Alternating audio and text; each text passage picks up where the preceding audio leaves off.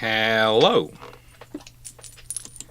And we'll see if that is working. It's working. Hello.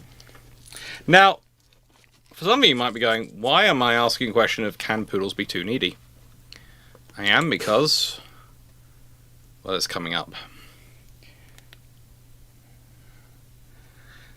But for some reason my headphones and the computer keep having fun of not necessarily talking to each other. So if people are in the voice in Bruships, because the stage is set up and running, and I'm not responding to them, can you all just tell me? So I know. Hello, Poodle. Nice to wait. You are being quite demanding, aren't you, today? You're going, I want everything. I want it all. I want it all. I know. But you're a poodle. I'm used to being bashed. Well, that worked, definitely.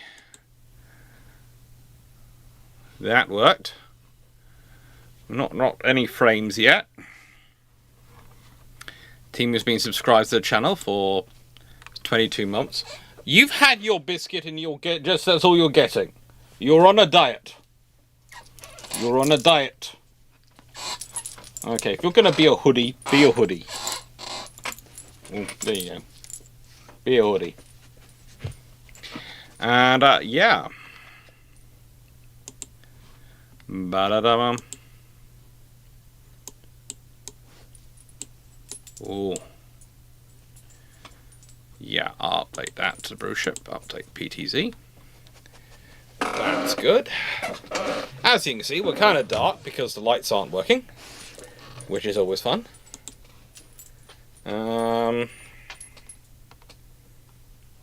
There are people in the audience, but there's only me in the chat. And we will see. Oh, yes, the app is working, so I can take questions. Hello, everyone. How are we all doing? I wonder if I forgot to tell everyone I was live this evening. Yeah, well. If I did, I did. I'll survive. I'll get a bowl of iron brew and I'll answer a load of questions. Won't be as fun as having pals along to answer questions, but, you know, we can survive. Hey, we can thrive. How is everyone doing?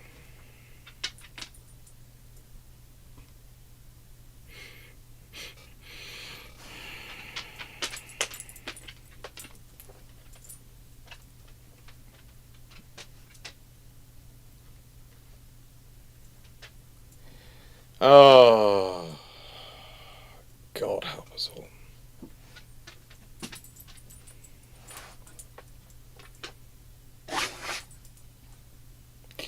I do love people who ask obvious questions where there's an obvious answer to it.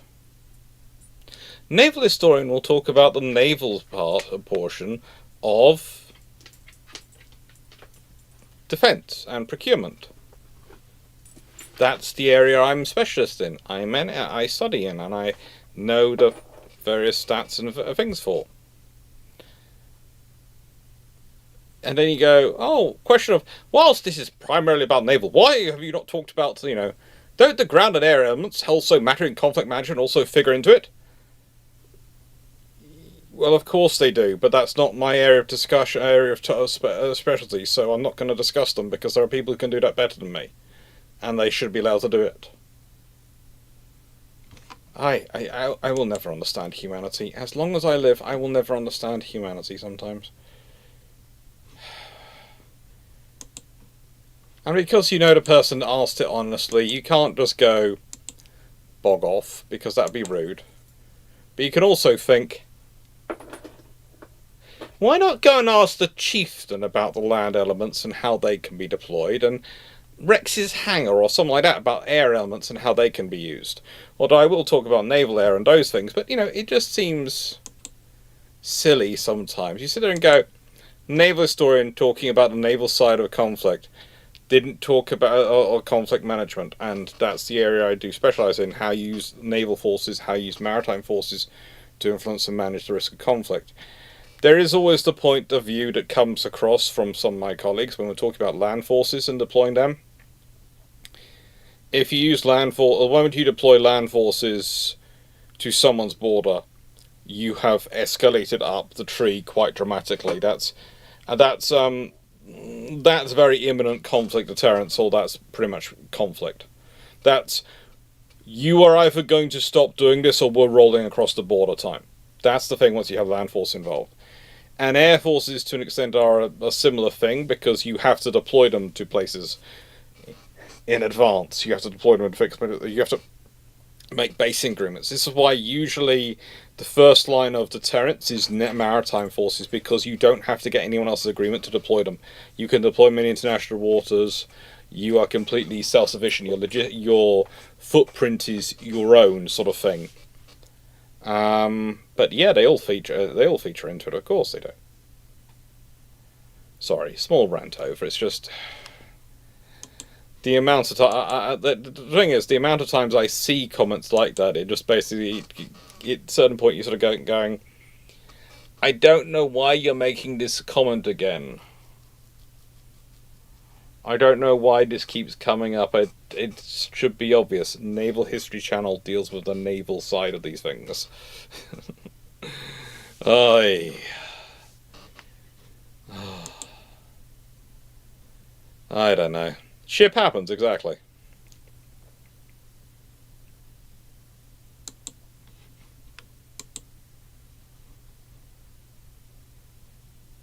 Let's see.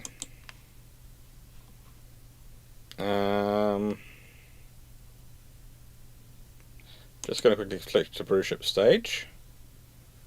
Timu, Paul, Leslie. Sure, hello. Boom, boom. Oh, well. If Boom Boom's here, I should really invite him up, shouldn't I? There is a secular suffix going on. So, someone told me there was a... Is that Warspite with a German Atlantic bow? Because that doesn't look right. That doesn't look right. That doesn't look right. That bow looks wrong.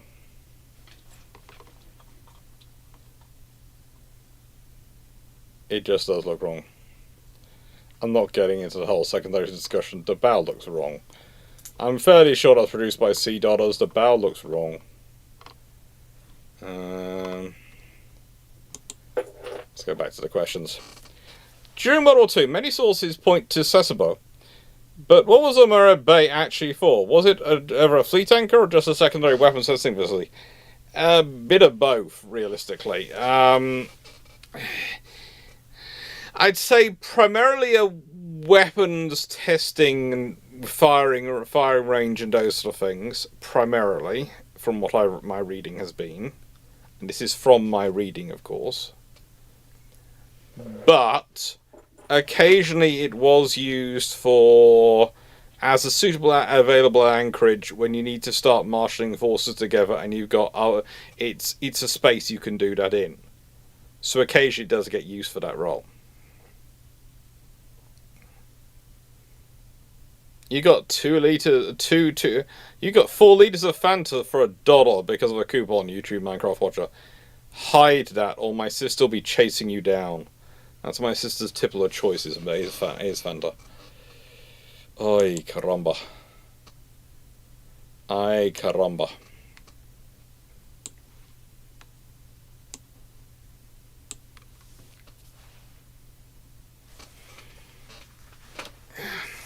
Raleigh's on a diet, by the way, before anyone asks. The reason why the poodle's on diet is because, of course, he had to be on steroids for about 9 months due to an ear infection. So he's put on a bit of weight.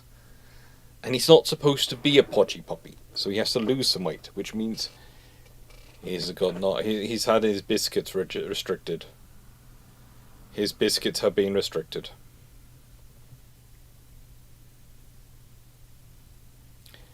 Okay, Steve. That sounds good.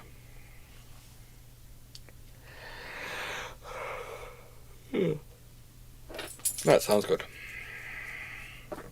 And that was a reminder to me I need to get some iron brew. That was my body going, where's your iron brew, idiot?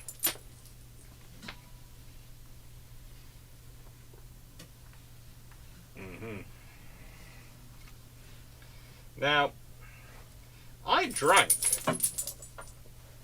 4 cans of the lovely 1901 earlier while doing Shogun, because Shogun was just that fun today. So, I went to reserve stock. Yes, I have reserve stock. Yes, I deserve it. Yes, this room looks dark despite all the lights being turned on. Why? Because the bulbs have gone again.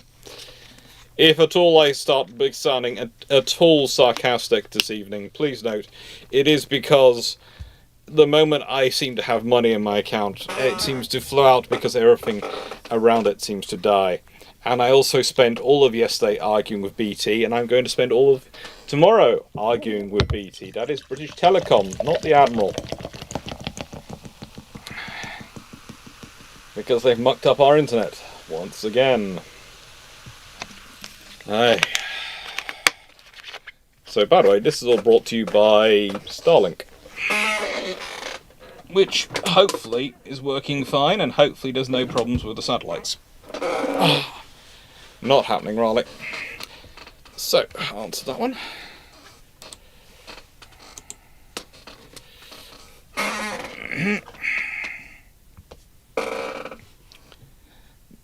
Oh, Runon, hello.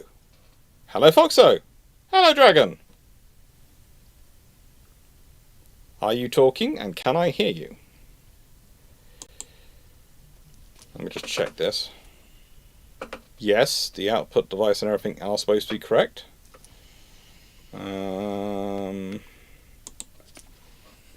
If I can't hear them, that's a problem. Let me just do... No. Who's preparing for the imminent invasion of ice elves? Oh, good. I've got ice elves invading. Again.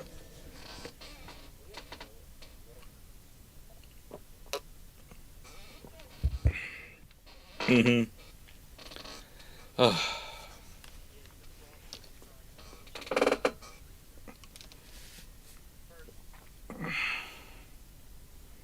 Okay. So my headphones today are playing up like a chronic.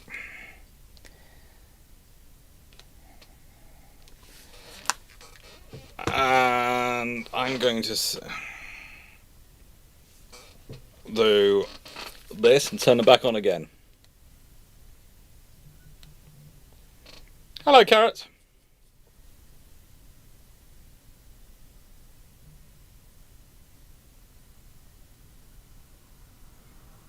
I think Carrot 115, I've already been volunteered as his safety diver, so yes. I think that's my job. How's this connected up?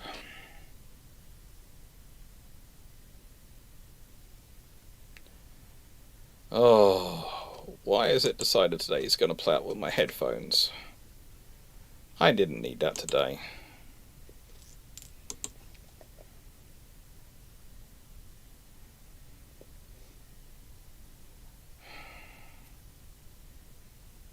Where's the Bluetooth system playing up? I'm missing Foxo and Runon and Dragon all speaking, because my Bluetooth system, despite being fully charged, is playing up.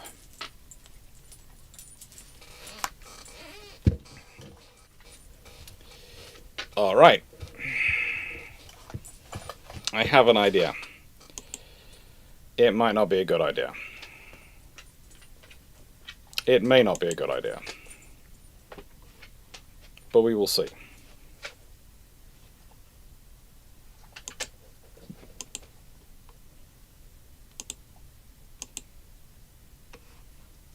We will see. I'm talking there, Dragon? Oh no, but well, I got to prove my point though that he likes cutting questions he doesn't enjoy off very quickly. That point needed to be proved. Can someone check if this is coming through on YouTube and Twitch? That point needed to be proven beyond anyone other than Fleet. It's just cathartic. Okay, fair enough. I too have arguments in the shower as a way of achieving some form of fake catharsis. Alright. So, we are now doing speakers to microphone on my system. Huh? Oh, this can won't only cause possibly any go well. issues. And the I can- poodle's I can eating bring it something. That, do you have any idea how long that narrows it down? What were you eating? Your soul. That's quite a possibility, but I didn't give you any food. Okay, there was some food left in your bowl. I'm gonna hope it was that. You are just trying to cause me trouble today, aren't you, Poodle? You're not... Just going off and doing that is not going to get you anything. No, all it's going to get you is your hood put on your head. There you go. That implies that he doesn't usually cause you trouble in some way, shape, or form. No, he doesn't. There you go. He's just become a hoodie. Also, I saw the thumbnail for Rex's most recent video. Mm-hmm. What a, I'll take a risk here and say damning indictment of French pre-1945 design when you have to specify that this design was not made with AI. It could be worse. It could be worse. It could be worse. Right then. So I think my headphones are going. I'm going to have a go at fixing them later. After years, multiple international flight travels, and a poodle keep whacking them occasionally with his paws, I'm surprised they survived as long as they have, honestly, if they are going. But I'll see what's happening. It seems to be getting spotty with the Bluetooth for some reason. It works fine with my phone, but not with the computer. So it might be the computer's own Bluetooth transmitter is wrong position or something. Are you sure that it's not the Bluetooth card on your computer? No, because what I use for the Bluetooth on my computer is a USB Bluetooth addition on.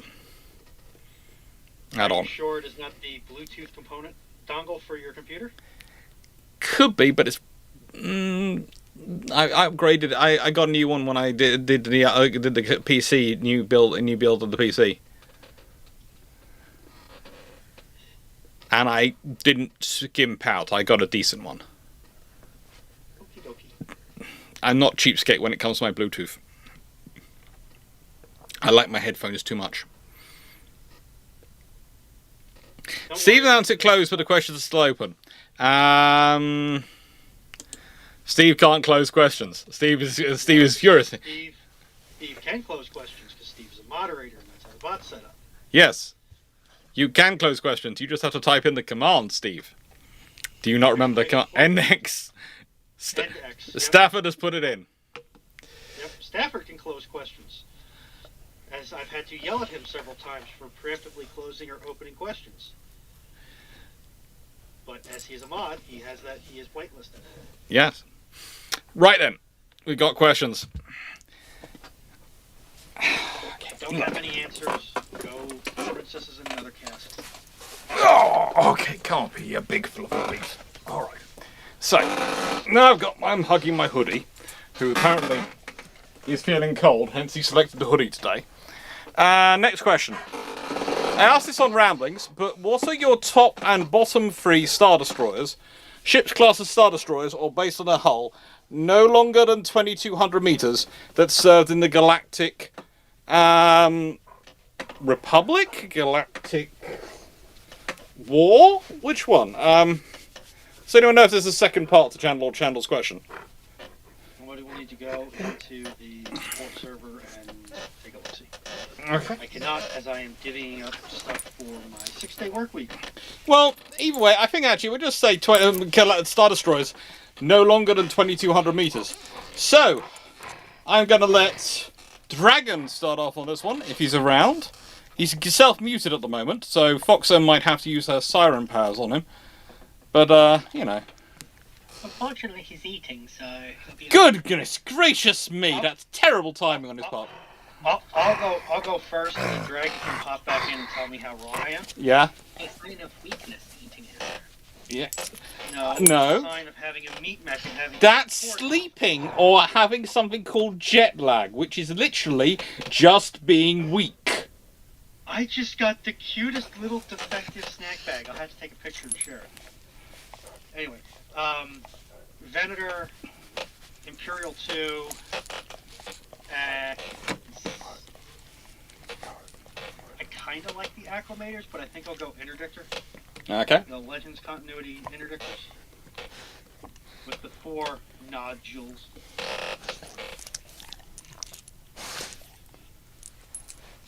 Alright. Foxo? I don't really have one. I literally consider a Venator a Star Destroyer. Yes. It is. It is a Star Destroyer. Even the Venator? Oh. Thinking about subsidiary ones. I don't know what they're called now. The Acclimators? No. Would you I never stop mind. licking my desk? Sorry, talking to the poodle. Your termite desk? You have No, a desk? he's licking my desk for some reason, and it's kind of like when he starts licking the things, it breaks them. Yes, because most species' saliva is slightly corrosive. Yes.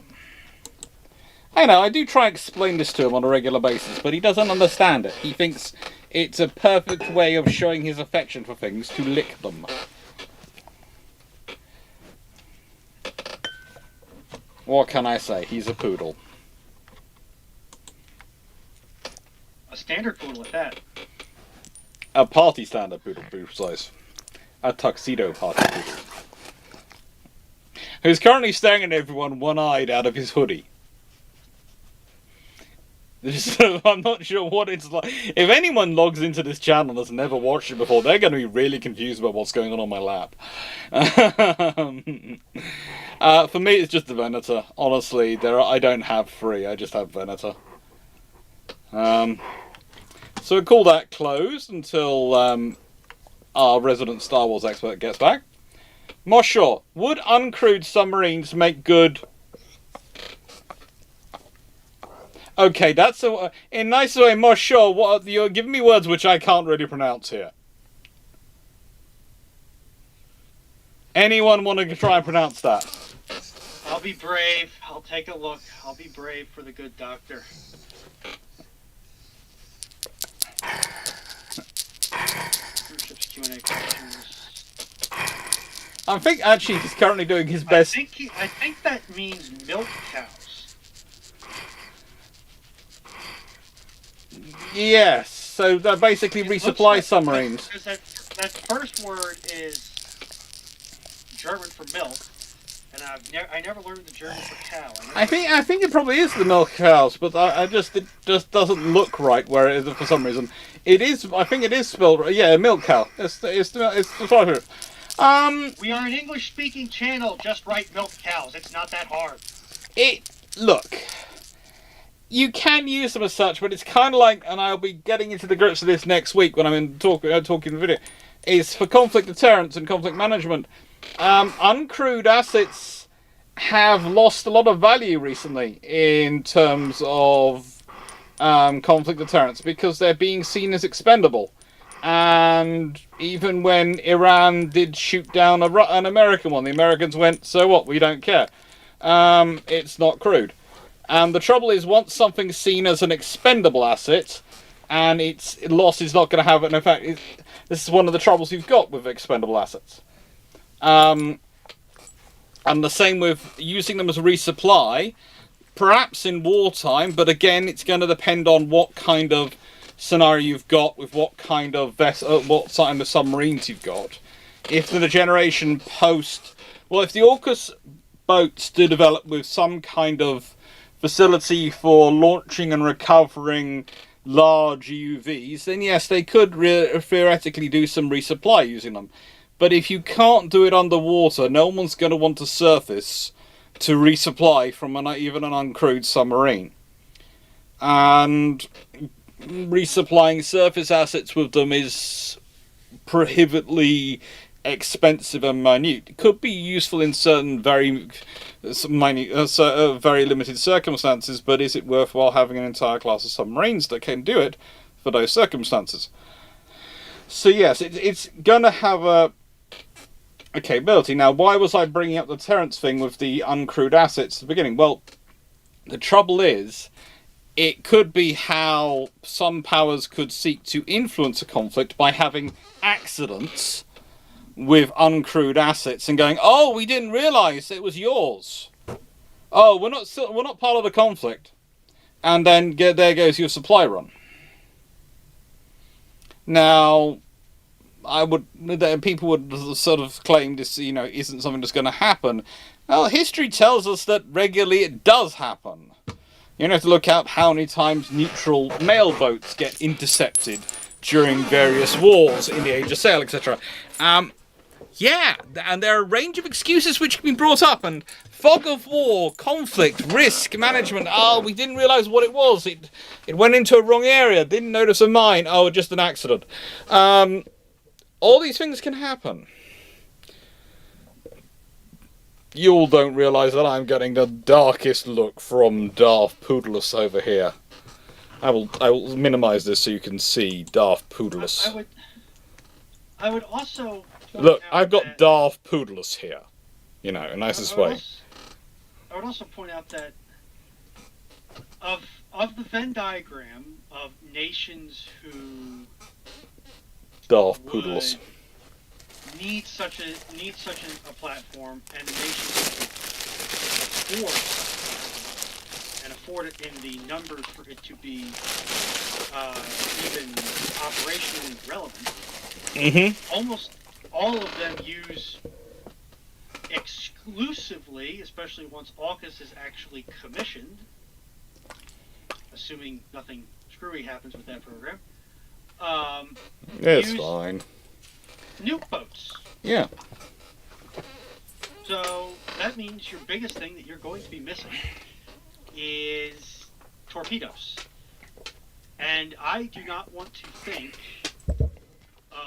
the engineering hurdle that is making a docking arrangement for an uncrewed vessel to offload torpedoes from itself into a submerged submarine.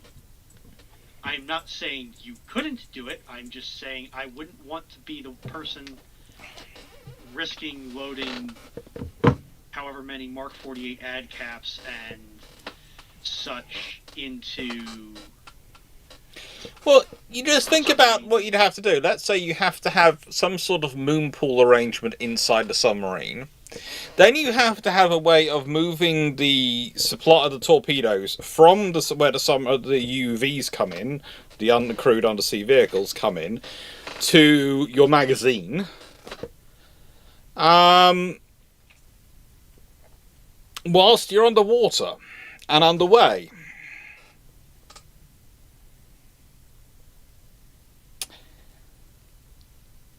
That's just going to be interesting. Again, you could do it. It's not technologically impossible. All these things are surmountable. Moon pools, etc. All these things, you can do it. But I would almost much rather see that money invested in a next generation submarine tender. Well, actually, no. If you think about it realistically, the cost you're talking about adding on to each vessel, it'll be a case of instead of buying 4 vessels, you'll be able to buy 3, because it'll increase every vessel's cost by about 1/3 to function in all the various systems and technologies you need to make it work in a way which is safe for something which is operating in those circumstances. It's kind of like, okay, this is something which has come up quite a lot. I did a video recently about nuclear power on ships. The amount of people commented going, nuclear reactors do not go boom. No, nuclear reactors under normal conditions, if well maintained and organised, and properly attended to, do not go boom. They don't. However, we're talking about nuclear reactors operating on ships in a war zone. In a zone where people are actively trying to prevent things being well organised, well maintained and well prepared, and are actively trying to blow it up. And whilst it is a small chance, it is not an insurmountable chance that issues can happen. And whilst, yes, a nuclear reaction similar to a bomb is not quite the same, but let's be honest.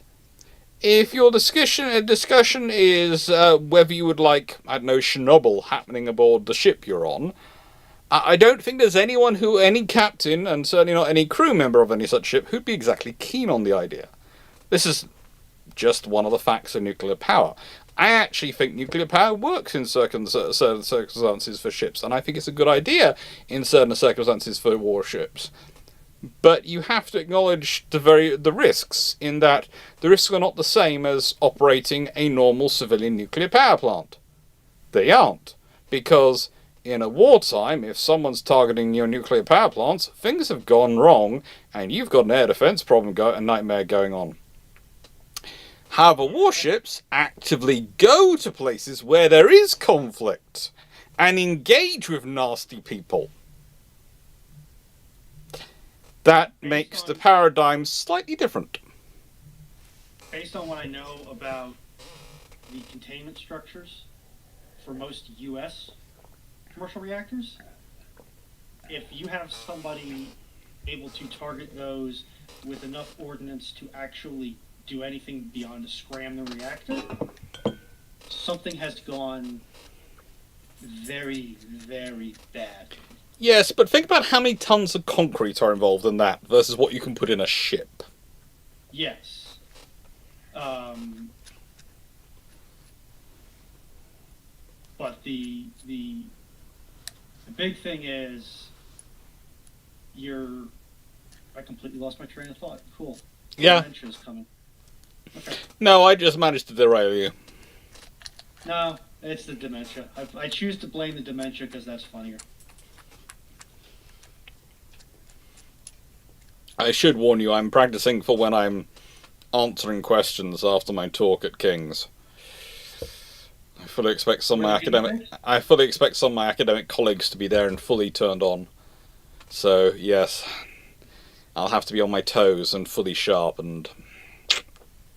I'm currently speaking a lot. I'm currently reading a fascinating piece on a study from when the Qing Chinese tried to siege a Russian fort. Yeah. Ah, yes, when you had Chinese siege practice versus European siege systems, and they found themselves in an interesting scenario. Basically, if the Chinese had read their French generals and studied up a bit about them, they'd have probably won that. Yeah, it's interesting. I think it's isn't it Vauban? I'm trying to remember what the name of the French general / engineer was. Vauban? Well, it's Vauban, yeah. Yeah. It's also interesting going into why the Chinese didn't develop siege artillery as the West did.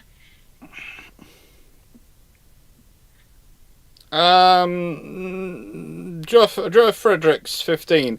Actually, no. The main problem with using that methodology of using a camera on a satellite to detect submarines from space is that we don't understand enough about the world's oceans to have enough accurate enough model of the world's oceans to compare it to.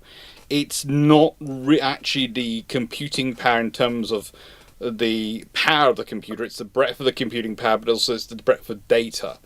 It's one of those disturbing things. When we started looking at this about 40 years ago, in serious terms, and it was realized by governments that no one had that data. They hadn't gathered anywhere near a tenth of the data yet.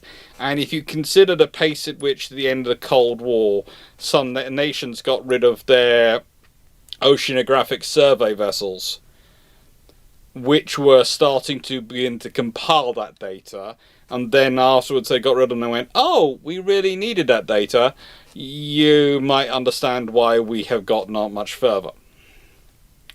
Literally, it's a lack of data. We don't have enough data to do enough model to do an accurate enough model.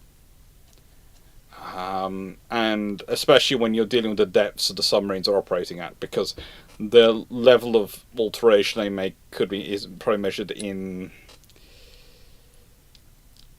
depending on depths, it could go down to tenths of a millimeter.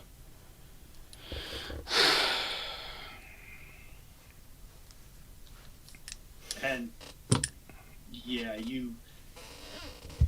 you're also going to have the infrastructure that you need to update that data on a regular basis. Especially as climate change really starts to bite. Because the currents will change, the water densities will change, weather patterns will change, and it will impact your baseline.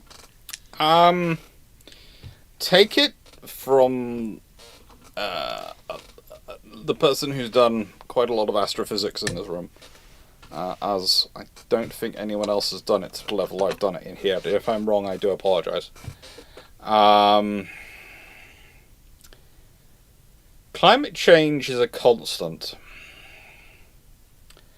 and humanity has the phrase I don't like is when people say human caused climate change. No, climate change is a constant anyway. What's happened is humans have acted like a catalyst in some ways for some parts of climate change, and others they've softened, and some parts they've sort of acted like a catalyst for them to make them more exaggerated, rather than necessarily caused but exaggerated the effect with our impact. And that has an interesting thing, but the first thing you learn when you study oceanography is that the currents have always been changing, and the people who try and talk about them as permanent things, they change from week to week, month to month. It's a average is this, not a it is this sort of thing. Which is one reason why the modelling is so fun, because the more you read into oceanography, the more you read into ocean studies, the more you realise we have questions, not answers.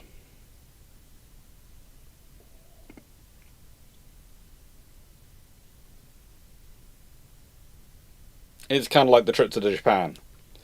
We went there. We were there long enough to learn how we need to phrase questions and have an idea what questions we should be asking. Not enough to get any answers. It's the same with oceanography.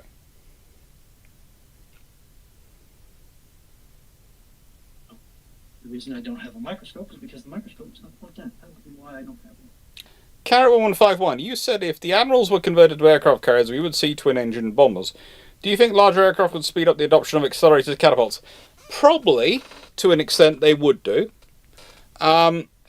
The reason me and Drac both go down the route of twin-engine aircraft is because the British are really looking for long-range night strike, especially in the early 1930s. And twin-engine aircraft could theoretically solve the problems of, well, you know, they're not having 2,000 horsepower engines, so not having enough horsepower. You could maybe get 2,400 horsepower from a couple of engines, and you could potentially be carrying a couple of torpedoes on your aircraft, and you could potentially be going longer range. And that's what the British would be, the Royal Navy would be after. And if you have carriers that size, because the Fleet Air Arm is always going to struggle to get aircraft numbers in the 1920s and 30s with the way the Air Ministry has the setup it does with the control. Because honestly, the Air Ministry is a mess. They are a political animal for 1920s and 1920s. It's we will survive as an organisation. In which case they want to keep the Fleet Air Arm as small as possible. It's the same way they want to keep Army cooperation as small as possible, because they see them as threats to their ongoing survival. If they get too big, too powerful, then they might lose them, or worse, they might be subsumed into those services.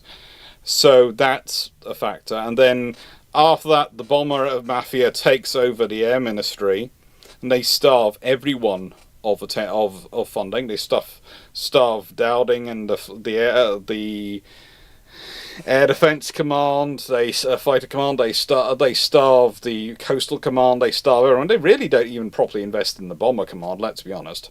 The bombers they seem to be obsessed with are not necessarily the best designed. For some reasons, they have a real love affair at certain points with Vickers Wildebeest. We'll leave that to one side. So, the Royal Navy would never have been getting as many aircraft as it wanted. So, how do you fill up something which is a hangar as big as the Admiral's would be? Especially if you consider the time they converted along the size of an Eagle an Eagle hangar size and a hangar height. Well, in that case, you could try a twin-engined aircraft. And you've got the space for it. And you can have a twin-engined bomber. My headset and is not working at the moment properly for some reason. It started not working properly earlier with the computer. I'll figure out what's going on with it in a bit. Foxo and Runon are very quiet. I'm speaking away from my mic, and Foxo has not been doing much speaking. It's like I said, I'm just reading. That's a dangerous pastime for Foxo. If the women start to read, what's to stop them from wanting to vote?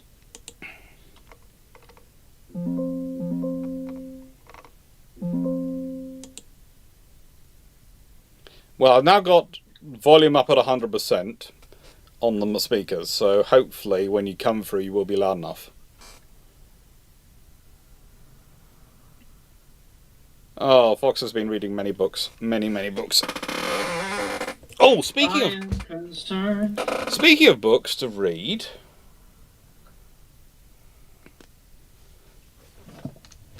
where is it? There you go. Prof. Lambert's latest one. No More Napoleons. How Britain Managed Europe from Waterloo to World War One. It's a really interesting read. And if you read this, you might get an idea where I started specialising in conflict management and deterrence. And why having long discussions with Andrew can lead to headaches as you go away and try and solve problems. Got that skill issue. Oh, Runon, dear. Saying that just means when you eventually come to the UK, I will arrange for you to have lunch with the dear Professor. I would actually be looking forward to that. You would be. I will probably walk away with the worst migraine I've ever had in my entire life, but it'll be worth it. And about a bazillion questions that you want to go on answer to. I'll bring a notepad. If Chile ordered a pair of Invincible-class battlecruisers in the 1900s as the Constitution-class battlecruisers, what battlecruisers might Brazil and Argentina buy to counter it? Oh, good lord. Well, Argentina would possibly end up trying to buy American again, or German. The Americans would probably not want to lose Argentina after selling them battleships. So I pretty much guarantee the Americans build their first battle cruisers for Argentina, which actually might, interesting enough, lead to the US Navy getting some, just purely so they get some battles, because they're building for someone else. And they'll go, someone from Congress will go visit it and realize it's bigger than the battleship that's being built next to it for the US Navy, and get annoyed. And before anyone says politicians wouldn't be that petty, we all know they would. And even then, you could just go back and say, well, why are we wasting our industry building these beautiful ships for foreign power that's less than us, because racism, and when we could instead be using our industry to build these beautiful ships for us? Yes. Yes, that would happen. But what would Brazil get to counter it? I think Brazil would go to the UK. Go to the UK again. Doc, just so you know, you have a chat share invite. Oh. Rattling around. Okay. Yay! It came through. It should be working now.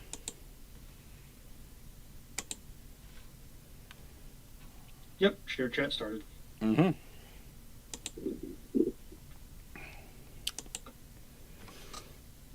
But no, it'd be a case of, I think if Chile's getting Invincibles, by the point they're getting Invincibles, honestly, Brazil's probably ordering something along the lines of lions, the cats.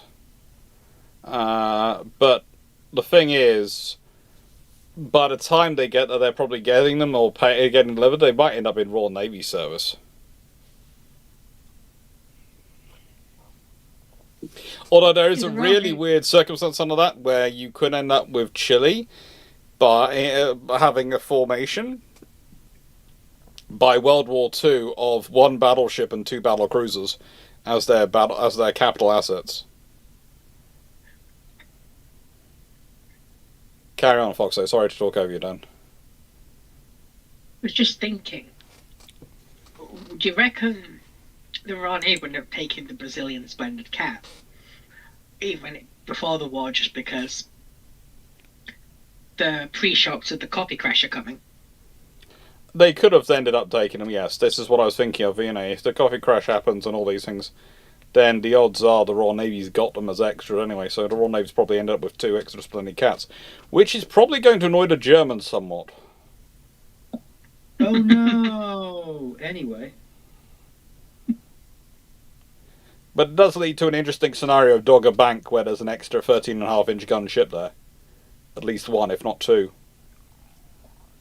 I'll tell you, love him or hate him, if nothing else, Jeremy Clarkson contributing the "oh no" anyway meme to society is a net good. Yes, I'd say also the more power meme is pretty good, is useful. Especially for Dalrymple Hamilton. Yes. Although we all know Dalrymple Hamilton was an orc in disguise, because he would literally have painted HMS Rodney bright red if he thought it would have given him more speed. Half a knot of speed, but bright red makes it stick out like a sore thumb. Paint it now. I'm fairly certain. If he was like that, why was he not given a battle cruiser? Because he would have actually caught something more often.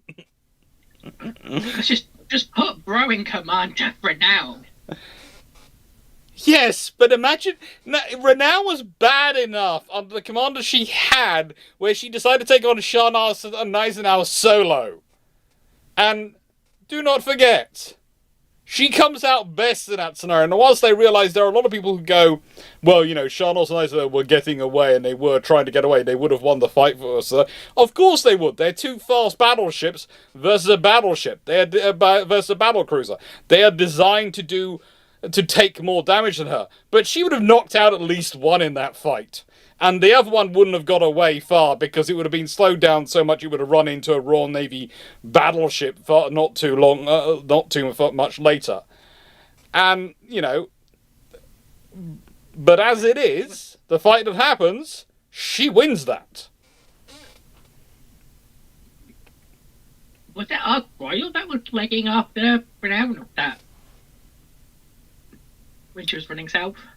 I think Ark Royal was somewhere near there, but I think Warspite was legging it north as well, if I remember correctly. Warspite's coming from the other direction, and if the Germans if the Renown had maintained if they'd managed to maintain contact and not had the storm happen, and various things that happened when they did, the odds are you end up with a Warspite and Renown sandwich of Scharnhorst and Eisenhower.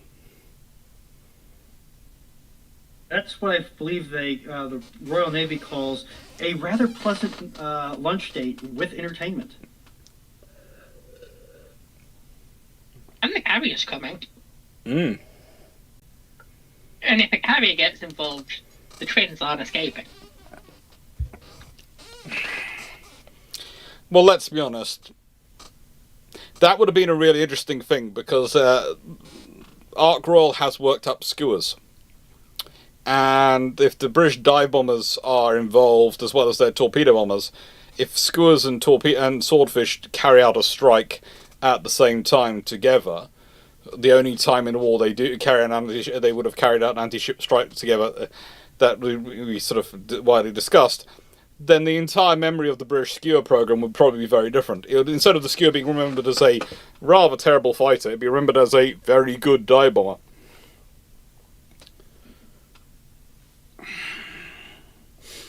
Because that is one. In 1940, it is possibly the most accurate dive bomber available to everyone, thanks to a site which was developed by Vickers completely on spec and with no payment from the Royal Navy at all, and despite the Air Ministry threatening to do nasty things to them developing it because they shouldn't be wasting resources on developing a dive bomber site. Yeah, but if they were doing it on speculation, what did the Air Ministry care? They weren't spending Air Ministry dollars. The Air Ministry were annoyed they were spending scientific hours and engineering hours doing the research and development, which they should be doing other things for them. But for some reason, Vickers were very selective. And the moment it came into service, there was an aircraft design which had the space for it. And the shaping for it in the Royal Navy's fighter program, strangely enough, for the Fleet Air Arm. And all the Royal Navy had to do was buy a couple of extra 14-inch Vickers Armstrong guns. In the nicest way, the whole development cycle in the 1930s and the spending of it is sufficiently opaque that, frankly, it makes modern Chinese defense procurement look open source.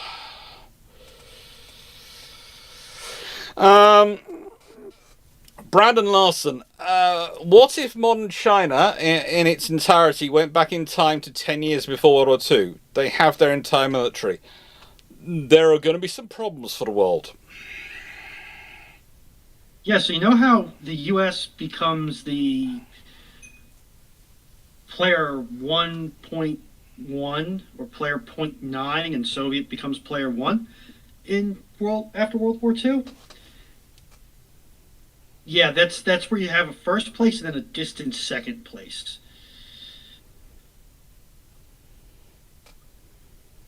Yeah. In that scenario, you have China back then with all its force structure. I'm just gonna say this, but they might find themselves actually fighting wars on all sides. They have the force structure to theoretically win, but also you have to remember they don't have the resources to necessarily win. Because China is a massively net importer of energy, and they're a massive importer of raw materials as well. A lot of them. Yep.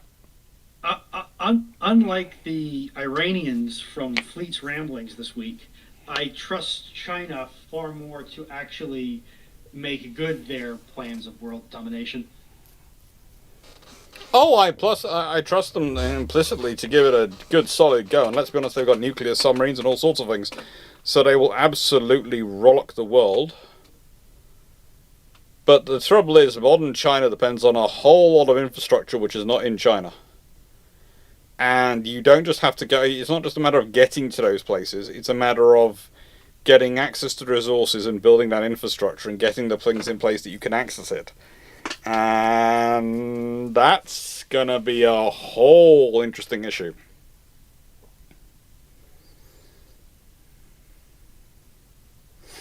But yeah, if they go back to 1929, that's gonna give the world a new number one threat to everyone. And they are going to be perceived as a threat, because you've basically just sent the Martians in terms of technology.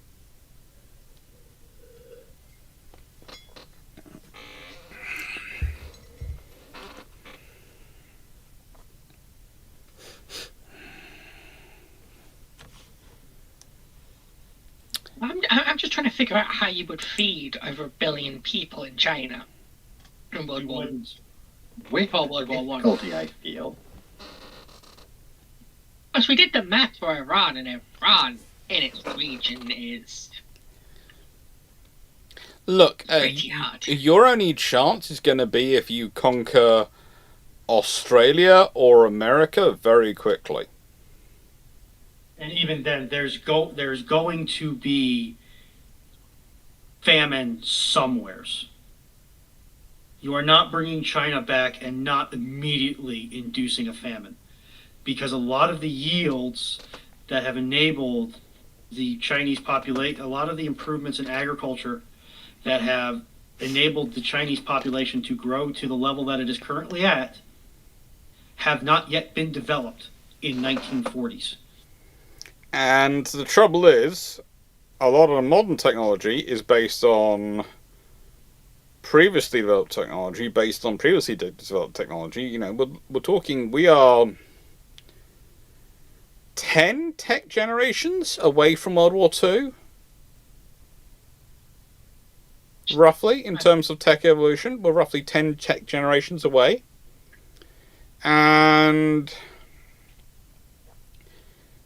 let's be honest, most of the tech you're talking about, the foundation tech you're going to want to be building, China's going to be building to do the initial improvements that they can then do improvements upon, is going to require them to actually go to history books to reinvent that tech.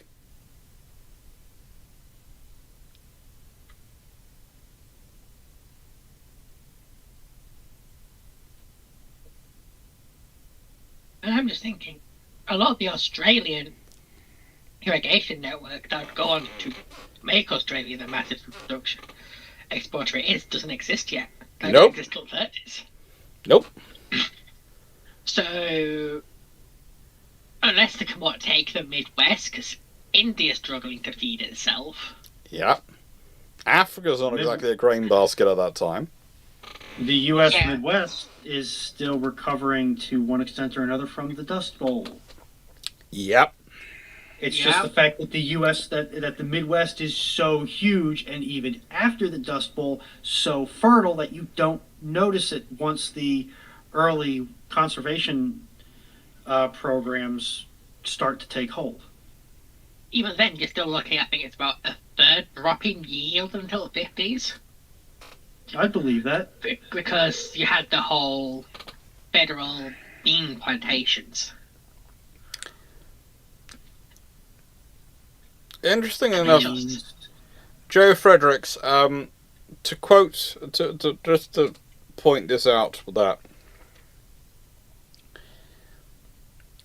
those figures of the PRC, people that are having 3-month food reserves and a 90% food production if they're on heavy rations, is based on data they produce and publicize around the world. Now, I'm not saying I don't trust any government-produced data, but when they are producing it and pushing it around the world as kind of part of their, national materials, I do question its validity. But also, I would point out that a couple of years ago, they found that the food stockpiles for the People's Liberation Army had been, thanks to, let's say, people who are more concerned with lining their own pockets than lining their soldiers' stomachs, been sufficiently tainted that they didn't have enough rations for more than 10 days of conflict because they've been sufficiently not well prepared. That was solved. But the thing is, when you consider the different various levels of government involved in food security in China and keeping track of all of them, look, they're still doing a better job by actually having any compared to some countries I won't name, which don't have any. But I'm not sure I would trust the official statistics compared to how many local mayors might go, you know what? I'm sure we have enough. And I really want a nice statue. Or do we have enough to spend on that budget this year? Do we need to? Or something even worse than just... And Fredericks, in theory, you could stop producing cash crops and switch to food. No, it isn't that quick. That's an entire growing season. That's about a year's worth of production. It's not quick to change crops. I'm gonna let Foxo go, and then I'm gonna weigh in on somebody who's grown up in farmland their entire life, pretty much. But you've also got to remember, I've done really good data analytics as well, that how did they get that information? Are they assuming going, okay, we have a stockpile of X food, heavy rations is X amount of calories, therefore if we have X calories, we can support X population for X time? Probably. Because if that's the case, then you very quickly run into the issue of panic. Yeah. I can just look at the start of COVID with toilet roll. Good lord. Europe and America, where that was a luxury. You do not need toilet roll to survive. Now, assume a panic like that, but on basic sustenance. Actually, I would like to point out something. As someone who has now lived through 3 toilet roll panics in the UK, when I was in Japan, I started to really develop a deep affection for their very smart toilets, which use water and will use water to spray you and dry you and everything, so they sort of got a built-in bidet system. And I was sitting there thinking, okay, how much does this cost? And does this mean I never have to worry about another toilet roll panic buy again in the UK? Because, honestly, it becomes very attractive once you start thinking about it like that. Not having to deal with another searching from Sainsbury's to Asda to Safeway to every store hunting down toilet roll. You guys have Safeways over there? Yes. Cool. Yeah. But Um, I'm finished. Carry on, Fox. Sorry to disturb you there, but you hadn't finished, then go on, and then I'll jump in. But sort of, at best, you have a British India situation where the PRC is capable of doing an internal clampdown and controlling the population through force, despite the starvation. Or, worst case scenario, the People's Liberation Army starts to starve. Then it's a free-for-all. Yep. Because when it comes to revolution, peasants don't work for free. They need food. There's not a single country on the face of this planet that is not 3 days away from mass violent rioting. Fox, are you done? Yep, I'm done. One point before you carry on. Ron. Knight. I don't need. In a nice way, some might have said HMS Ark Royal Order 2 is no subdivision, which is why one torpedo hit Sanka. But the fact she took hours to sink kind of argues against that, as does her design structure, etc. So I don't know why you're bringing such a weak source to this conversation. Carry on, Runon. Don't rile the good doctor up. It takes hours to settle it down again. No, it takes a nice load of iron brew and occasionally something we shouldn't discuss on here for little cousin ears. So, to the point about, well, you just switch from cash crops to sustenance crops. There's 2 problems with that. One, a lot of cash crops are actually very important base materials for your war-fighting industry, like cotton, like corn, like machinery, dent corn, at least it's called here in the States, like soybean. They're all precursors to polymers and lubricants and all sorts of these little fiddly things that you buy in vials the size of a miniature paint bottle. But if you can't get them, you can't produce this critical asset supply. Two, okay, let's say we could do that. You start a war in, let's just say, April. Okay, depending upon I'm going to use a mid-Atlantic growing season for this explanation. You started a war in April. You now no longer want to make cash crops, whatever that may be. You want to make food crops. Great. Here's the problem. It's just barely early enough for you to start planting soybean. Or late enough for you to start planting soybean. And honestly, you might want to wait another month to start planting soybean so you can get a decent yield out of those fields. If you wanted to plant wheat, no. The time to plant wheat was in December, November of the preceding year. If you want to go and plant corn, well, you're going to have to wait until May, June to plant corn, because most corn only takes about 4 months-ish to grow, and you're usually harvesting that in September. I just interject quietly. Mm-hmm. Yeah. You also can't immediately plant rice because rice requires a specialized growing setup compared to most cash crops. Yep. With an AC7 flooded field. AC75, Chesapeake Basin, Virginia. And I'd add on top of that, if you consider the global economy, which China is now very much part of, is built on there being multiple harvests through the year because different places in the world have different growing seasons.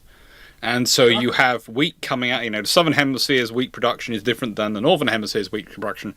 And so they'd have to build storage facilities that could store wheat. And the whole thing is, this is also one of the issues which comes up when people start talking about modern global war. Is the best argument is the globalization of the world economy. Unfortunately, in the nicest way, that also existed prior to World War I and World War II. So that argument, whilst it's a great argument, and it should in a logical world be an overwhelming argument, has proven to be false twice. Because humans be human, and sometimes they don't act logically. I mean, just look at the Germans in the World Wars. I mean, even then, just look at Russia. Russia, net exporter for its internal industry, net importer for a lot of other things. Took a gamble that they wouldn't piss off most of their trade partners. They pissed off most of their trade partners and did interesting things to their economy.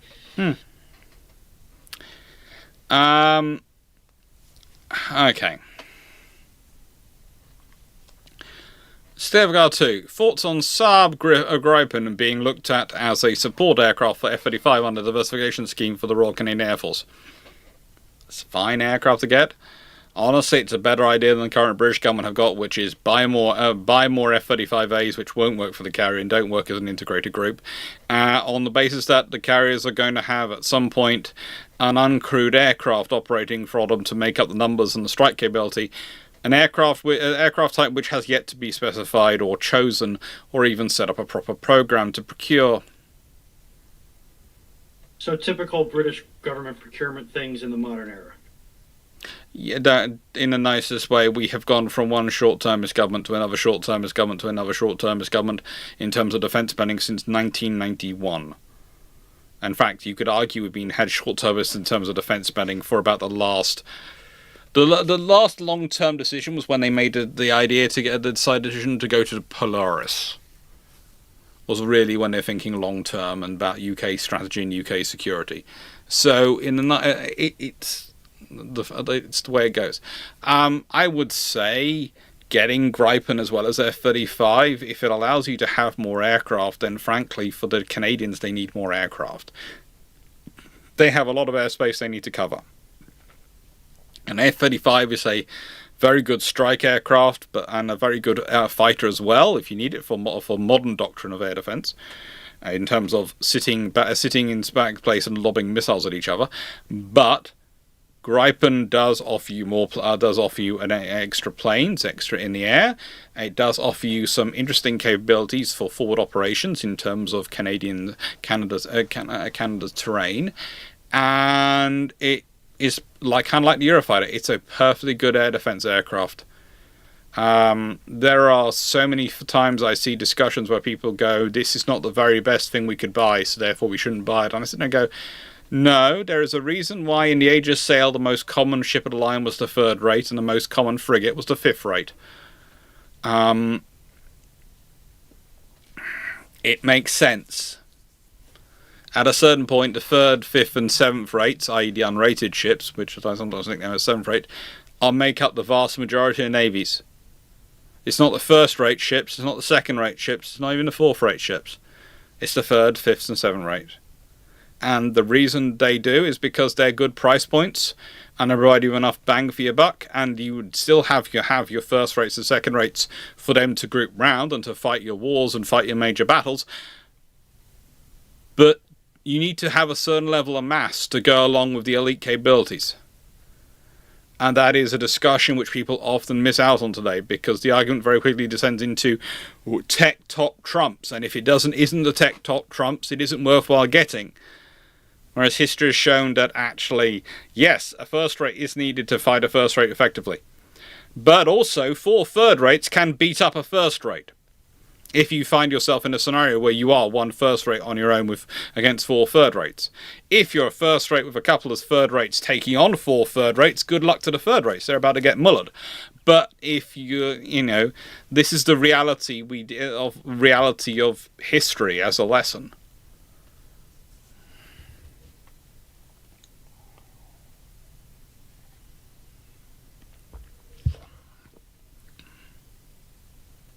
Yes, but Joe Fredericks, no, yes, in the nicest way. Hawkeye can't take off from the RN carriers. I've done a whole video on the Queen Elizabeth class. You can go watch it. But and we will be opening questions up properly in a second. But I'm going to answer this one. Is that the whole point of procuring the only program British do have at the moment for uncrewed aviation from the carriers is an airborne early warning program, because that's what we're going to be replacing our AWACS with a uncrewed aircraft taking radar up. So that sort of fitted with that question, which is why I answered it then. Sorry, Foxo, but just to point out 2 things to the chat. Castanea, winter wheat is usually planted before the first. Usually the beans come out, and then they put winter wheat in. It germinates during the fall, and then goes full Monty when spring rolls back around. And to KVG's point, yes, Gripen is a significantly cheaper aircraft to operate, but you also need to look at what capabilities are you giving up to save that money. Yeah, so it's sort of like the Gripen, you could argue, would be the equivalent of putting 95 octane fuel in a BMW. Like, it's not as good as the 105 octane of the F-35, but it still does the job. You're putting 105 in your daily? Yeah? Yeah? I thought gas was more expensive over there. No, because there was checked recently for, what was this was an American commented on this recently that me and Fox were talking to. I think it was Archon. Yeah. But it's not that expensive for good quality petrol. I'm paying about mine tends to. I put premium in mine every other fill up. And mine's a Volvo, which is just wandering around Cornwall, because it's good. It clears out the engine. It's good for it. Yeah. And also, but the only reason I only do it every other fill up is because every other fill ups in between, I just go to the local Tesco garage, which is just down the road, and I can it's not to get to a decent petrol station from where I'm in Cornwall. They've closed the Shell and the BP nearby, so I have to go all the way over to the other side of Cornwall. So basically, I'm being lazy. I would put it in every time, but I'm being lazy. It's like with an inline 6, it's sometimes you need good fuel. Like, good fuel's good for the car. Yeah. Especially if you're not putting really heavy miles on it. So mine ends up sitting for days, if not a week at a time. So it's good to put good fuel in. Bowman Boy, what are the pros and cons of UK imposing a total arms embargo on the UAE until peace is achieved in Sudan?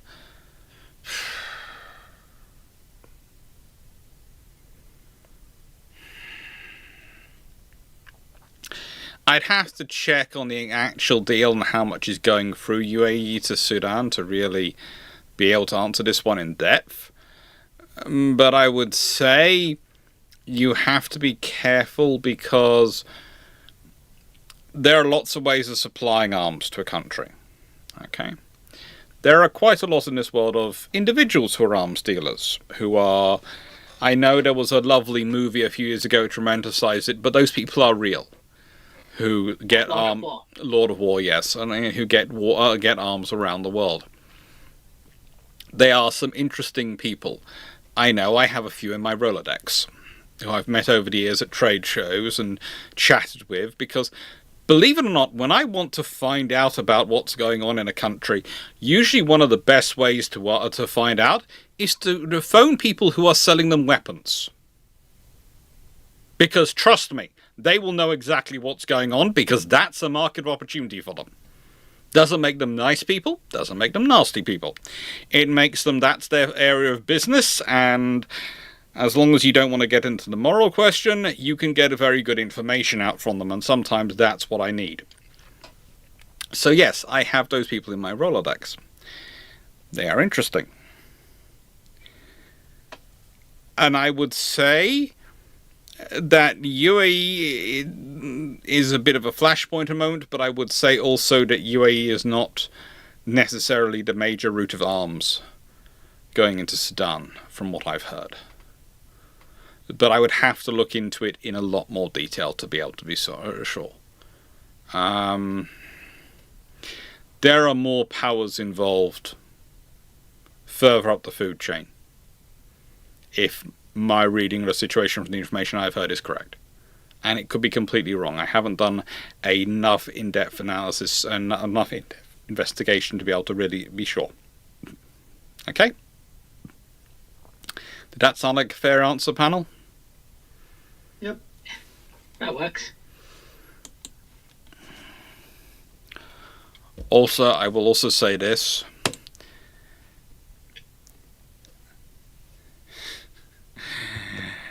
There are two groups of people who dress identically. Merchant bankers and arms dealers. Both dress understated, and you won't really, unless you know what you're looking for, they will just walk past you and you won't take any notice of them. Because they need, and none of the sensible or the successful ones will wear the flashy labels of flashy designer clothes. They wear the kind of expensive clothes which don't need a label to sell. If that makes sense. I've got a villain in one of my D&D campaigns that's like that. YouTube Minecraft Watcher. What if France in 1914, just before the assassination of Franz Ferdinand, fell into complete civil war, to the same extent as the Russian Civil War, with provinces splitting up and devastating the infrastructure? Oh, free it. Well, to be fair, then Germany probably doesn't invade Belgium, because there's no point going to war in France, with France at that point. Going to war in France is probably just a peacekeeping exercise. No, in the nicest way, do you want to get in the middle of a load of Frenchmen chucking things at each other? I mean, Germany was entirely happy to get in front of a load of Frenchmen chucking things at them. That is a completely different scenario. One, you know which side you're on, and two, they know which side they're on.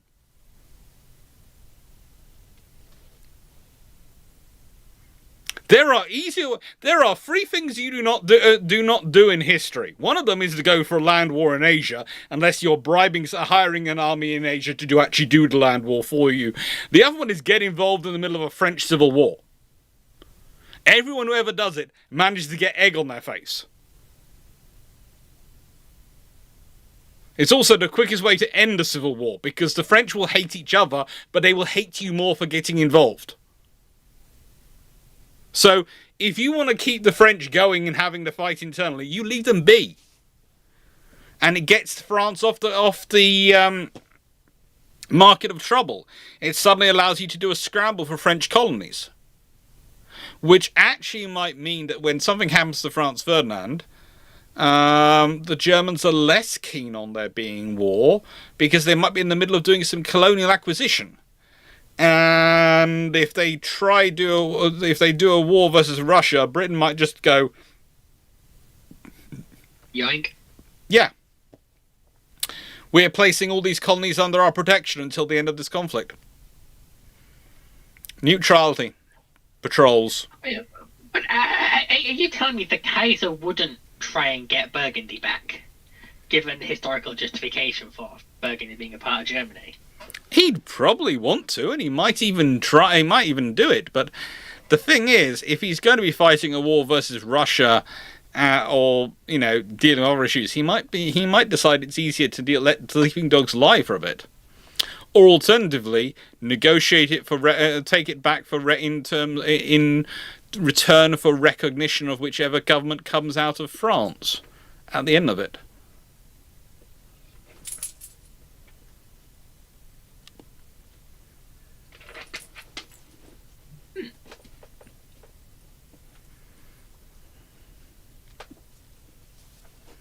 Don't look at me. I just shake my head at the French.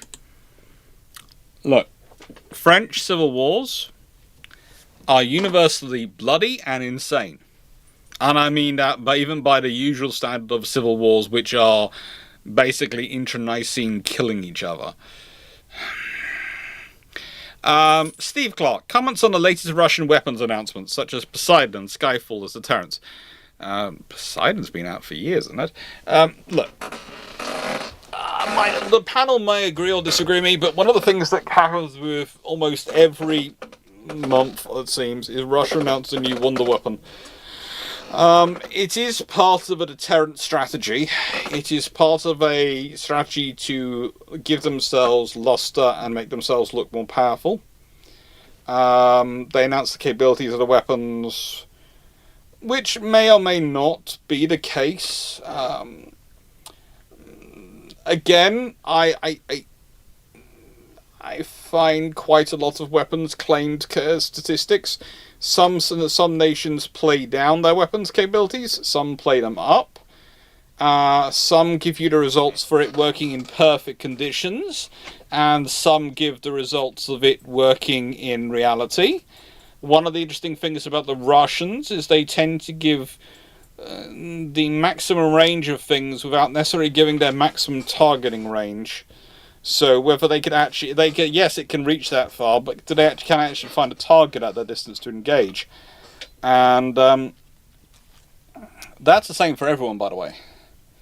One of the interesting things, why does the Tomahawk very rarely get used at 1,000-mile range before you start to get the really massive proliferation of satellite reconnaissance assets? Well, because whilst you had the range, you didn't really have the targeting to be able to focus that range, so it's not really that much. It's a nice theoretical to have. It's actually a capability, though. Do you actually have it? So yeah, Russia produces these stats. There's always a debate as how many of the things of these units they actually produce, how much of a production rate they get going. Especially for the last few years, while they've been at war with Ukraine, you cannot overstate how important Ukraine was to many different areas of their technology development tree. It's basically, how do I put it? Because the way the Soviet Union is structured, it would be kind of like you divided up the UK and you took the sort of area from Sheffield to Liverpool and across to Newcastle, and that sort of triangle, divided off from the rest of the country, and still kept operating with it as if it was part of this country's tech tree. Then a few years later invaded it, ended up in a stalemate, and then wondered why you couldn't build most of your stuff anymore. Because let's be honest, if Britain lost Sheffield Forge Masters, that would go a lot of our submarine construction capability, because a lot of capabilities come from Sheffield and Forge Masters and various other parts of the country out in that area. And it's the same with Ukraine.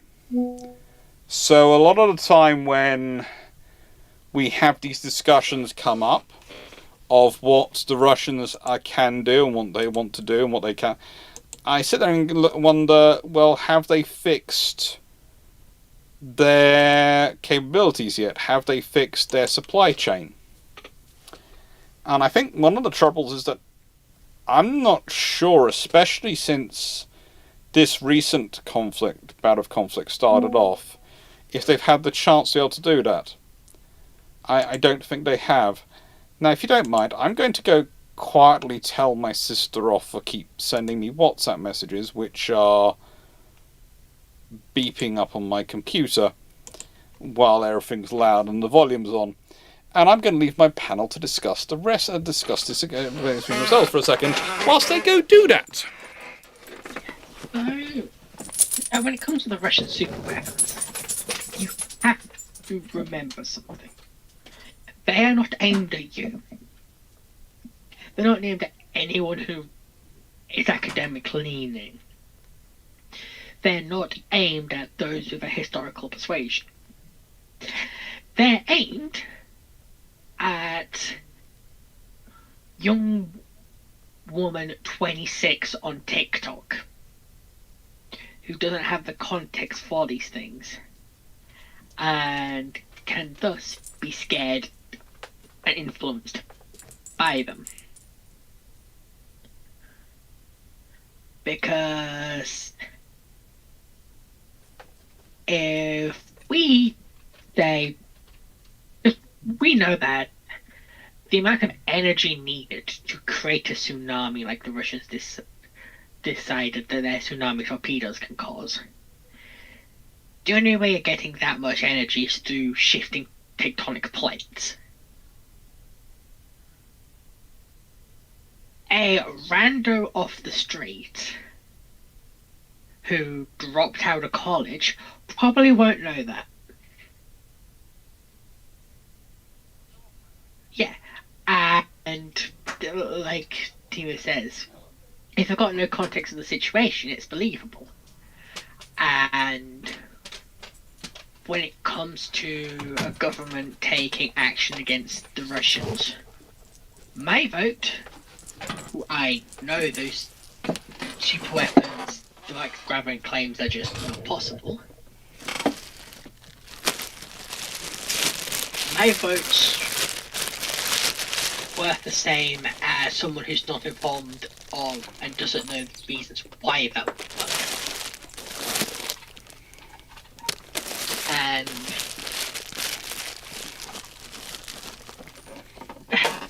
not be rude to their threats aimed at the uneducated on this subject masses, not the people who know what's going on in these spaces, if that makes sense. Yes. And by the way, for anyone who's wondering why I was getting beeps from my sister, after the talk which is coming up, which I will put a link down to below in the description in a bit, for the that I'm going to be doing at Giving It Kings. Supposed to be coming back down here, driving a van, and Dr. Dan's hopefully coming with me. And my sister's currently worrying because we're going to a local pub for a roast meal on the Sunday, and so she sent me through the menu, checking if it's okay for Dan. It's a roast. It's a roast. It's a standard menu. I don't think roasts really change around the country. Some of the vegetables do, but, why was this an urgent? I have no idea. Anyway. Anyone else want to add on stuff on the Russian weapons? I'm reminded of a joke from what Foxo was saying that I'll butcher it horrendously. From, I think it was Yes Minister, is what you guys call that show? Yeah. Yeah. Where they're talking about which newspaper, is worthy of this or that or the other thing. And one of the characters says, well, this is the one that the minister's wives read. So this is the one we will put our publication in the sense of we're going to annoy and scare the bejesus out of the minister's wives so that the minister's wives will push the ministers into doing what we want them to do. Yep.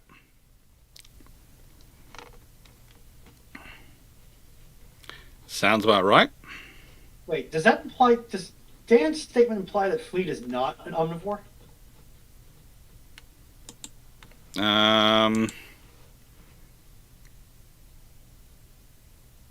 No, Fleet is not an omnivore, but in the nicest way, no, we're all carnivores pretty much. There's also Gareth, Dan, as well. And there's Dan C. You are the omnivore in Japan. Also, aren't you usually in the chat? Or are you busy doing something?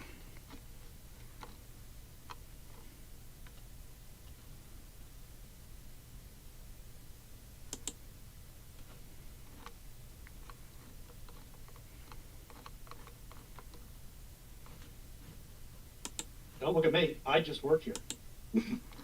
Mm-hmm. That's always good to have.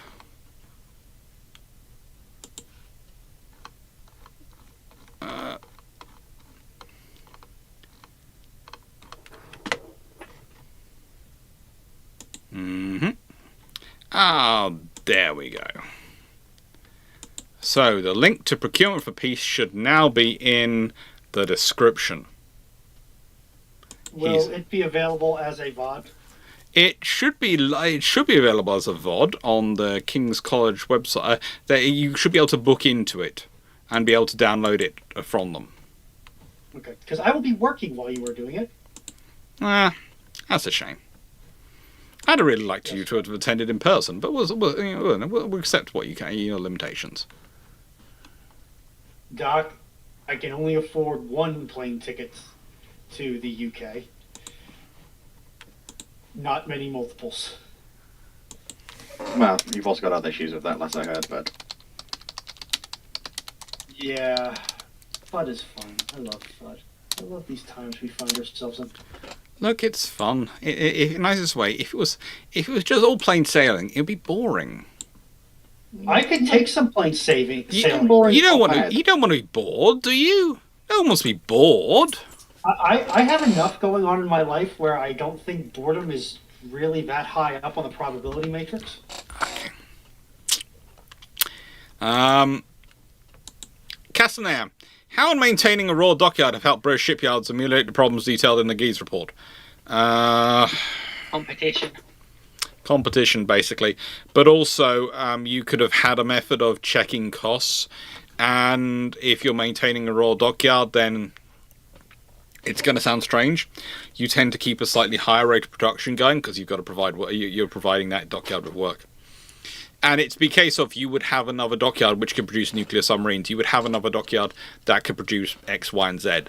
Although, as I've said before, frankly, Barrow and Furnace, the nuclear yard, should probably literally be a raw dockyard, considering all it does is produce submarines for the Royal Navy. I know someone's going to tweet me and go, well, they're producing the reactors for AUKUS. That's not exactly going to affect... That's lovely. They're producing the reactor units for the Australians. Great. Along with Rolls-Royce. But that's not exactly a large chunk of their work. They are pretty much an organisation which exists to support one client. They are a monopoly supplier. in the nicest way, they're getting that to, yes, they're technically supporting a foreign or non-Royal Navy contract, but one that the British government is heavily invested in, really wants to see through, and is willing to subsidize to one extent or another, even just by merit of allowing it to go through under whatever international agreements about the shipments of materials that could be used or are going to be used for warlike purposes.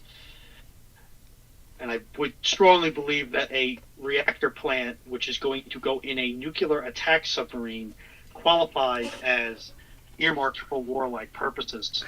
Do you know what? Technically,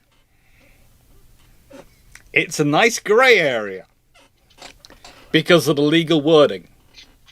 Yes, it's a nice gray area, but to go back to the idiot on the street argument from earlier, if I asked 100 idiots on the street if that was a warlike purpose, most of them would agree with me. Yes, they would, but under the definitions, it's a power plant.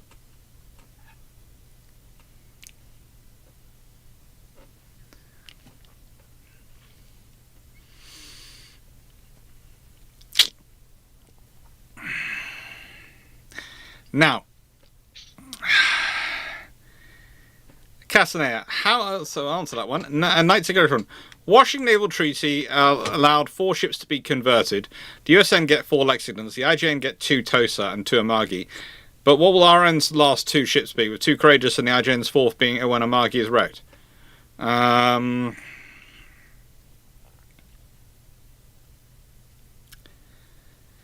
Not sure what other hulls the IJN has actually in what process by that point. It's going to depend on what's available. It could be a large cruiser hull. It could be, well,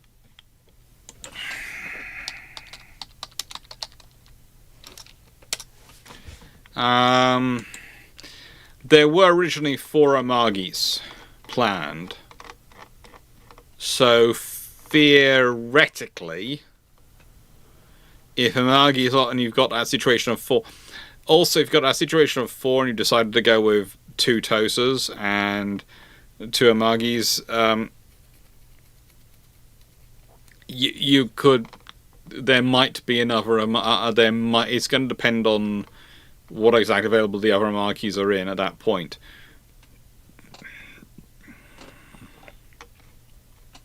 Question: It's going to depend on things.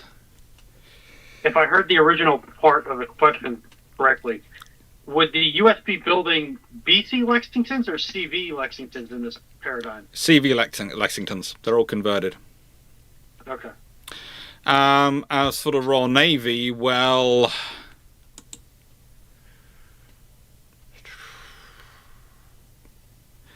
your only other hulls potentially available, that's going to depend on whether the admirals have been in what state the admirals are in 1922. Their hulls, I noticed one still sitting around, and the other option is the Royal Navy will convert to G3s.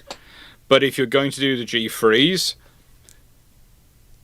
and literally in the G3s I'm thinking of, they literally have just about had their keel laid down. That is all, pretty much. Okay, there are people who discuss this, go, they are paper ships. They are virtually paper ships. They are just enough steel on the ground to technically not be a paper ship, but they're definitely not an actual ship. They are literally, there is some metal on the floor of the dock where they're being built on in the assembly yard, or slipways, depending on what we're talking about. So what you might end up doing is actually seeing the G3s be converted.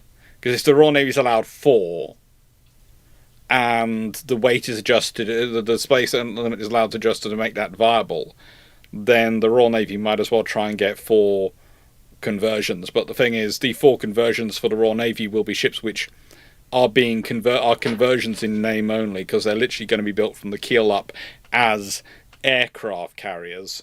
They're just going to technically be a converted G3. Because they originally were started off as a G3, and the power plants and everything were ordered for a G3. And probably they're going to leave the hull shaping pretty much alone, but yeah, everything will be redesigned and reshaped around that. Here's a quick tangent question from this. Would the Admiral class conversion be a better carrier than the G3 conversion? Be a bigger Given one. The Admiral class hull form. It'll be a bigger one. But honestly, at that size and scale, they're both going to be fairly useful. And if you've got 4 G3s, yeah, that's better. 4 G3s is better than 2 Admirals and 2 Courageouses. Especially when you consider these would be completely new build, pretty much the carrier to specs order. Yeah, I was thinking the Admiral class conversions probably would be the highest speed carriers. Mm-hmm. Given what happened with the Lexingtons, that's probably makes them the better carrier overall, in hindsight, compared to the G3s. Yeah, but again, is it better to have 2 slightly faster carriers? Because let's be honest, we're talking 32 knot ships. And I think the G3s were also 32 knot ships. Oh, they were 28 to 30. No, they're 32 knot ships. The F3s are the lower speed, are the 28 to 30 ones. Okay. I still. I thought you're only getting 2 G3s or 2 Admirals. Well, no. In this scenario, you probably be getting 4 because the Courageouses are converted kind of late. They're started in the late 1920s, and if you've got 4 G3s sitting there to convert, you convert all 4 G3s, and then you wouldn't do the Courageouses. You just get rid of them. Okay, so it'd be 4 G3s versus 2 Admirals and 2 G3s. Yeah. Or 3 Admirals and a G3. I'd probably take the Admirals. The trouble is, the Admirals, remember, have been assembled for longer in their hull form, being affected by weathering. They have been mucked around with far more. So as a hull, as a ship, it's going to be far more difficult to do that to them. Whereas the G3s are literally keel plates,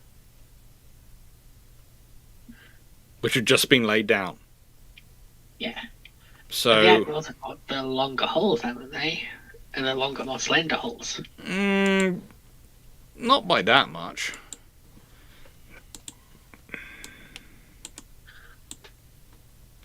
The Admirals are 860 foot. And the G3s are 856 foot.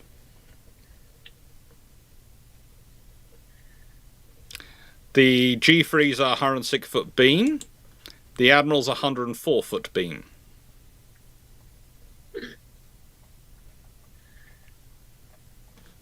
Fair enough. So it's kind of a case of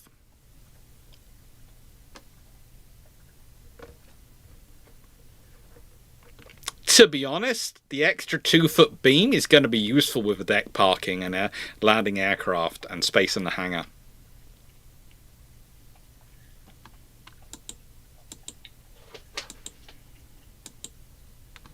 I would agree with you. Theoretically, on paper, yes, the Admiral is the better hull for the carrier if they hadn't been further along and if you couldn't be basically starting from scratch with the G3s. Fair. I was just thinking, the whole 2 foot thing with the G3, the Admiral's already into diminishing returns for the period when it comes to size.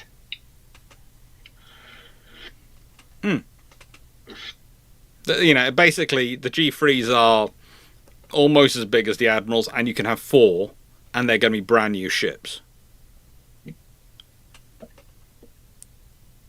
Yeah, you're not dealing with 3 and an ugly duckling. No.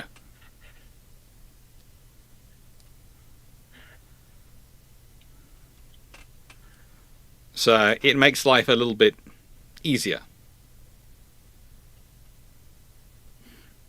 Fair enough. It's one of those things of then you have those 4 carriers. In nicest way, you certainly have there is no circumstance where you have 4 carriers of that size and you do not automatically already have a rear admiral aircraft carriers immediately in the 1920s, and probably a vice admiral aircraft carriers very shortly afterwards. You probably have a rear admiral aircraft carrier sitting in Mediterranean and a vice admiral aircraft carrier sitting in the home fleet. The wars in Whitehall will be legendary. Yes. Is that enough to torpedo the early air service, independent RAF? No, because they're made in 1918. They're April Fool's Day 1918. Yeah, but if It more likely... carriers, you got a stronger fleet air arm. You probably have the stronger fleet air arm. More likely you have an independent fleet air arm a lot earlier.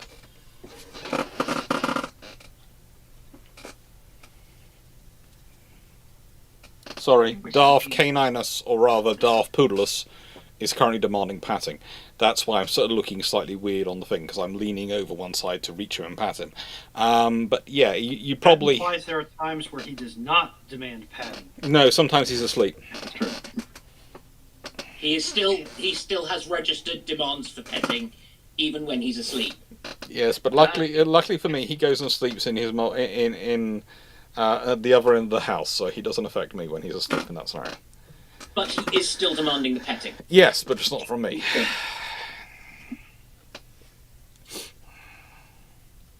I'd say he's not choosy about who he gets his petting from, but... ... Are you saying that he prefers you? No, because I prefer cats. I'm just like, oh... He thinks he can convert Dan. Raleigh thinks he can convert Dan. And Zebedee just claims he is a cat in dog form. For the purposes of getting pats out of Dan. That's called a fox. No, that's called a corgi to a corgi's intention. I've been informed of the crossing of a border collie and a husky, and I'm equal parts intrigued and horrified. That sounds adorable. I want one. That also sounds like it's going to be so emotionally dependent on you. You are never going to be able to leave it alone. Yes, Also, you're breeding talk about two energy charge. You're breeding 2 highly intelligent working dogs together. 2 highly intelligent and very needy working dogs together. Huskies are pretty autonomous. No, they aren't. As long as well, okay, a good, well-trained husky that's allowed to go outside is pretty autonomous. No. I know 3 which run around a farm not too far away from in fact, my cousin's farm not too far away from here, and the nicest way they go wherever Mummy goes, because she provides food, and it's quite funny when she tries to go to the loo and there are 3 huskies trying to shove their way in there with her. Huskies are prima donnas. Yes. They become a lot less dependent if they're allowed to hunt rabbits. Hers bring the rabbits to her to cook for some reason. Hungry. Yes, but they want it cooked. And I know you want it cooked as well. You're not getting rabbit. We've been over this. You're bouncy enough. You said rabbit, so therefore I'm getting rabbit, right? What's my opinion on Fanta? It's fine. It's my sister's favourite drink. Inferior to Dr. Pepper. Which variant of Fanta's then the question? Oh, in nicest way, the fact they've taken over Lilt and turned it into a not as good version of Lilt is the my thing is, though, disturbing. it's actually identical. It's just a rename of brand. And it kind of proves the point that people hadn't heard of Lilt. They have heard of Fanta when sales for Lilt shot up. In a nicest... Slightly disappointing, honestly. No, it doesn't taste the same. I swear it does not taste the same. The ones I've had they do, but... They've mucked around with it. But, like, Fanta Icy Lemon, as it used to be called, is good. Fruit Twist is good. Honestly, Fanta Orange I don't like. It tastes really watered down, personally. Good one's Doc, Fanta okay. Lemon. Yeah, I'm Fanta Lemon going is to probably the best. I'm going to So Fanta start is adorable. Foxo on her Yeah. villain work with regards to me by saying that the only thing that Dr. Pepper is better than, and its analogs, are better than is dying of thirst. Okay. No, Dr. Pepper's very good. It's just I couldn't tell you what it's meant to taste of. Right. Hold on. I would execute you. Then I remembered you're American, which means that you haven't had the actually good European stuff yet. Maybe That That is means that you're is not definitely a true. heretic. You're a godless heathen. Don't take this wrong. Duty as a missionary. I don't mean this in a cruel way, but having drunk quite a lot of American soft drinks versus European counterparts. Oh no, I'm sorry. I'm not sure. I don't know what chemicals they put in them, but it don't taste right. Give me a moment, I can tell you. Because Fanta Grape's my personal favourite variant of Fanta taste. But the one I can normally get is Icy Lemon. And I actually have a couple of cans of Fanta Grape because it is American. And the answer is lots of corn syrup. Yeah. Yes. Like high fructose corn syrup is Yes. one of the major ingredients. Because in a 350 milliliter can, there is 44 grams of sugar. Yeah, and that's Why not do you that think bad. that? Why do you think that I went and pointed out that cash crops are actually very valuable for basic production of certain staples? When that question came up earlier. All Mm-hmm. right. I'd also like to point out that the reason the joke is Americans don't get Fanta orange, they get Fanta piss. Phrasing. We're going off this topic before we get even worse. We're going to get even more territorial. Birmingham Boy, did the ammunition belts used for pom-pom have purpose-designed mixes like the 50 cals on US bombers? Okay, as time goes on, they do. As time goes on, they do, and they get the things added in. But for quite a while, they're literally... They're no. No, and... Yeah, there's many fun things. And basically, they don't have mixes in that. There's just one shell put in them, one type, and you get your belt of this type of shell, or this type of shell, or this type of shell. Eventually, they do have some things out as some systems, as some mixes made up, but it's rare. It's rare. A body mill's big enough you don't really need a dedicated tracer round. No. Don't you still need to have the phosphor components so it actually glows? To some degree, yeah. Yeah, it's fun. But you don't need like the entire round dedicated to it like you would with the 50 cals. You have all sorts of things come in again, but Tracer does help into. But you always have to remember Tracer shells, and this is Royal Navy's main objection to them. It was not necessarily a correct route for process to go through, but they weren't factually incorrect though in their analysis. We need to do some road walking with the length of your nails, don't we, Big Fluff? The fact was that the Tracer shells don't actually fly the same way that the regular shells do. So you need to do some, and I do mean some, sort of some sort of differential when you're the gunner, going at that range the trace will be this far below, because usually Tracer shells for some reason usually work out as heavier. Usually, I do say usually, and would be sort of they'd actually therefore have a slightly more of a drop off in our arc. So you go, okay, they're going to be below where the shells are actually, where the shells are actually going, and all these things. Yeah. Well, I think they just have different ballistics because they, instead of having bits of boom in them at the bottom, they have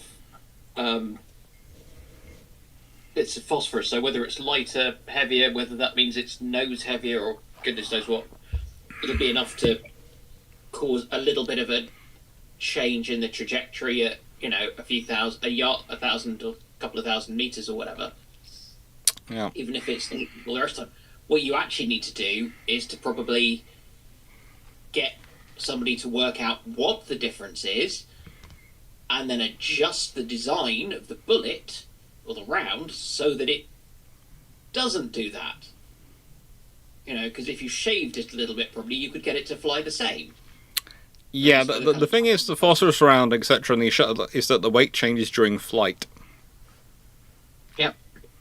It's You're going to burn off a burning- smidge, but Like, I'm not familiar with the pom-pom, but I'm familiar with the Hispano tracer rounds. And it took them a long time to completely redesign the tracer round Mhm. to take into account the changing ballistics, so it's changing mass.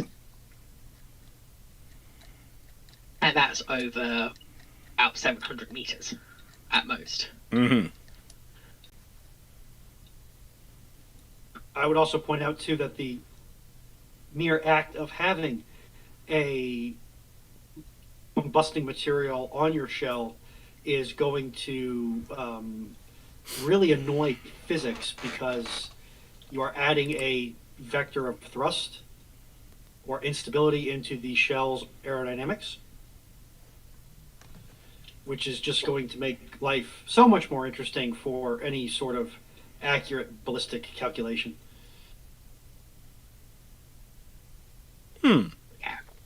Car- Yeah, I don't care about the ballistic calculation. I just wanted to vaguely lob in the same way over a set distance. So the RAF figured out that that would have an effect about up to 2,000 meters. They then figured out we're not shooting anything at over 2,000 meters, so what's the point? But take it into account. That's the difference between, that's the difference between, a pistol has an effective range of about 10 meters. Theoretically, the bullet fired from it could go 1,000 meters or 2,000 meters before hitting the ground. It's like, yes. What kind of pistol are you using that they can go 2,000 meters? Well, if you fire it high enough, probably. You're safe. Yes.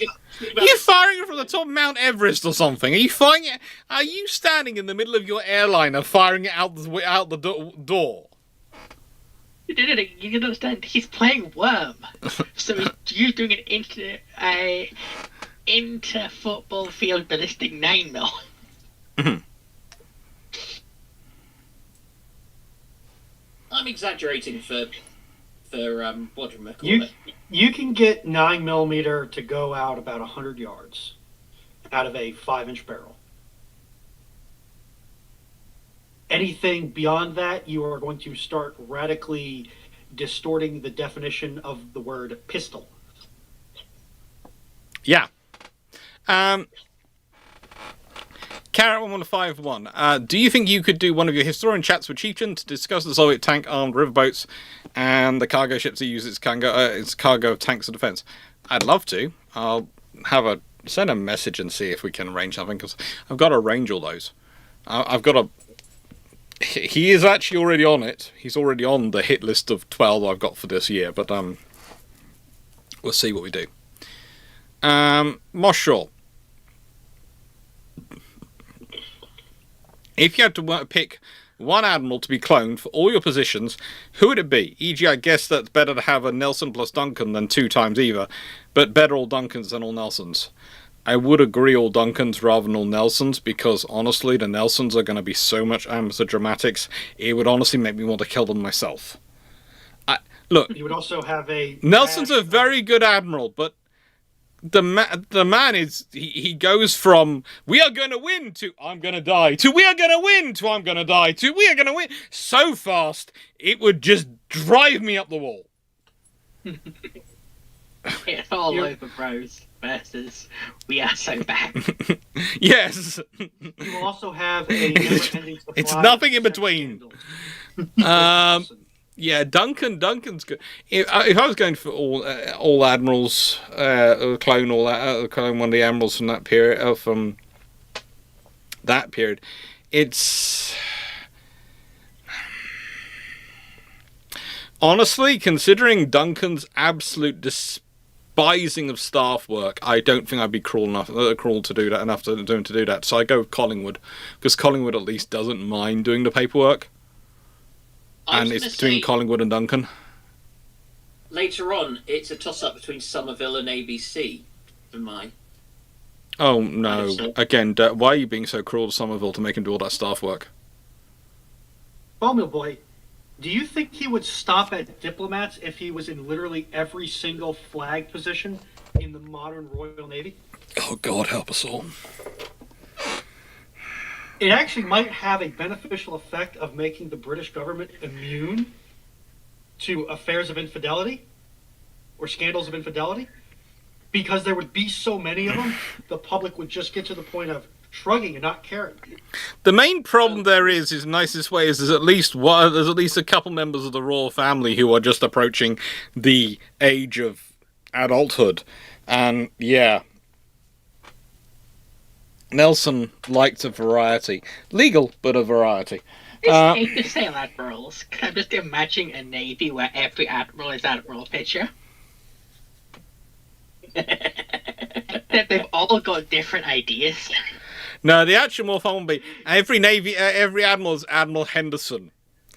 The RAF and the Army wake up one morning and go, "Have we ceased to exist? We're now part of the Royal Navy. What happened to us overnight?" Yes, the Army gets absorbed by the Royal Navy as the Royal Navy Shore Security Force. No, the Royal Navy Terran Division. Expanded Royal Marines.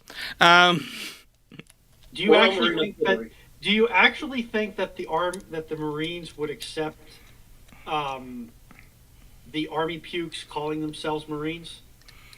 No, they ensure the standards by making them all go through the commando course. Touche. And the Armored Corps would just be like, cool. No, the Royal Marines probably turn around to the Armored Corps and go, "We like your tanks. We don't. You guys can do the same course which we put the Logistics Corps people through." It's still the All Arms Commando course. Yes. I think the Navy might go, "We like the look of your land ships, but we're wondering why you're still using 4.7-inch guns. Here, have something decent." Oh. I now have visions of a Challenger 2 hull with a 4.5-inch turret clamped on the top. AC-75 RO7 in the nicest way. If all our admirals were Nelsons, France and Mitterrand would not even register as a scandal. It would just be a case of, oh, and this happened in France. But today we have discovered another load of children by Admiral Nelson number 6. What you're saying is that the man was genetically predisposed to getting around. He was genetically predisposed to spreading his genetics. Look, in the nicest way, he was enough like Timothy Chalamet, enough of a pretty boy that he could do it. Yeah, he took the Lord's words, "Go forth and multiply," literally. But there again, to be fair, there quite a lot of naval officers were like that at that time. In the nicest way, I would love to say the whole a girl in every port was a myth, but it really wasn't. 9681. As Hood was being run in wartime conditions in peacetime service, how much of this was planned before she was even designed? None of it was planned before she was even designed. Because let's be honest, she was planned during World War One.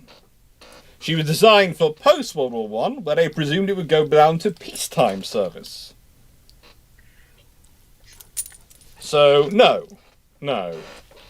In fact, don't take this wrong, 9681, but that's presuming a level of foreknowledge and forbearance on part of the Royal Navy designers, which is frankly impossible. Also, I don't really understand the question. Oh, the question is based on the idea that Hood's condition has deteriorated to such a point she's having to be run up under wartime conditions in peacetime because, she's in such a bad material state. When she wasn't. But that's the opposite. You would, in wartime, you would take a risk with the machinery and you'd go, okay, the pipes are unhappy. I'm going to accept that the pressure is a little bit dodgy. I think that's what he's meaning, though. Whereas in peacetime, wouldn't. You'd go, be like, give me full speed. It's like, Captain, we are. Yeah. We're doing 25 knots. I think his theory is that they were running her under wartime conditions in peacetime. And realistically, they weren't. I mean, they were weren't. doing a wartime duty cycle, maybe. Not really. In the sense of you're not getting the maintenance and refits that it says you should on the spec No, sheet. she goes in for refits. The thing is, she was due for a major refit in the end of 1939, beginning of 1940, when she was supposed to go in when Renown comes out. So she's due for her next major refit, and then it doesn't happen. That's very good for her now. I just want her to know that we support her. Her engines were just life expired, basically. Yeah, she just needed a refit. Well, she needed a new machinery plant. Oh yeah, that too. That is also part of a refit. Yeah, it is. But it does feel like it's more than a kind of minor, Oh yeah, we were just going to give a new lick of paint. We thought we'd, just change a couple of the scuttles over. Oh, and also just take out the entire power plant, all 20 boilers or whatever it is, and replace chuck in new ones along with new turbines. Yeah. Raleigh, stop looking the books. And just an added thing. Oh yeah, as well as changing the paint, we were also going to completely change the armour scheme and the secondary armament, and change the turret so they elevated more for the main armament. And let Foxo go now. Because Nightfall on Drac in today's dry dock said Hood's engines were being run out wartime conditions during her peacetime service. Which I'm gonna go on a limb and say, are we talking about the period around the Abyssinia crisis in Ethiopia? I find it a bit strange if they were to have them running at wartime condition all of the time. Yeah. I'd have to find out what question that was in response to, and what was the context of what Drac was saying that. So, if you're possible, like, could you flip it from the dry dock and send it in? Probably at me or Dragon. I'm going to deal with the poodle who's currently being very naughty because he wants to go to bed and can't get home. With the context, we can check it out for you. Because I don't remember hearing anything of the sort when I was listening to the dry dock this morning. I need more time so I can actually listen to all this content that all you people are producing. I listened to it on 1.25 speed whilst drinking my morning tea before heading for work. Wow, you get up early enough to actually have time to make that a viable option? You're a mutant. No, you haven't seen... Well, yes, but you haven't seen quite how much tea I need to consume. And my kettle will only boil so much at a time. It's limited to 1.5 litres at a time, basically. Also, wartime running could refer to a lot of different things in various points in her career. Doesn't tea tend to have a higher per deciliter content of caffeine? Yes. Yes. There's It's questions only much lower concentration, strangely. There's questions about the bioavailability. I've heard about that. I also thought it was because the actual tea is a lot less concentrated in tea compared to coffee. Yeah. That's a variable. Yeah. Can I just clarify something earlier? Riley started this new thing when he wants to go to bed before before it's bedtime, because he goes to bed. He goes to bed he sleeps in the same room as my mum does. My mum prefers him not to go to bed before she does, so he stays with me. He started this new idea of to try and get out of here earlier is to lick my books, which is kind of not good for the books. Which is why he got told off earlier. In the nicest possible way, why are your dogs possibly the most autistic dogs I have ever been put in the orbit of? Don't get me started on them. I mean, realistically, those dogs are. I love them dearly, but they are nuts. I'm normally trying to cook up about a litre of tea. So my normal is 5. So I'm being cautious about the exact size, and especially because there are American types here. If I say 5 pints, I mean a 20 fluid ounce pint, so about 500 mils. I'd normally have about 5 of those before going to work. I can testify, having shared a house with him for a couple of days, this is his normal scenario. I'll also testify on many trips where we have gone away with shipshape crew. If he does not get enough liquid of appropriate type in the morning, he is an absolute bugbear to deal with all day. Oh yeah, some people get hangry. I basically get that from getting thirsty, and I turn into an absolute arse, and I lack insight. Although sometimes it's useful for being a corrective on Fleet when his fleet's being very fleet. It depends what level of weaponry I'm allowed to have at that point. You did keep buying us the weaponry at several points. At this point, I'm almost scared to get Dragooned on a ship-shaped trip, simply because I'm worried that I will replace Fleet's position as group whipping post. No, you wouldn't. No. We don't usually have a whipping post. We previously haven't needed one. It was Fleet provided too many opportunities, but you did miss the going to the samurai place where me and Drac. That was on basically day one. Yep, and then going to the sword museum. Yeah. Which was just full of swords. Yeah. Like, without even handles on them. Yeah. A sword museum full of swords. In other news, fork found in kitchen. Yeah. Is that some like an innuendo? Fork found in kitchen? What's he looking for? Oh. Barley's food. There. He's just praying 2 bottles of water. Where's the pot? Oh, there. That's what I wanted. There. It was there. Knackered. It was there. You know. Knackered. Yeah. Dave Harrison, read yesterday's video. What changes the structure we need to make river class sloops? And what systems you decide to include if you're writing the spec? Oh, good lord! If I was turning the river class into sloops,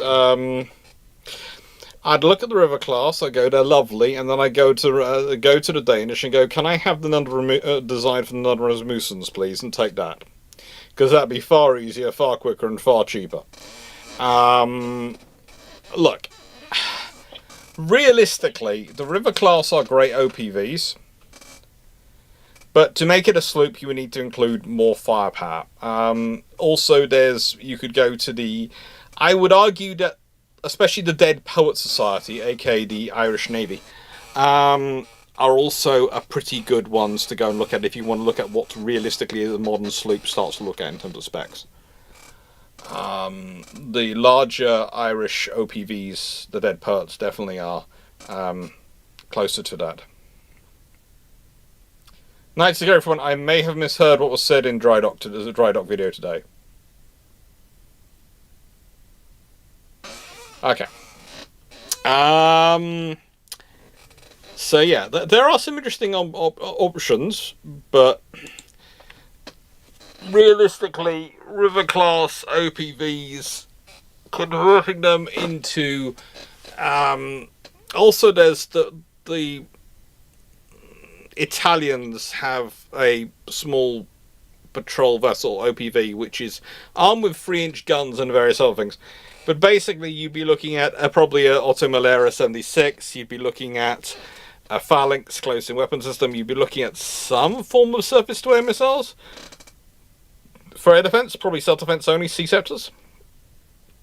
and some form of anti-ship capability and some form of anti-submarine capability. But again, it doesn't need to, it's not, we're not talking about mainstream major capability. We're talking about having the ability to launch the same torpedoes their helicopter can carry, having maybe having a towed array, or rather being able to be fitted with a towed array, but maybe not having it. This is one of the reasons why I went for the Naval Rasmussen class, because of course they have the Standflex system, and the Standflex system comes with modules which include a module which is a towed array sonar, include various defense missiles, etc. So this is why you go with a Naval Rasmussen, because they are realistically the most modern equivalent of a sloop, in that they are able to be flexibly wander around with design, and the Standflex system really is a good system.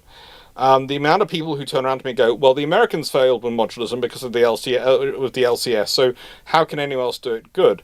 And the answer is the Americans tried to do an all-singing, all-dancing system that would work to their grade A specifications for a top-of-the-line warship on a vessel which was designed as a speedboat. They also decided to make everything the same weight to the bottom, not weight to the top. We won't leave. We'll leave that to one side, and that and many other issues.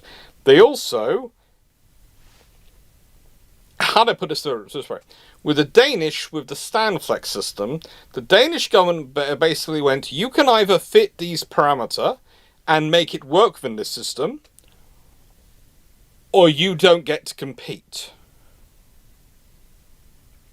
The American government never quite got that hard with their own defense contractors. The Danish did actually chuck some contractors out of the program because they weren't fulfilling their end of the bargain. And that's the difference. But to be honest, the Danish were, again, what were they looking for? One of the things that's interesting is they weren't really looking for an all-singing, all-dancing. And I think that's the basis of a modern sloop. You're not looking for an all-singing, all-dancing. Again, I refer to my earlier comment that not everything needs to be a first rate. So, I'd say another good option. I really like the what is it? The Iverhoek kind of they base the hull off. The Type 31 is an adaptation of the Iverhoek. No, but the Iverhoek, there were a couple of ships, the Absalom class. Yeah, they're previous generation.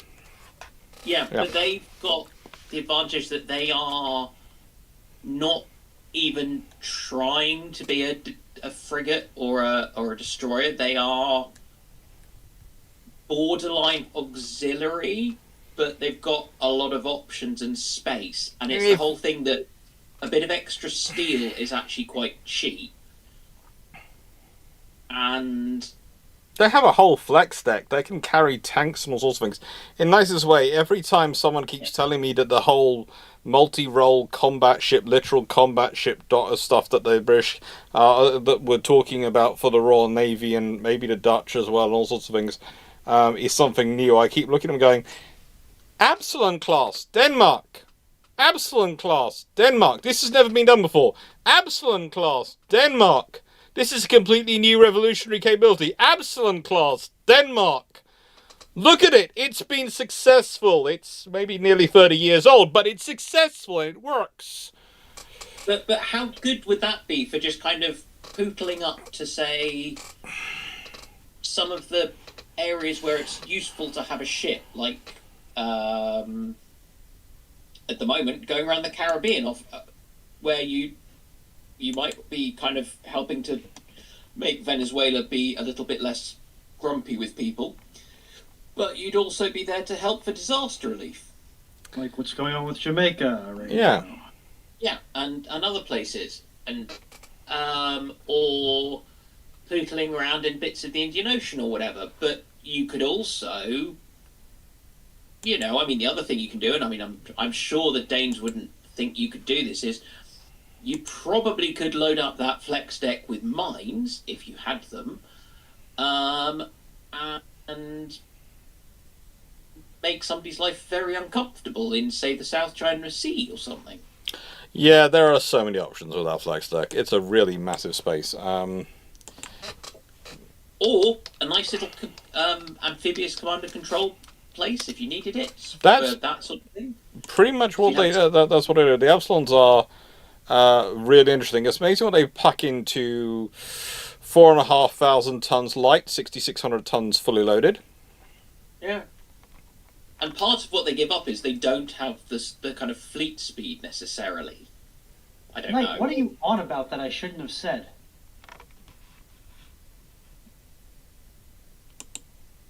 I mentioned disaster relief.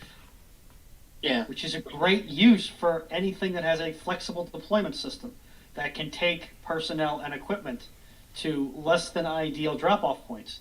I'm presuming you're talking about Venezuela, but in a nicest way, we do current I affairs didn't occasions. talk about Venezuela. I think that was But Dan. But this is the whole point Yeah. about no. But you're there to show an interest, and you're vaguely around. You're not doing anything with Venezuela. You're just there, being a presence in the area, showing Britain cares. Doc, why do you have rerun in your tags for this stream? I have no idea. 'Cause the thing about that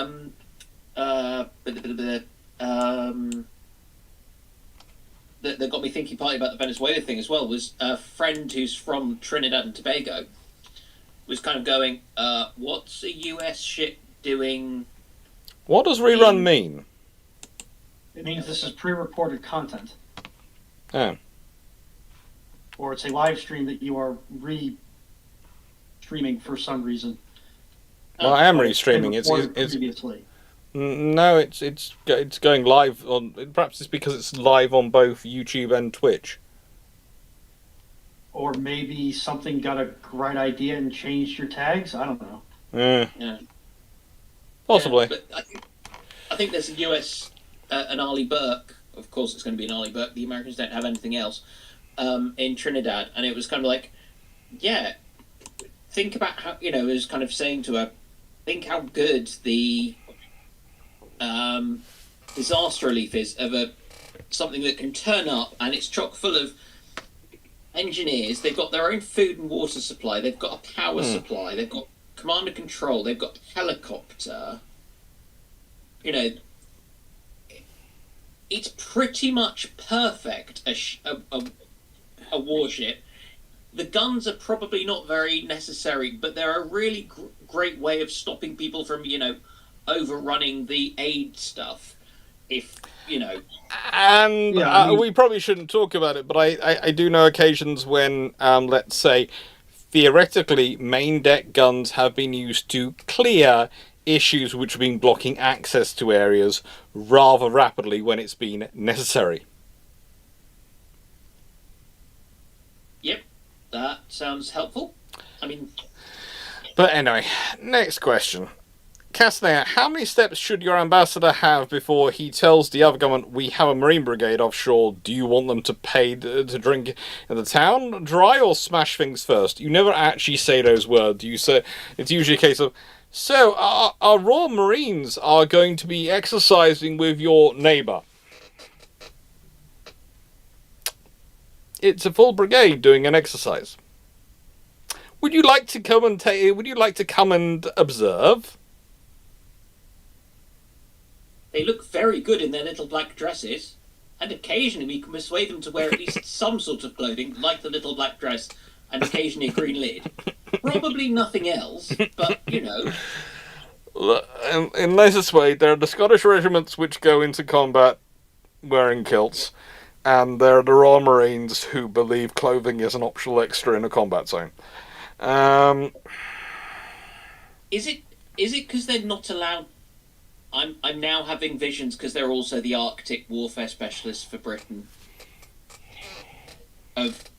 Mountain and Arctic warfare specialists. Yes.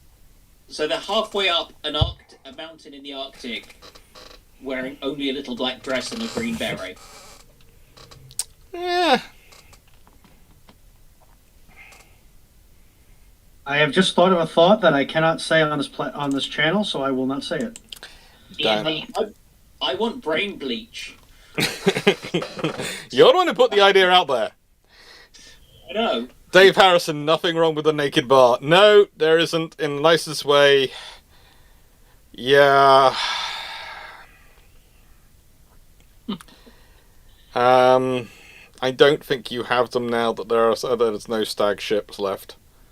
At least I can't imagine them taking place on mixed cruise ships. They might do. It's one of those things of it's more. How do I put it? It's less the.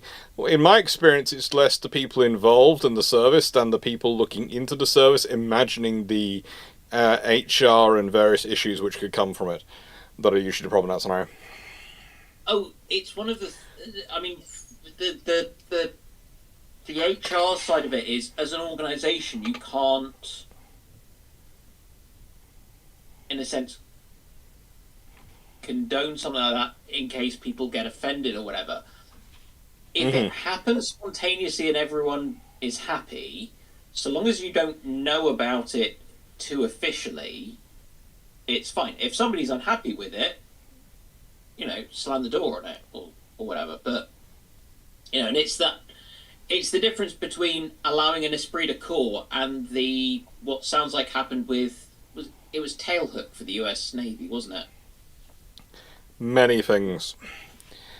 Harold Godson, if the naval base built Admiral Henderson, that's Admiral R.G.H. Henderson's uncle, Admiral Henderson, so it's not the third Sea Lord from 1933 to 1939, it's his uncle, did propose to be built in Perth, was built into War Area. How will it affect World War II? If you have a major base built in Perth, it makes it so much easier for the Royal Navy and naval forces to deploy to the Far East. It also means that you possibly deploy assets down there rather than Singapore as a deterrent, because you now have another base in theatre, which is slightly further back from your forward operating base, so is a safer place to do it. Also, you're probably going to have, because of the scale of the facilities they're planning on putting in Perth, you would have quite a lot of, dry dock space, dockyard space, and repair facilities. So I could see a lot of ships damaged in the Mediterranean being sent across the Indian Ocean, which is relatively safe, to Perth to be refitted and repaired. And that would probably, especially if the facilities were quite new, which would mean in a nice way, that would take strain off the facilities back in the UK. It would take strain off the facility of sending stuff to America and having to use a lot of money to go out of the British Empire, financial system. So it'd be interesting. It would have a lot of impacts, but we can't be exactly sure because it's going to depend on how much, if it is the full base, how much it is fully utilised, because it would have a lot of capabilities to be used there. And yes, it's unlikely for anyone to turn up and bomb Perth for quite a while in World War II. Well, I mean, the big question is, will the emus permit you to set us up on their land? Yes. Perth isn't in emu territory. No, the emus do not consider Perth part of their territory. They consider it basically a terrible space.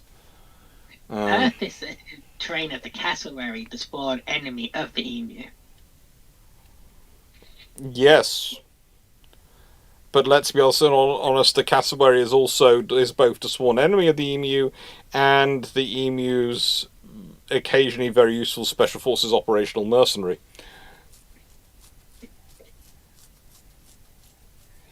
And we won't get started on the honey badgers. 9681. Why did the Royal Navy not adopt the MBDA Brimstone? What would they want it for? That was the main question going through my mind. They've got other weapons that are better suited to their needs rather than trying to adapt it. It's a helicopter-based weapon, but designed for Apaches.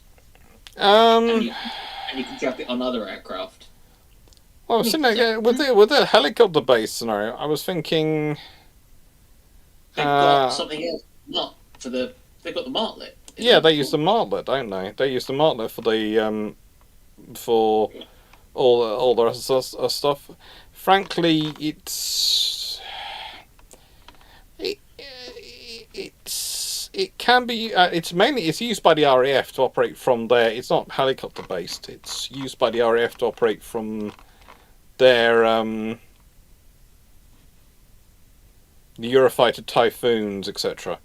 It's an air launch system, and it's not currently available in the F-35, so the Royal Navy won't use it for their aircraft, and they've got other weapon systems. The trouble is, it's a very good weapon system, but it's not.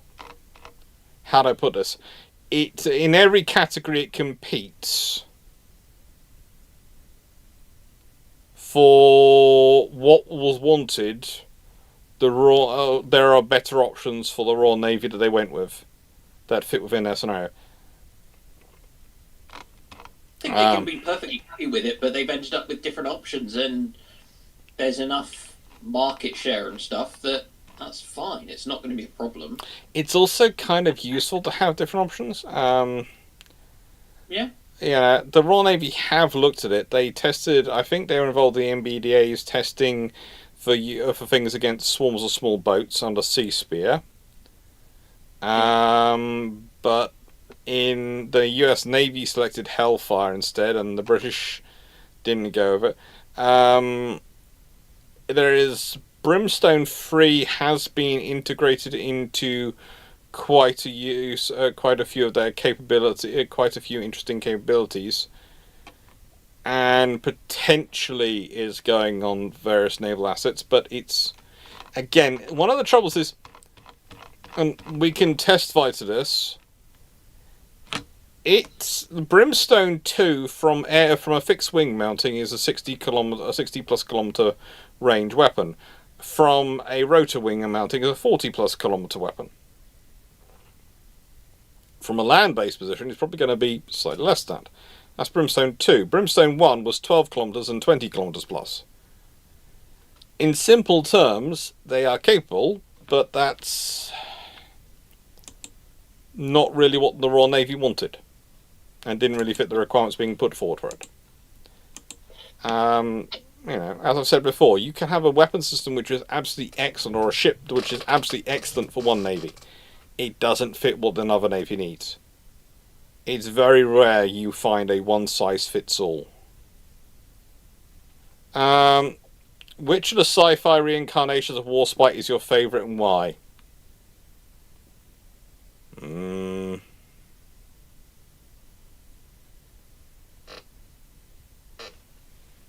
Wrong question. There are people who will make sci-fi ships.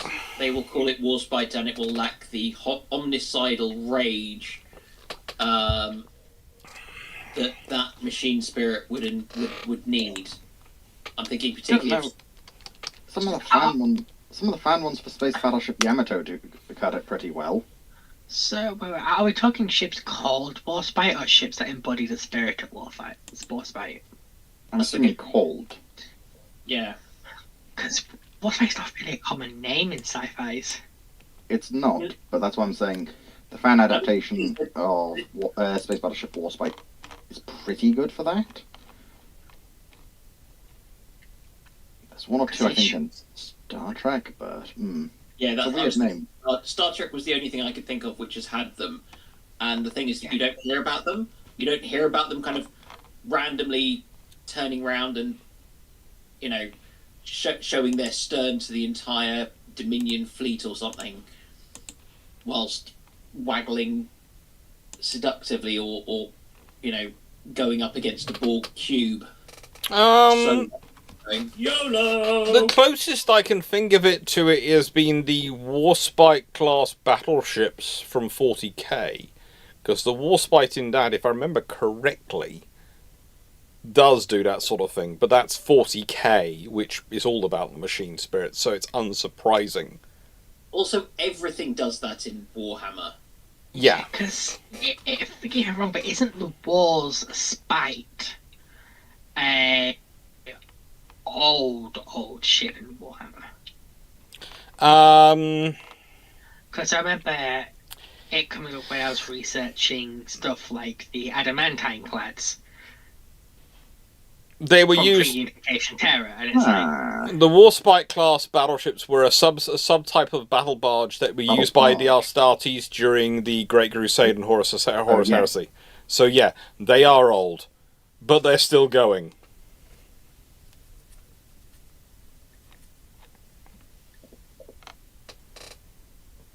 And pretty nasty, To be apparently. fair, them having, legions of Space Marines on board to get them closer and launch boarding action sounds like something Warspite would want to do. Yeah.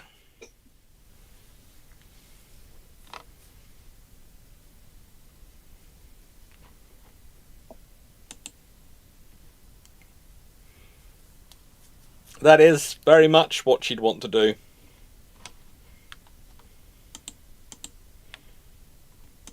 Probably while doing other nasty things as well. This is Warspite.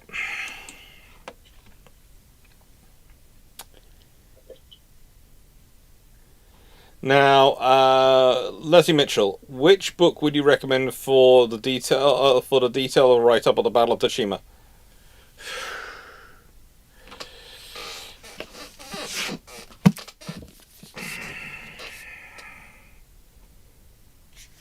It's basically the largest, and it's got Russian and Japanese sources in it. By Phil Thorne. It's not perfect, no book is perfect, but if you want a lot of detail about Tsushima, you can't really go wrong with this book. It has a lot of detail in there. Should it be read in context with other works? Yes. Should you trust everything in any book? Well, put it in context with all the other works. It's got the author's bias. All books have author's bias.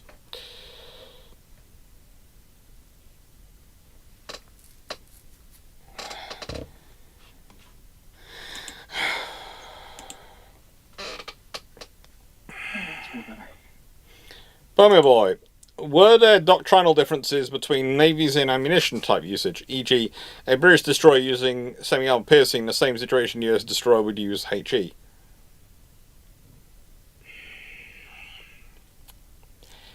Let me put it this way, okay? There are scenarios where you have rounds available and you pick what you've got according to doctrine. You're doing a bombardment, let's go with high explosive, all these things. There are times where you have naval combat and you fire what's available in your ready use bin.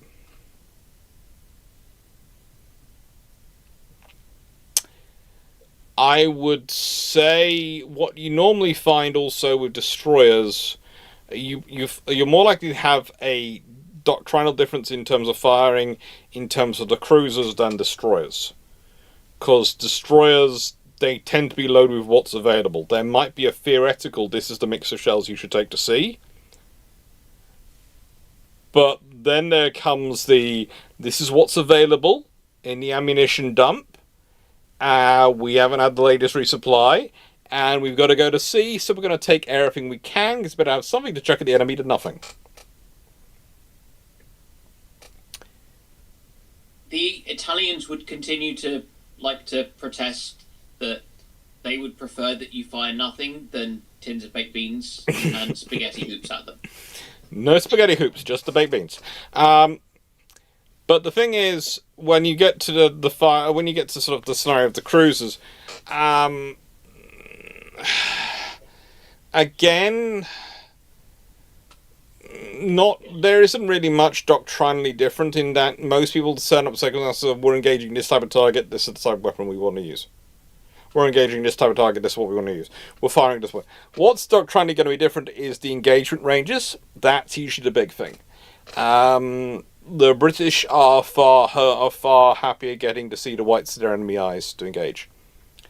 And there is a reason for that, I would say. The Americans and Japanese, when they're considering long-range fires, are almost thinking of Jutland-style mass fleet battles. The British are thinking of smaller forces coming together, of task groups engaging, rather than fleets. And for the British, especially pre-radar, it makes sense, therefore, to wait till you're sure you know what you're engaging. And it makes also sense to engage to destroy. And for the British, because they're to an extent banking on their mass to absorb any losses, if they can take out more of you than they lose, then they've won. Because their infrastructure industry is such they can replace their losses, you can't. For most of the people they're fighting, let's be honest. Anyone in World War II, if you're looking at anyone other than the British Empire or America for replacing their losses, you're going to be sadly mistaken and sadly disappointed. The Germans managed to do so with their submarine effort, but literally they do that by pretty much castrating the rest of their construction. They build up their submarines by castrating the rest of the naval construction, which is why they don't have enough destroyers to get their capital ships to sea, which is why they don't have the things you need to do for the operations they need to do. And it works, it gets them the submarines they need. But it's a problem. Whereas for the Brits and the Americans, there is a chance they will replace their losses before the war goes over. They are building enough ships. Yeah. So that's, you know, that's the sort of differential. Anyone else want to add to that?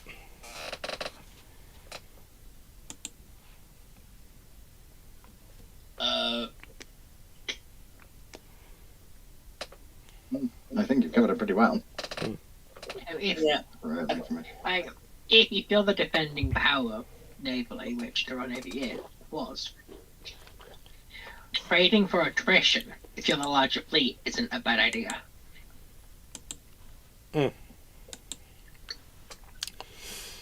Stevgar. Okay. No, Karen. If I've got 150 ships and you've got 100, if we trade one for one, I win. Yeah. And I would want to increase the chance of trading, even if that's a loss, decent loss per ship. it's one of the scary things of World War II. If you think about it, the Royal Navy loses Hood, but the Germans lose Bismarck. For the Germans, that means they go from a 4 capital ship fleet down to a 3. The Royal Navy goes from 15 down to 14, but they've got multiple more under construction. You know, during World War II, the Royal Navy take delivery of King George V technically, but let's be honest, it's mostly Prince of Wales, Duke of York, Anson Howe, and Vanguard pretty much are coming into service during World War II, or roughly thereabouts.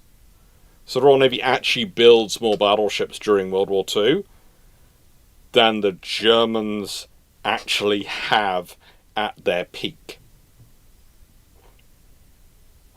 And this is sometimes people take this to me going, that means the Germans are bad. No, it's the Germans have other priorities for their infrastructure and spending. Yes, they could, in theory, if they want to, build battleships. But if they do, then they're not going to be building enough tanks for the Eastern Front.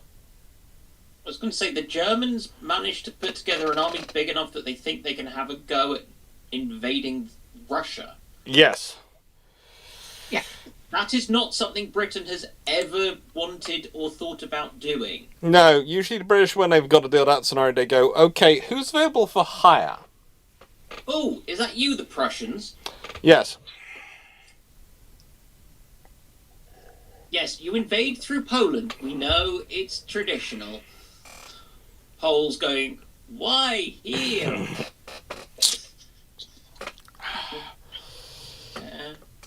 Occasionally we have bankrolled the Polish Lithuanians as well to do it. And the Ottoman. Yes. Yeah. And the Swedes. Yes. I can't think why Russia hates us so, considering their history is littered with people being bankrolled by us to invade them when they've been annoying us. And then freezing them out of the same banks. No, we usually offer them very good loans at very high interest rates. Just never enough money for them to actually to do anything. They just enough to keep them coming back to the banks, not enough to actually do anything.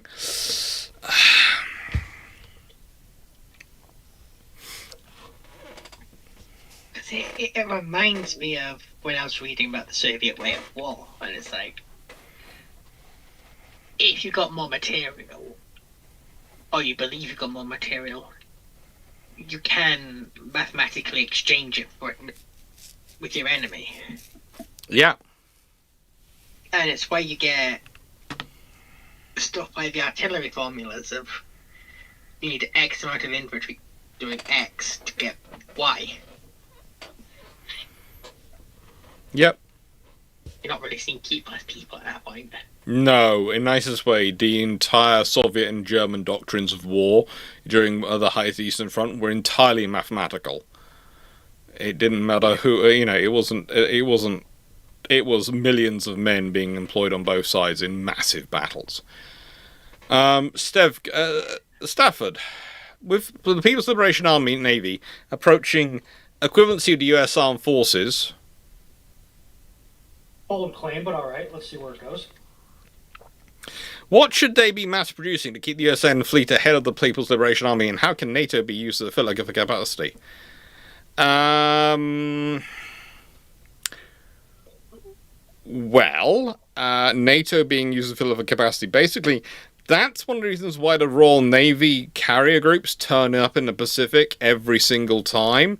The Americans are having a short... it's basically timed with the American refit cycle of their LHDs. And when they have a gap in LHD availability for F-35B strike capabilities to operate from, that's when a Royal Navy carrier is amazingly doing a visit to Japan. Again. It's amazing. Never mind, that's the 8th visit this year, but No, it's a visit roughly every 2 years. Every 2 to 3 years, the Royal Navy turns up, and it fits exactly where the Americans need coverage. It's amazing. And then there's always a debate about whether or not the Americans want us there or not, and whether the Americans are happy to have us or there or not. And you sit there and go, it's literally worked out within your refit schedules. You'd have to buy 2 whole new more LHDs than you have, forward base them out here to be able to deal with this gap otherwise. And that, I'm assuming, is before they accidentally burnt out Bonhomme Richard. Well, that's part of the problem. That's one of the reasons why a one-off trip turned into a regular recursion roughly every 2 years, because of what happened to Bonhomme Richard and Richard and other things. Yes, the next one is 2027. If you want to go back, just go back and check when they turn up and how often they turn up, and go back and do the cycle, and also check the units, the US Marine Corps units which are involved. And it suddenly fits, you suddenly go, oh, there's a gap in the American force structure, and the British are filling it with a carrier every... Okay. And before anyone thinks that I'm giving away big secrets, anyone with a calendar and access to the internet can figure this out, so I'm darn tootin' sure that everyone who needed to had already figured it out a long time ago.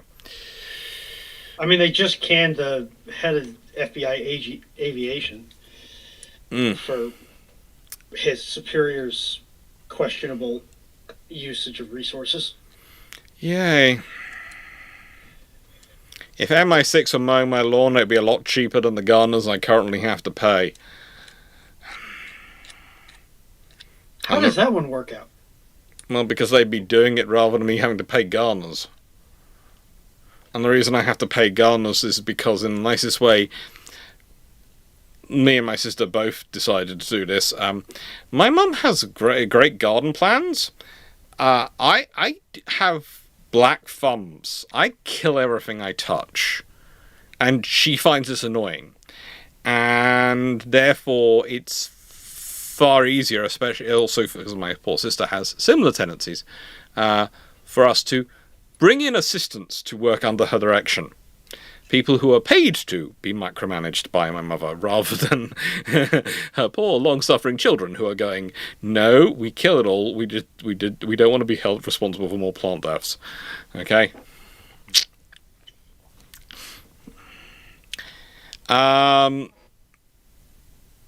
Joel Fredericks, we actually discussed the LCS earlier, so you've missed that bit. Nicest way we did that whole thing earlier when we talked about sloops. So if you want to go back and see that again, that'll explain that point. Stevgar too answered that one. What should the USN ahead of be mass producing? Keep the USN ahead of the plan. Keep on actually producing ships rather than keep chopping and changing programs. Wish you actually started something like the Constellation class rather than the LCS. That's sort of the thing for the Americans. They just keep going. Constellations are perfectly good ships. Burks need to finally have a replacement come in. All these things need to be done. Or actually, just said, okay, well, we have a bit of a turd of a design here. How do we make it work? Mm-hmm. And kept making it until you had Constellation in the wings ready to go. Yeah. Knight 681, for Dragon of Foxo, in the world of Azur Lane, do you think it makes sense that all the naval air squadrons of each factions will be operating on all the Canson carriers? No. Do you know what happens when all your planes are on a carrier and suddenly the carrier needs to transform into the ship girl mode? Your planes haven't taken off. They become blood Planes vessels? get wet quickly. Besides, the Cancer bring their own aircraft. They're literally magic. So, It not seems really, like- I'm afraid. Bad design on whoever decided to execute Project Ship Girl. That was technically humanity, and humanity decided, well, most of humanity is unfortunately dead at this point, so why are we sticking air squadrons on ships that are meant to be fully autonomous? And besides, humanity and AL can't pull a EDF and conscript the entirety of humanity to fight. Yeah. That smacks of heresy. It's kind of a sensible solution they have. Right, and I'm not sure any of it makes any sense, and I think this is one of those times when people are trying to come up with a logic behind something that is just there for rule of cool. Like trying to apply real-world physics to Dragon Ball Z. oh, please tell me You people can. don't do that. Yes. Please tell me they don't. Doc, you've interacted with fandoms. Why does this surprise you? Oh, good lord, why? Because there are some things that just shouldn't be done. It's like, does anyone here remember Sporticus from Lazy Town? You read Yeah. No, from what? From Lazy Lazy Town. Town, the children TV show. When was that on? mid-2000s? For about a decade. Mid Early 2000s, early teens, I would have said. You mean when I was at work? Probably. I don't know, maybe you've Dan- got kids. Dan, when are you not at work? Only when a ship-shaped crew abduct him. Mosh Shaw. Been reading Miss Massey's Castle of Steel. Thanks for the recommendations. Glad you enjoyed it. One of the recurring bits is they had to leave all destroyers behind because the seas were too rough. What's been the displacement to run? In World War II, it was basically this is found out because, as I said, the reason why Hood and Prince of Wales don't have destroyers with them to attack the Bismarck when during the thing and would have attacked them anyway. It's because the tribals were off doing something else. So they'd gone out with normal destroyers, which don't have quite the same amount of mass as a tribal does to try and push themselves through the waves. The tribals are roughly 2,000 tons when fully loaded, roughly. And that's enough to push themselves through the waves. So basically, you need to be something a bit bigger than what they were. The Germans, especially during World War I, found themselves leaving behind air destroyers a lot. But this is because their destroyers were called torpedo boats and were usually a lot lighter than the Royal Navy destroyers, and therefore their operating scenarios were more restrictive. I mean, put it this way: from memory, they had to pull the C and D class cruisers off the those kind of northern patrols because they weren't coping with it.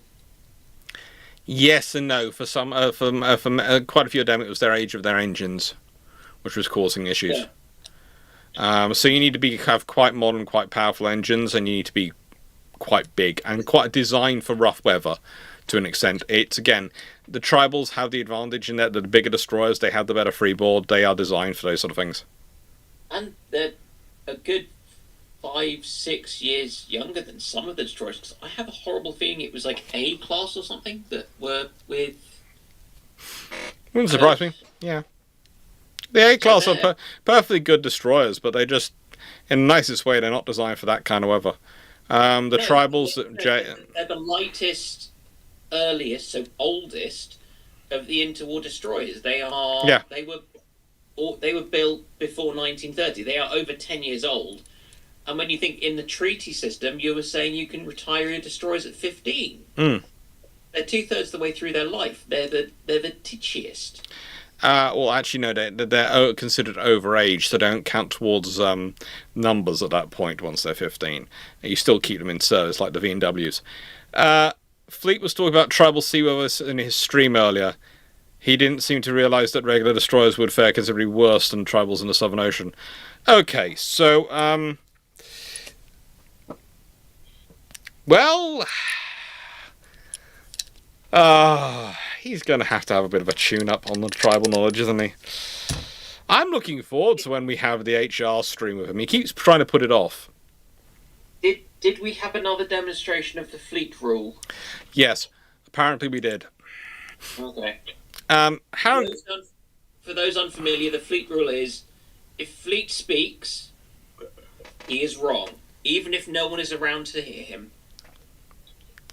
That's a bit cruel, but I mean, it's not without justification. Any opinion he holds is, unless it is formed from other people who are and actually listening and things, is essentially always wrong. You know, if he's trying to give you directions, if he says turn left, whatever the hell you do, do not turn left. Linguistics, but agreed. Right, go backwards, fall on the floor. At one point, he was trying to direct me to drive into a moat when I was driving the car. Yeah. Obviously, he wanted to go for a swim. Why did you deny him his swim? No, I was quite happy to give him his swim. I just didn't want to take the car in there. It was a hire car. And did you see the size of some of those koi in there? I'd worry they'd eat you. Those things were huge. Open again soon, Bran. Open again soon. Harold Gretchen, what do you think in May when General Jenkins did become First Sea Lord? I'm not surprised. At this point, the First Sea Lord has always been more about strategic operations level and ability to argue in Whitehall. And Jenkins has done a very good job for the Royal Marines over the last few years in keeping them alive in Whitehall. So he's a good choice of the options. Plus, the Royal Navy, a few of the naval candidates who would have been in the running had kind of issues a couple of years ago. If you remember, we lost a couple of senior officers, a couple of senior captains, etc., to various issues for the Royal Navy a few years ago, and this is one of the things that happens. It starts to change the flow rate. There were a few officers who I was surprised were overlooked for various other positions, but it happens. Honestly, I'm not always the best judge of which officer's going to make which senior post, because I'm looking at them from the rights of view of my perspective, not necessarily the perspective of the people making the decisions. And sometimes when you get to those level of postings, politics plays a huge factor. Vanguard was designed better. It was faster when it was rough seas. So, Castner, just answering your question quickly, you've read somewhere that the Vanguard was faster than Iowa in North Sea, while I was faster in the Caribbean. No, it was a case of Iowas are faster when the seas are calmer, because of what they're designed for and how their bow is shaped by the various design requirements of going through the Panama Canal, etc. And the Vanguard was designed for rougher waters and could better maintain her speed in rougher seas because, again, of bow shaping. And it's the classic thing of, we have to make compromises in almost every single design against what will be a perfect design. Those compromises will have an impact. So a ship which might normally be the fastest ship, far faster ship because of its capabilities in calm weather, could, where that same advantages in calm weather can turn into disadvantages in very rough weather. Well, you get the same. Dan, that was a feedback echo. I don't know who it came from, but that somebody wasn't trying to talk there. Oh, I Other thought than you. it sounded like Foxo. Sorry. It's a bit like if you've got different types of cars for different races. You know, one might corner better than the other, and the other might go better down a straight. It's like, which one's the better car? Well, are you doing drag racing or doing rally driving or what? Because, you know, I'll take an F1 car to go around Silverstone, but if it's a rally track in Finland, I'm probably not wanting to take a Formula One car around it. Really? You don't want to take an F1 car on a rally track? That'd be very brave to do that, actually. Certainly not slicks. Carry on, Foxo. I was about to say, isn't Porsche Battleship New Jersey and something like this, where it was isn't the non-citadel bow and stern of the Iowas not actually positively buoyant? The stern is, the bow isn't. The bow is cantilevered from, I want to say, just forward of the port ship's citadel bulkhead. Because I remember listening to the video and like that has a significant effect on Iowa's performance in rough seas.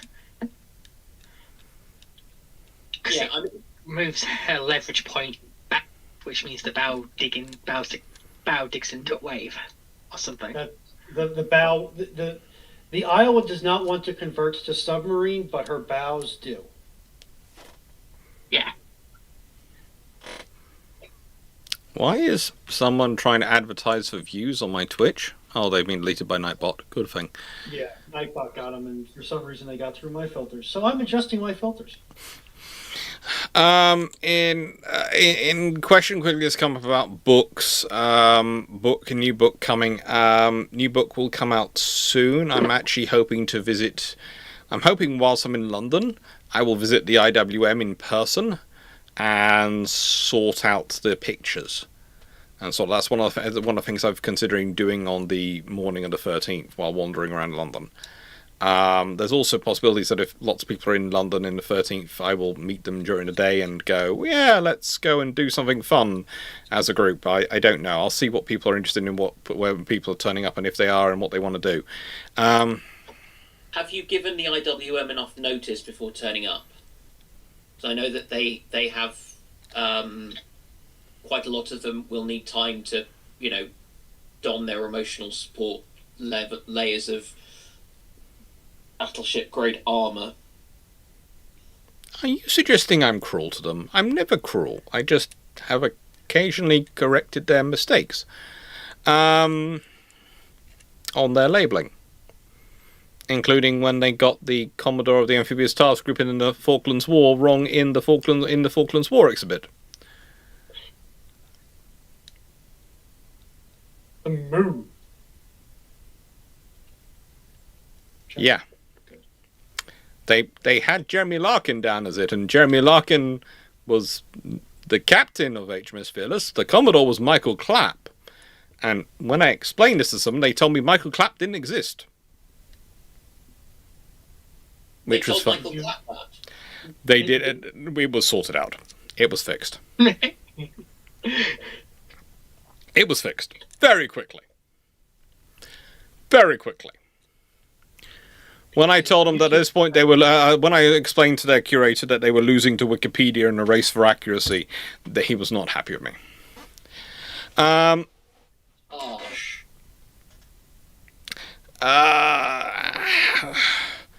we touch on Amagi, because YouTube No. posted a clarification to his question. That's a question. Okay, YouTube Minecraft, what's the question? Let's do the Amagi one. What is your thoughts on an IJN Amagi, and what if her keel wasn't bent during the earthquake and somehow the Japanese government was able to keep her as a battle cruiser in Washington Naval Treaty? They'd have a useful ship.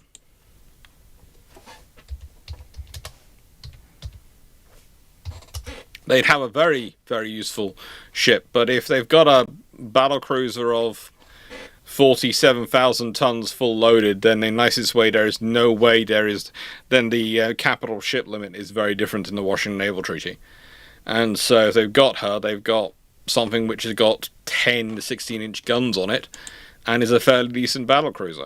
It might well find itself converted to 8 16-inch guns over time to give it other advantages. But, you know, it's got space, it's got speed, it's got capabilities. It could even be converted down to 9 16-inch guns with 3 triples if you wanted to do that whole space. There's certainly interesting space arrangements. And it's starting off with a 9.8-inch belt. Not bad for a battle cruiser, certainly better than the Renowns had. Decent deck armor and etc. Bulkheads, barbettes, all these things. It's a fairly capable, fairly useful vessel. And it's got a 30-knot top speed, so it's going to be a useful speed. I think the more interesting thing is if that's built, then what else is being built and what else is allowed, as that's going to have reactions from everyone. And if the Washington Naval Treaty is now linked at sort of level of, for that to be the case, you probably would have to have stand displacement limit to 45,000 tons a unit. So I'm fairly certain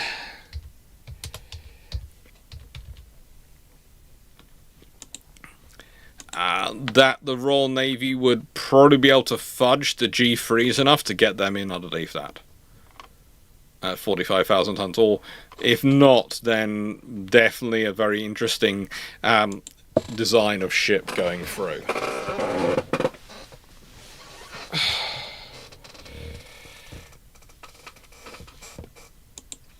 So there are questions in. For those who don't know how to put in questions, can someone put in the question spot? Because I think there's, especially Joel Fredericks has been putting a lot of questions in the chat, and I've been feeling kind of rude because I've not been responding to them because technically we have a question system and I'm going, well, they're coming in, I want to be answered to some of them, but I don't want to interrupt the flow and I've got all the questions in, so yeah.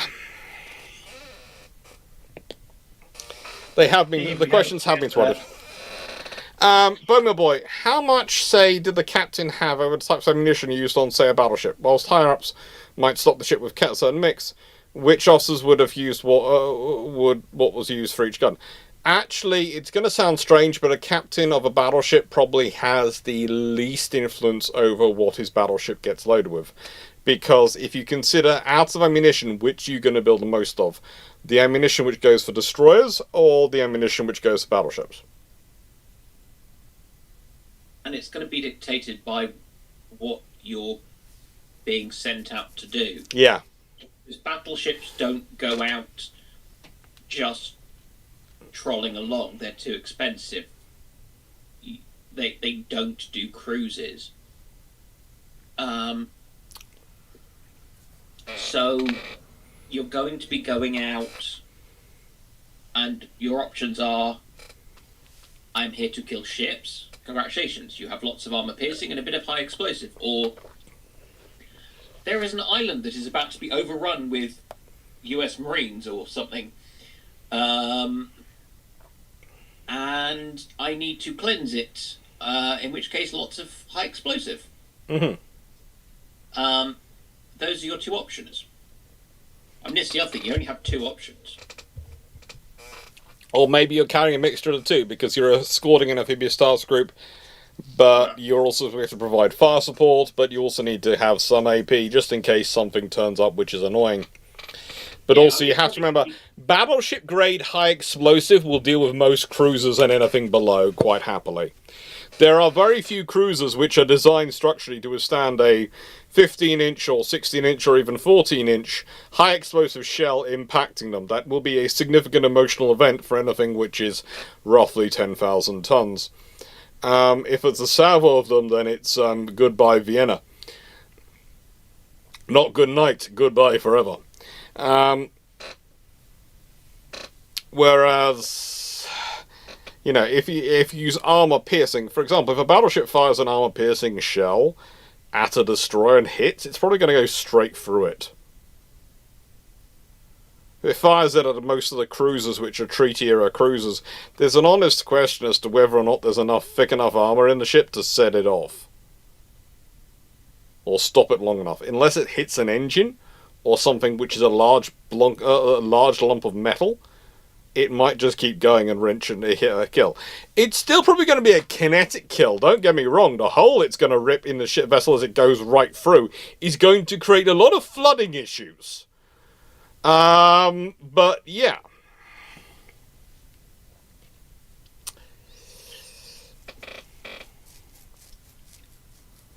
I just realised I've never actually thought or managed or looked into when Warspite and Co. snuck up on the Italian cruisers.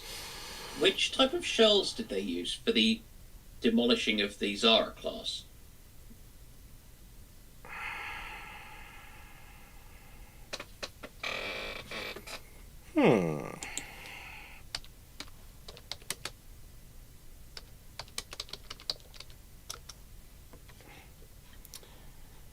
Let's see.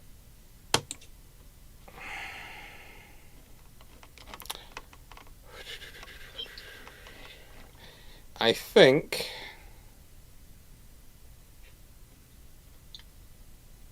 if I remember correctly,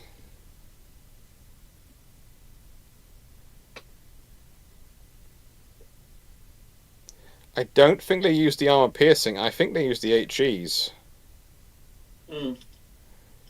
And I'm trying to remember if it was the Mark 7s or the Mark 8s they were using by that point. But again, it's when you realise that these guns, these shells weigh in at roughly 1,900 pounds. That's near 880 kilograms, roughly. Each, so nearly, not far off a ton. And you carry roughly 100 rounds per gun. And in the battleships, that's Queen Elizabeth class, the Royal Sovereigns, and Queen Elizabeth Royal Sovereigns. And you also have 100 rounds per gun on Vanguard, so that's 800 rounds, 800 tons pretty much of ammunition. Renowned, Courageous, and Hoods all carried 120 rounds per ship because it's presumed battlecruisers will be operating slightly further afield, so they might need slightly more ammunition. So yes, giving them 20 rounds more per gun was considered useful. But again, think about how many tons that works out at. If you're carrying 8 guns, that's 960. Yeah, 900. That's 120 times 8. Yeah, roughly. That's why one of the treaty 960 rounds.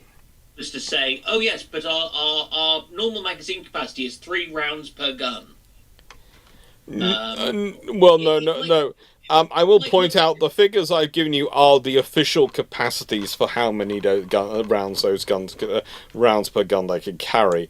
It gets more interesting once you look into actual wartime operational use and how many rounds they might have fired.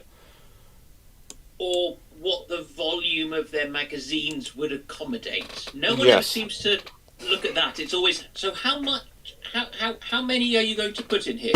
We're going to put 100 shells in here. Really? They look kind of lonely.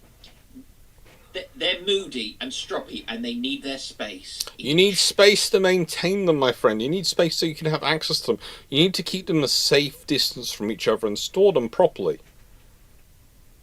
Yes. And then also there's of course the weight of the propellant as well. I didn't forget the weight of propellant. I was giving just the weight of the shells. And then remember that your magazines are some of the most heavily armoured bits of you.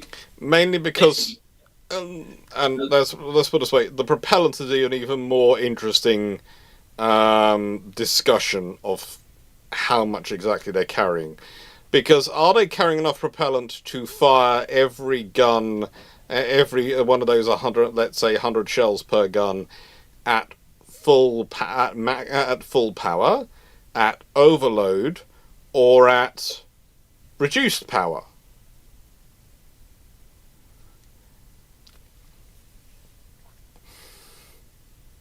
And yeah, it gets interesting.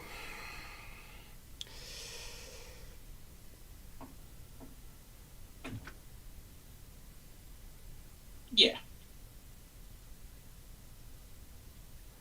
It's one of those, I'd really like to actually look at some of the supply logs and see what some of the ships actually did versus what was claimed on paper.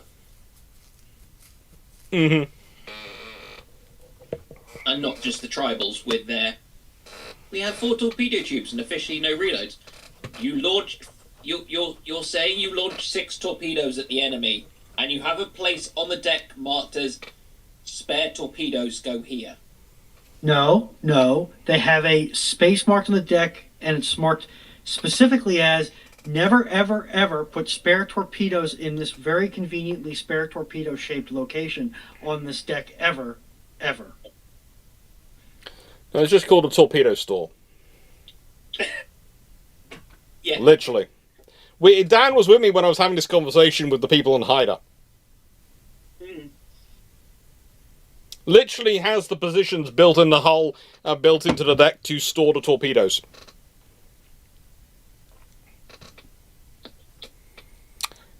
And it's perfectly aligned just with where the launcher is. Yeah. Yeah. It's just one of those you can, because you need to have the space to be able to take the torpedoes in and out, even if you're not going to attempt the kind of hot reload that you get in World of Warships and a few Japanese ships in real life, because you've got to take them out and maintain them. Yeah. Because they are incredibly complicated mechanical things. I mean, I think that's the thing which is easy to forget, because they look like just kind of long black tubes with a little spinny thing at the end. Then again, so does a submarine, but just scaled down. And they are so ridiculously complicated. To kind of all the stuff about kind of maintaining depth and going in the right direction and things, because the water's all moving and trying to make them move and stuff. And yeah, Just take a look at how long it took to fix the Mark 14 and accompanying torpedoes. Bowman boy, the Tribals weren't built for the Arctic. All Royal Navy ships were to an extent built for for global operations, because you have to remember, after World War One, the British had ended up being involved in the Winter War versus the Soviets, and dealing with various issues in the to do with the fall of Russia. And so yes, there are problems with the Soviets, there are problems with others, but again, the British have this thing called global interests, a large global empire, which is made up of dominions and colonies, and you do not build ships for single theatre if you're the Royal Navy. You build ships that can be adapted quickly to all theatres. the other thing is, have you seen just what our coastal waters are like? Yes, and that's the other thing. The British have the South Atlantic as well as the North Atlantic and North Sea to operate in. Trust me, the South Atlantic is vicious enough that, frankly, if you're preparing for that, the little bit extra to make it prep to go in the Arctic doesn't seem like a big expense.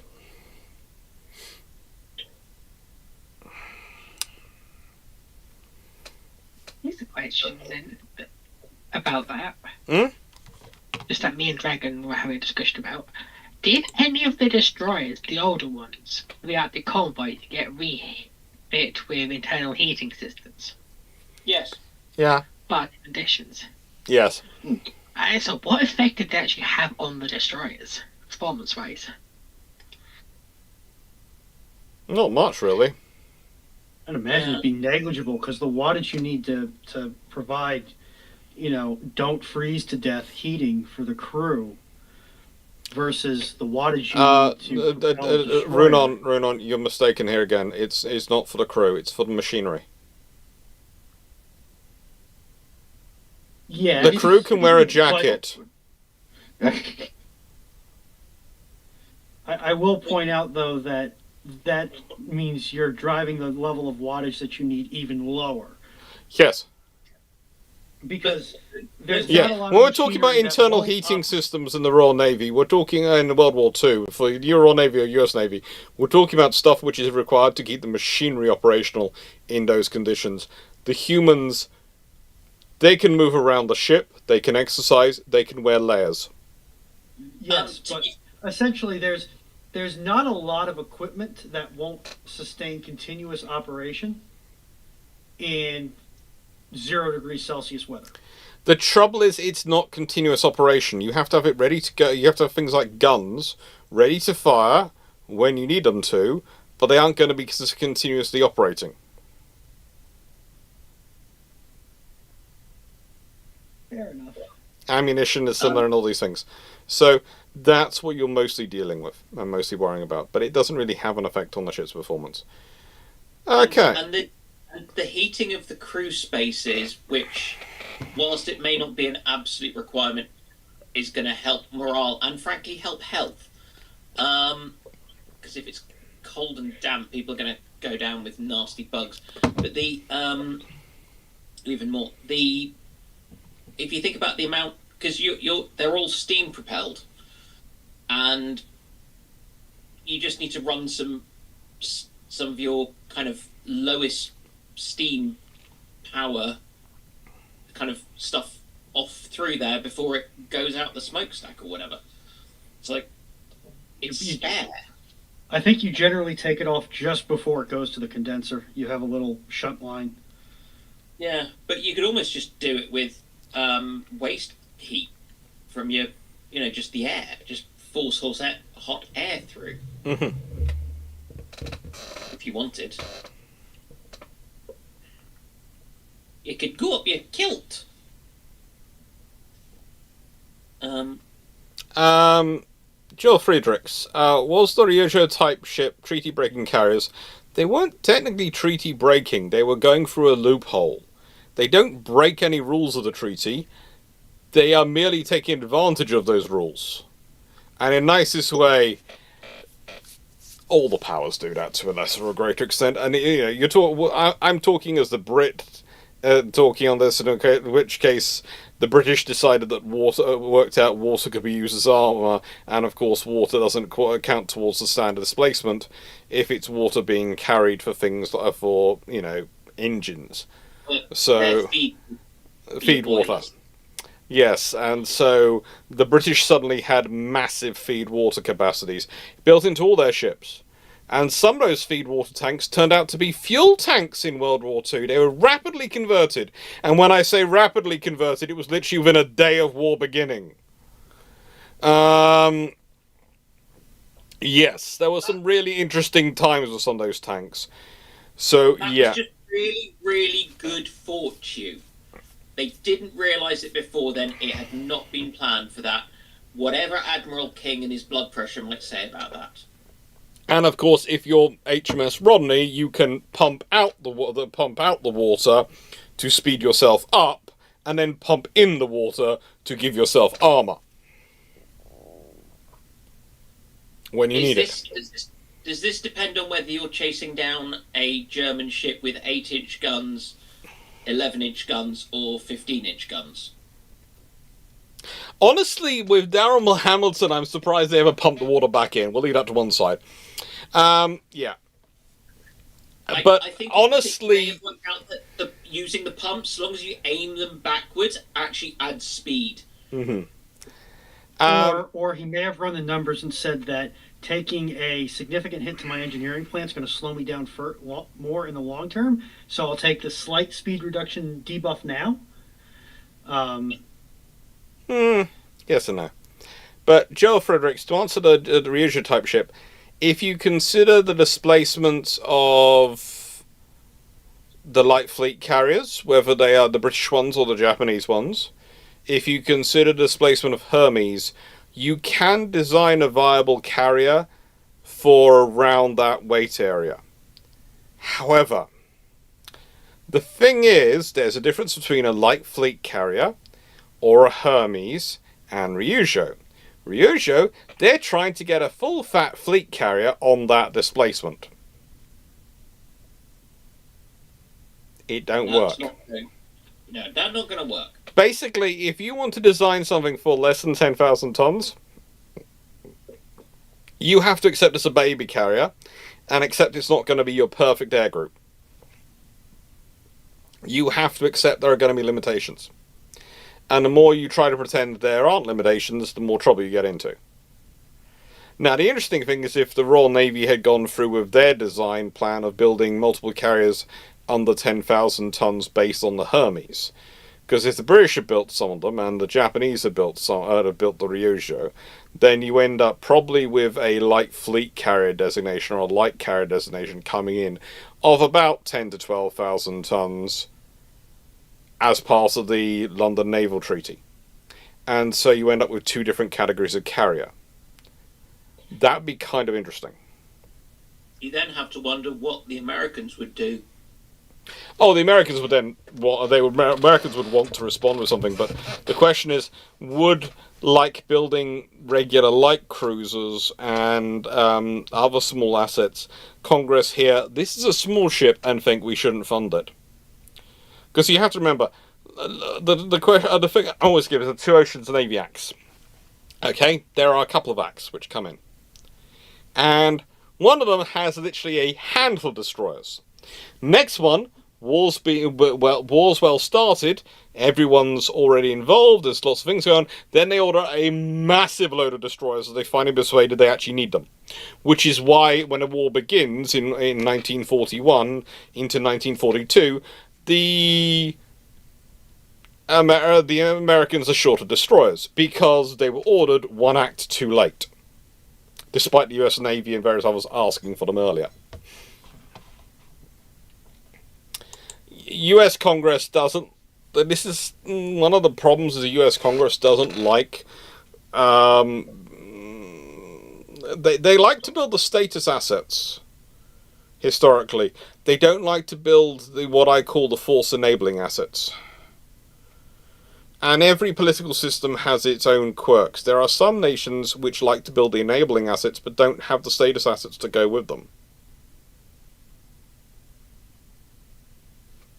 You know, go look at Turkey, Japan for the last few years, up until very recently. They have a lot of enabling assets, but they don't have the status assets that they need to be wrapped around to be really effective. And Britain currently has nowhere near enough escorts. Or enough status assets, realistically. Britain is sitting in the worst of both worlds at the moment because of the way the government has been spending its money. And because they keep dithering around. And it's again, the trouble is the government does the development for research. The UK government does this. The classic thing is the Type 45s, okay?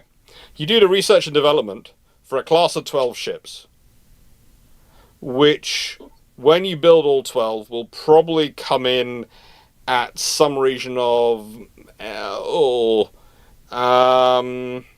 just under £8 billion when you consider building the next 6.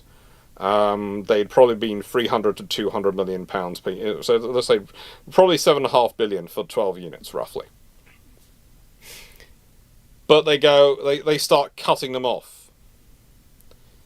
And so you end up cut down, and the cheapest to build units, which would have been the ones once you've got all the production line going, you're just adding on to stuff you've already developed, so you're just paying for the component, you're not really paying for people to be trained, different jigs to be built, all those things, you're not paying for all that, you've paid for all that, all the research and development in the first batch. You cut. And so instead of you ending up with 12 units, you end up with 6. And they're called billion-pound destroyers, when they're not. None of them ever actually cost more than £450 million, really, to build per unit. But those units, that's including the R&D price on them, takes them to £1 billion per unit.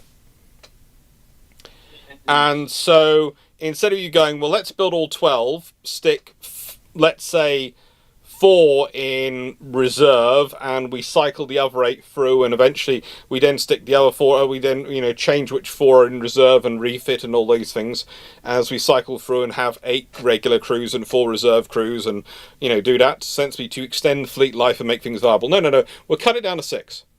And then we keep running them and keep running them and keep running them and have no surge capacity in the force structure. And then you have scenarios like we've had last year where you had pretty much no Type 45s available because they're all worked to the bone. And you had daring out of service for ages because you didn't have enough crew capacity and enough spare capacity in the hulls because you hadn't built enough stores, hadn't got nothing to actually take her aside. You had to leave her in a semi-functioning state so you could call her up. Theoretically, on paper, no one actually realistically thought they could do it. It was taking about 6 months' work to get her ready for sea. And it's a nightmare of a short-term fudge. And you sit there and go, so you saved £1.5 billion, but how much have you cost overall? And the thing is, what you could have done, turned around, is gone, right, for the last 6, we're going to build them with, instead of with the silver VLS, we're going to put in Mark 41 VLS, which we're designable for, but we'll just put in the Mark 41s in these, and turn them into 6 general-purpose destroyers, to follow on the 6 air defence destroyers, and turn them into pairs, or things like that. There are lots of sensible options you could have done that would have then increased task force capability and increased fleet capability. But that's all sensible thinking.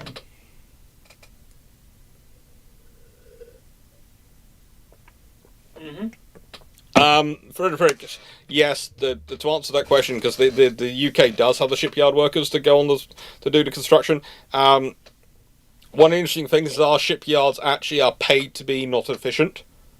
They are paid to build inefficiently, so they are paid to retain capacity for extra workers and capacity to build. So our yards are functioning at about 50 to 60% efficiency, and they are paid as part of the government contracts for them to do so.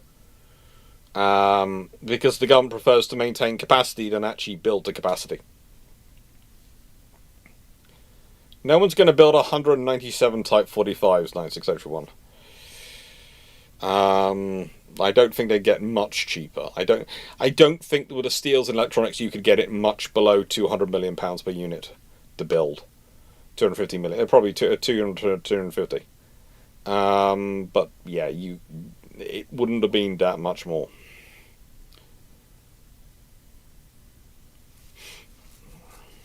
But you also need to know when to stop just building the same type and actually develop something new. Okay, let's not rag on the Burke too much. It's turning into a constant theme of me. If Cyclic were here and could understand British English, he would be very upset. Yes. More sure. I like the Burke. I don't want to replace them. I don't want to stop Burkes. I just want to have a successor in the pipeline. I think the Burkes are great. I'd also like them to have something else to send to places other than a Burke.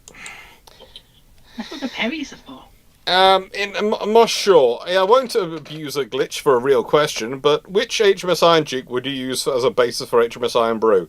Probably the 1912 variant, because as much as I do love the Type 23 frigate, the Iron Duke class battleship is probably more appropriate for HMS Iron Brew.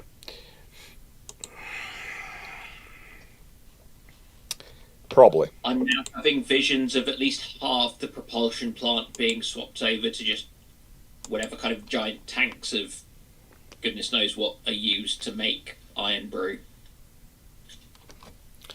Carl Goswick, as per 2024 article production, as the production was capped at 32 per year, supposedly reaching 125 and 300 by 28. Can we cry? Look, as the Trying is production, always a free action. I would say as the production is an interesting metric to go by. I'd also say the British have been investing a lot in the player factories which produce Aster missiles, and as bad as that is, let's be honest, we have got 6 ships, which each have 48 cells. So that's roughly 300 cells. And you end up with 300 a year by 28. That means you're able to replace all your missiles every year by 2028. Lovely. It's the thing is, we should have been building up a stockpile for a long time. We haven't been, because the idea was wars were going to be wars of choice, and we would choose when to fight them. It's a bit of a stupid policy which comes in after the end of the Cold War. Basically, the idea is we're so powerful, no one will ever want to fight us, so all wars are going to be wars of choice. The reality is, of course, we then decided to cut a load of equipment and sell a lot of stuff off, and suddenly we're not so powerful, and believe it or not, the rest of the world doesn't really play by those rules, and so, yeah. Yeah, no one's doing well with missile production, and it's all because of that wars of choice doctrine.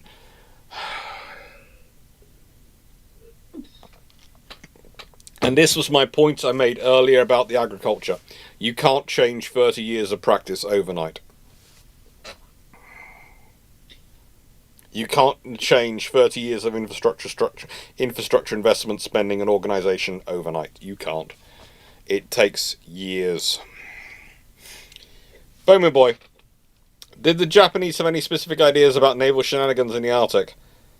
The Japanese had lots of ideas about operations, but mostly they were concentrating on warmer climes than the Arctic until post-World War II, and then they did a lot of scientific exploration.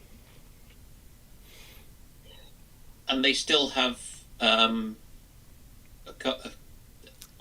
they do have some icebreakers in their Coast Guard, so in the militant wing of the Japanese. Yes, this was something we learned a lot going around in Japan, and this is something we hadn't really realised before we went to Japan. The Japanese Coast Guard have managed to amass enough combat experience since World War II that, frankly, they give many navies a run for their money in terms of combat experience since World War II. The Japanese Coast Guard have become a very capable war-fighting asset, I would argue, in some regards, or rather, grey war-fighting asset. And they seem to be very particularly skilled. And the thing which I realise is, you look at, or I've seen the stuff about the Chinese grey, questionable whether it's officially government funded or not. Fishing fleets? Fishing fleets, and that they go around and will sometimes ram warships and things. If you do that to an icebreaker, you break. The Japanese Coast Guard have at least 4 icebreakers. And they have surprisingly large number of ships which are ice-stressed. Yeah. I suspect they could make things interesting and exciting for some of the Chinese people trying those things. Exciting, interesting, and short.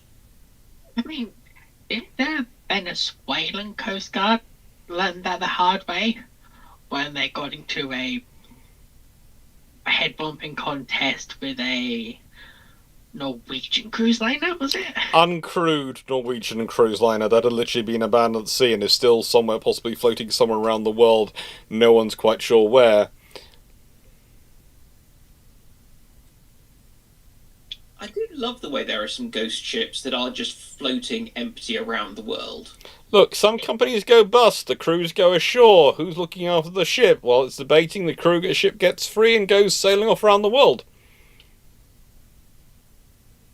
It just tells you something about the ocean currents and the size of the planet that you can lose a whole ship.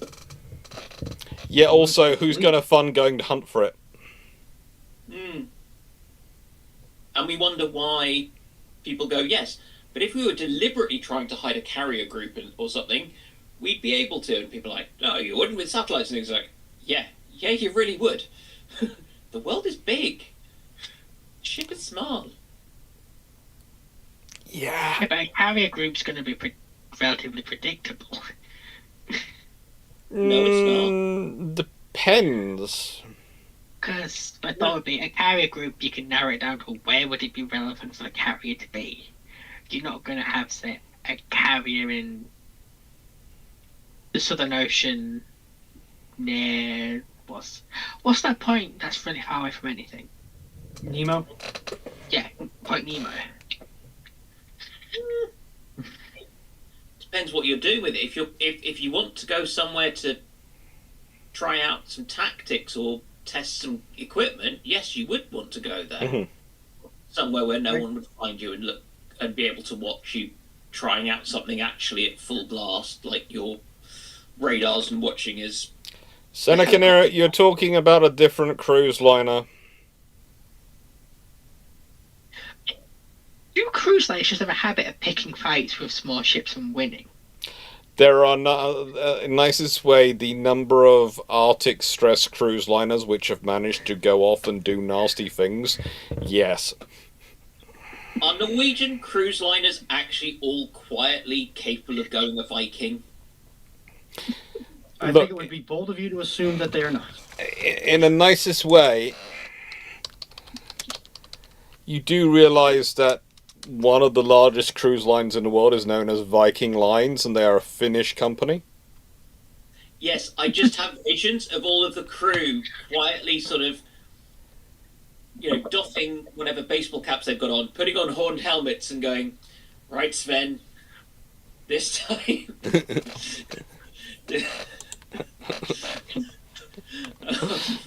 Look, in the nicest way, we know it's not the Norwegians you have to worry about, it's the Swedes. What happens if one of those Nordic countries suddenly decides that they're going to reintroduce the concept of prize money? Lord help the world.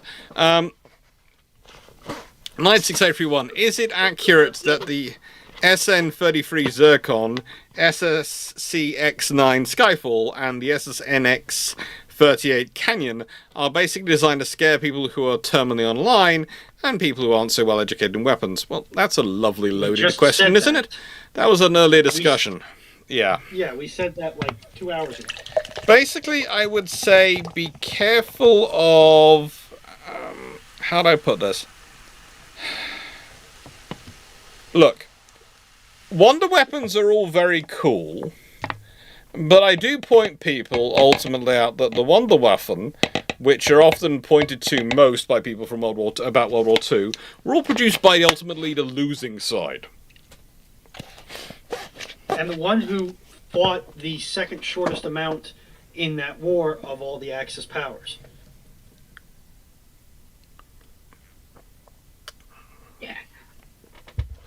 If a wonder weapon works, it's no longer a wonder weapon. Also, No, a wonder weapon can still be a wonder weapon when it works, so long as you're the only one capable of producing it. And there is no response that can be manufactured to it. If I remember correctly, the response to the V1 was planes with slightly strengthened wings going up and tipping it off course. no, it didn't need strengthened wings. No, I think eventually they decided they were using strengthened wings because it was some aircraft were doing it so repeatedly it was doing strain damage. The Mozzies were the big issue with the laminated wings. And wasn't there one of the pilots from the Transport Command who was flying fighters around the country? Didn't she become ace technically because she diverted so many of them? Probably. Yes. Yeah. They were literally at one point being hunted by the Transport Command, which, by the way, their aircraft flew around the country unarmed. And usually you'd have things like one lady pilot, because they were most often they were lady pilots, flying a Wellington bomber or something solo, quite happily, to where they were going, and they did all sorts of random things. Well, they would, but also they could fly almost anything, because they'd be kind of Lancaster one day, and then it's like, right, now transfer this Tempest. Now there's a basically, if you go down the aircraft, the pilots who flew the most different types of aircraft during World War II, you start off with the test pilots, and the next group below them are all the Transport Command pilots. Yeah. People who fly in the regular squadrons usually fly one or two types in the war. Transport Command pilots, they wouldn't know what they were flying until they turned up and then go, yeah, this is the type, here's the manual, read it, you have to get it to that base in 4 hours. Good luck. What? And the Mad Blatters actually did it. Oh, they did, and they had great fun doing it. I had a couple of aunts who did that during World War II. And one of them might have done something slightly more naughty in it than she was supposed to. I don't know which way I want to run with that statement, so I'm just going to leave it right where it sits. She may or may not have taken up the lady who she lived with her whole life, and who in my family we all knew was her special partner. You mean roommates? No. Special partner. No. Nobody before 1985 was gay. They were all roommates. No, they were. It's just in the nicest way. There's a lot of euphemisms for it, and they generally didn't discuss things. But it was an open secret in the family, and we had an extra auntie, and we didn't really care, because my family's always been on the policy of: are you a nice person or are you a sod? If you're a sod, we don't want you. If you're a nice person, we don't care about the rest. It's just labels. We prefer to judge people by their character than their labels. It works out better for us in the end, by a huge margin. Very mercenary of you. Yes, they tend to be more trustworthy. But leaving that to one side, there was always a thing of that. Technically, she seems to have invited her to live with her. The story was it was by a moonlit ride in 1942. And we're fairly certain it took place aboard either a Wellington or a Lancaster, and the other girl was not supposed to be on it with her. Oh, well. But, it's a romantic way to propose. Or whatever we call that. They were happy. I mean, it's a lot easier doing it there than in, say, a Spitfire cockpit. That could have been even more romantic in a Spitfire. You could do a loop-the-loop. Yeah. Ronald. No. Bad Ronald. Bomb. I was just going to go back to the thing about the... you taking the example of the Russian weapons that Knight more specifically asked about which I know naffle, because I can't be bothered to go and read what Wikipedia lies say about them. But my overall approach to them, this is kind of, we'll take Russian because they're the current bugbear or boogeyman. I would assume that they can produce something that can do what they claim, but the question would be the cost. Can they mass produce such a thing and have it consistent? I'm less certain. If I'm making defense plans, I'm going to make them on the assumption that all of their claims are correct. If I'm making defense more pragmatic planning, I am probably going to accept that there is at least a good chance that the capabilities or numbers will not be fielded as claimed by a regime. But that's a fair way to It's summarize. but it's kind of like I get into discussion with people of going, Britain and America shouldn't have been building battleships in 1930s or World War II. No, you absolutely do need to build battleships along with aircraft carriers, because whilst aircraft carriers are the coming weapon system, they haven't arrived yet. They aren't yet in a known quantity of how capable they are, and the battleship is. And nations do not take risks in terms of the capability. You build the battleship and the aircraft carrier. Until you're sure the aircraft carrier has arrived and is capable as people are predicting it's going to be, you build the battleship. Well, it's the whole thing of, do you risk gapping a capability? Britain did with carriers and carrier aircraft. For 10 years recently, yes. Yeah, but doing that in the 1930s, that's No. what we're talking about. Exactly, but it's more than that, because if you look at the way that aircraft technology shifted from, if you look at the fighter aircraft in frontline service in 1930 and compare them to the frontline fighter aircraft in 1940, and look at how many generations there were between those as well, that is probably, we would expect to see that with our current pace of changing things, that's 40, 50 years of development cycle. Not really. Because remember, 40 years is the difference between F-16 and F-35. A lot of stuff, like comparing to the Hurricane to the one that comes before the Gladiator, you're more looking at like MiG-15 versus F-35. Abilities are jumping that quickly. Oh yeah. But the point is that you're gapping during that sort. You're talking about having a gap of that sort of amount, where also it's things like the carrier aircraft. Okay, they could log a torpedo from World War One, but in terms of something like dive bombing and some of the other stuff, and the idea of all-weather day and night capabilities weren't there in 1930 or anything. So you really don't want to be putting everything on that, and it will be this. And I actually can't think of a technology except possibly lasers and or railguns that are as far away from being the main thing as it would be kind of then. Yeah. Right. Two questions. One, how many more questions do we have? And two, I think we'll go to midnight tonight, but that's as far as I'm prepared to go, because I've got to spend all day tomorrow on the phone to BT arguing with them, probably. I would love to say it'll be one phone call in the morning, but anyone who's ever dealt with British Telecom in the UK will know that it will be 6 hours of phone calls and phone chat and basically phone tag to actually get anywhere with them. I love the optimism. Yeah, we all know it'll be 12 hours.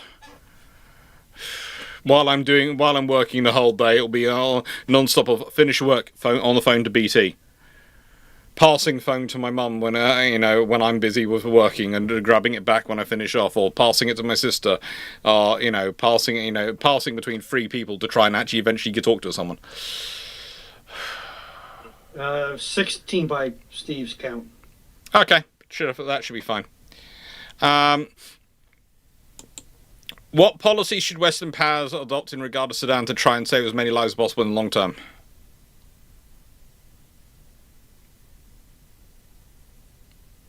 That's Policy they currently have. Basically what we have is what we can do. The other traditional option would have been do a peacekeeping force, but then you have to supply and sustain it in Sudan, and that's going to be very difficult. And our previous experience operating in that area, aka Somalia, was not exactly good. There's a reason there's a movie called Black Hawk Down. And also, I can't think of any major I can't think of any Western power capable of forward deploying forces and sustaining combat operations on their own merit that has the political appetite for an expeditionary. They have other commitments now. This is one of the things. They have other issues. In the nicest way, the European powers are looking at Europe. And even the ones which are Britain and France and to an extent Italy and Germany that do look further abroad are basically going, this is not our interest area at this point. It's not affecting our interests. We're not going to get involved. America's not going to get involved. No one else is really wanting to do it. And this is the fundamental problem, realistically. It's the thing I find always funny and nice, and I don't mean this in a rude way, because I see this various interesting things come up in Irish elections. Usually they're all in the UK. Do you get the bits filtering in, and you read the news and you go, oh, really? And one of the things that came up was that Ireland should have a bigger voice on the international stage and should motivate these countries to do these things. And the answer that came back from quite a few people in Ireland to the people making those points was, yeah, that ain't going to work, because if we're not going to show up with stuff, no one's going to want to do the stuff for us just because we're yelling at them to do it. And that's the reality. And it's, it's one of those interesting situations you have, is that there are lots of people who want to say you want to do something, but then actually do it, you need to turn up with forces to actually do it. As I regularly remind those colleagues of mine who sit there and go, well, do we really need the size of armed forces we have? I'd go, A, we don't have a big enough armed force as it is, but B, you in the same voice want us to go and intervene in this conflict and this issue and this issue. What do you mean intervene with? Your armed forces. That's how you ultimately can bring peace. And if you want to deploy them, you need to sustain them and support them and have them. You can't have it both ways. You either have them, and then if you want to use them, you have to have them. And if you don't want to have them, then you can't use them.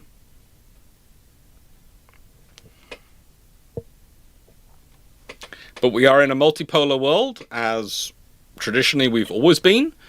And none of the regional powers also want to get involved. In a nicer way, the one who could probably move in the most if they wanted to, if they really want to get involved, would be Egypt.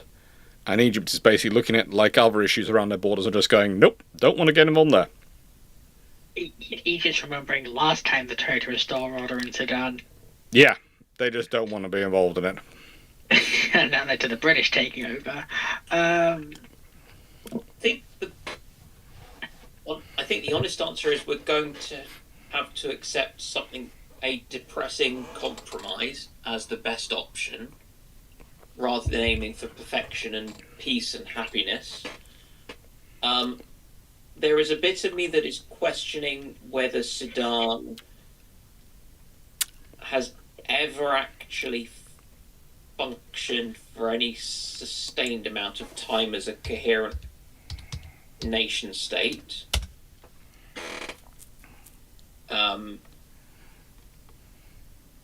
Possibly since around the time they stopped the Romans under about Augustus.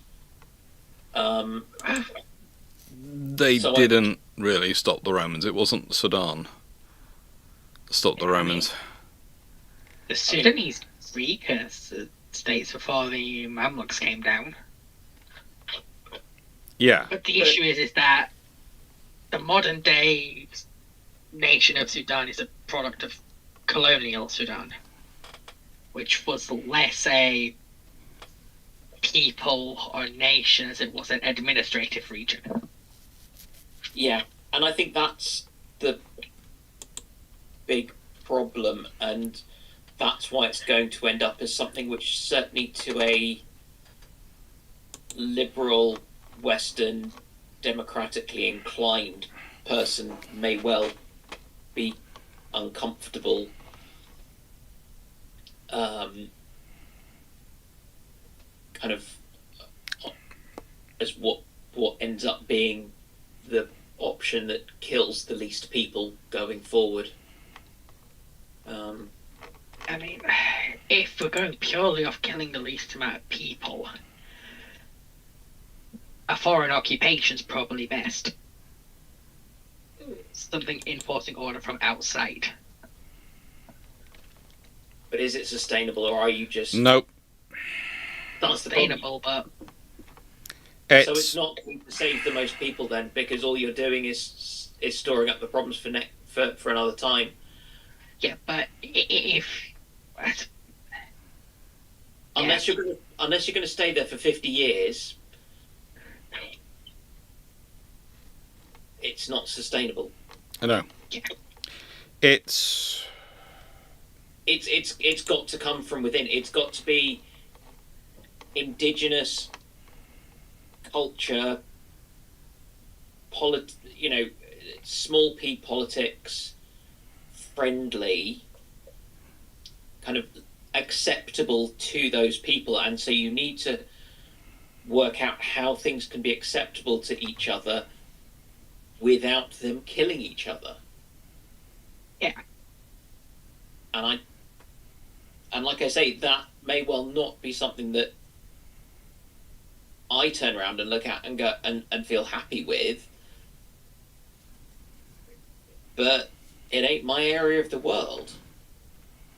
Like, the ways could freeze the conflict, like the British did with the colony of Sudan, where they essentially went in there with guns and forcefully stopped each in Sudan. I think, in the nicest way, we're circulating around the same point on this one.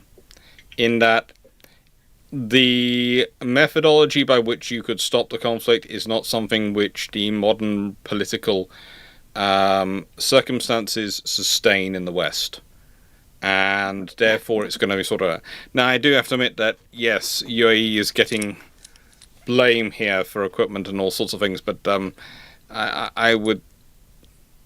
For the RSF, which is the Rapid Support Forces, and certainly the Sudanese government do blame them, but there are many issues going on, and I would say it's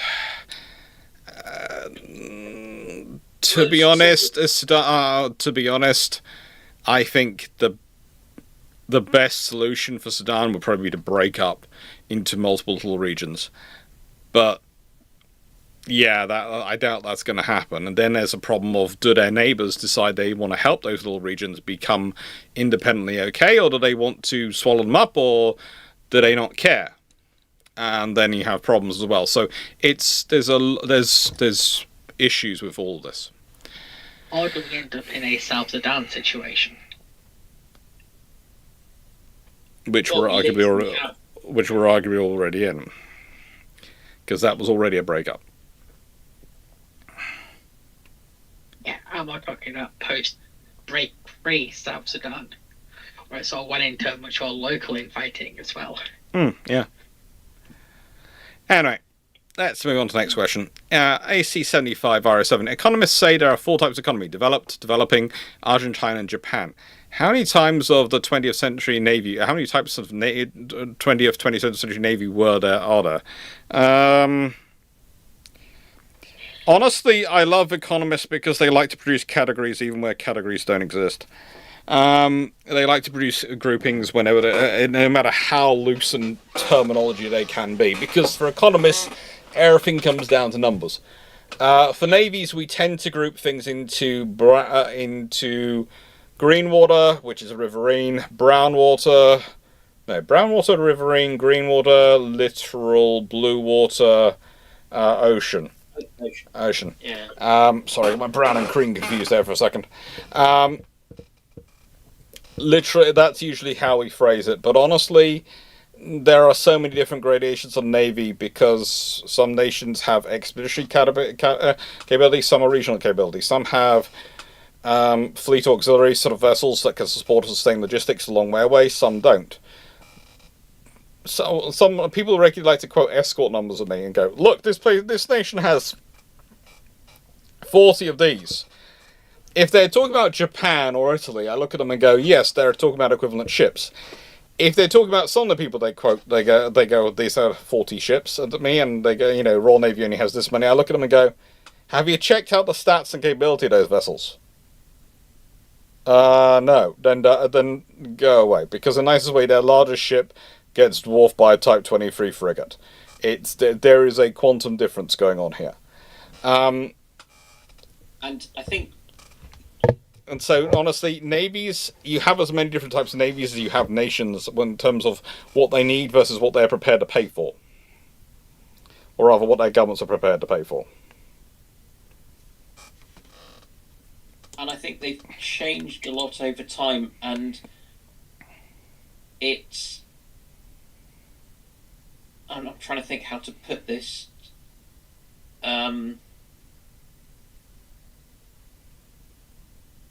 The economic lumping together, you can kind of maybe apply to a few other really big blobs of time, sort of going through the 20th century, but I'm not sure that kind of, you couldn't turn around and say our economies developing Argentina or Japan in the 1930s. That's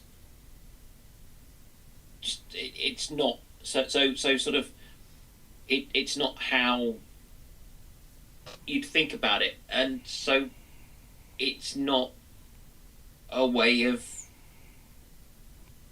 grading things, and military forces and navies in particular as a built infrastructure thing, it's just it just doesn't work, and comparisons aren't the same as it would be with economies. It's just too different a thing. Yeah. Next question. Joe Fredericks. Was the Belgrano even a threat during the Falklands? After all, it was a World War II era cruiser during the age of anti-ship missiles. Well, we're now further from the Falklands War than the Falklands War was from World War II. And still to this day, 6-inch shells are still dangerous. She was with 2 escorts, which were armed with anti-ship missiles and were capable escorts. She has quite a lot of firepower. In this way, she is considered enough of a threat. There is a surface action group heading her way as well as a submarine. So if she gets past the submarine, there's a surface action group heading the way, which has anti-ship missiles but also has other systems. So whilst we can sit back here and go, you know what, she's not much of a threat, from our terminology, the fact is, as far as the navies were concerned at the time, she was a threat. Because missiles may work, they may not. The Falklands War was the first time it was going to be a massive conflict between near-peer capable forces. And they were also the fact, but, even if they don't work, 6-inch shells definitely do work. They know they work. And you don't want those getting close to you. You don't want those engaging you. So you take it out. And it's kind of like there is another submarine watching the carrier. And whilst the carrier turns around and is heading away before the engagement can happen at that time, if she'd put aircraft on deck at any point prior to that, she'd have received a torpedo in her. Because that's what you do. You don't let them launch. Also, there is an element of she is a commissioned warship from a hostile power that has,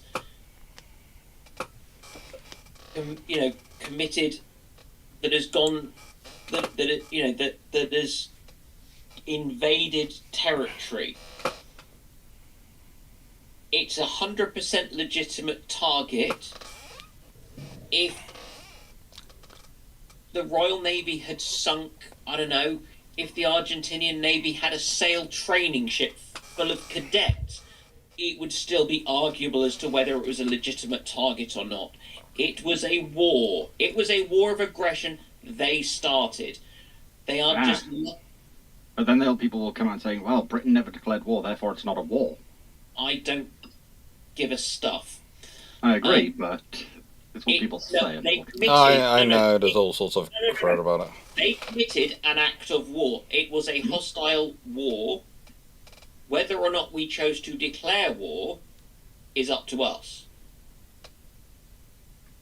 They declared war by invading our territory. That is an act of war. It is therefore a de facto declaration of war. And let's be honest, doing an amphibious assault and all the other things they did, pretty much, yeah. And one of the fun myths of history is that that I read somewhere that the British didn't put up any defence of the Falklands when it was invaded. No, the Royal Naval Party, the Royal Marines there, did put up a resistance. They fought hard.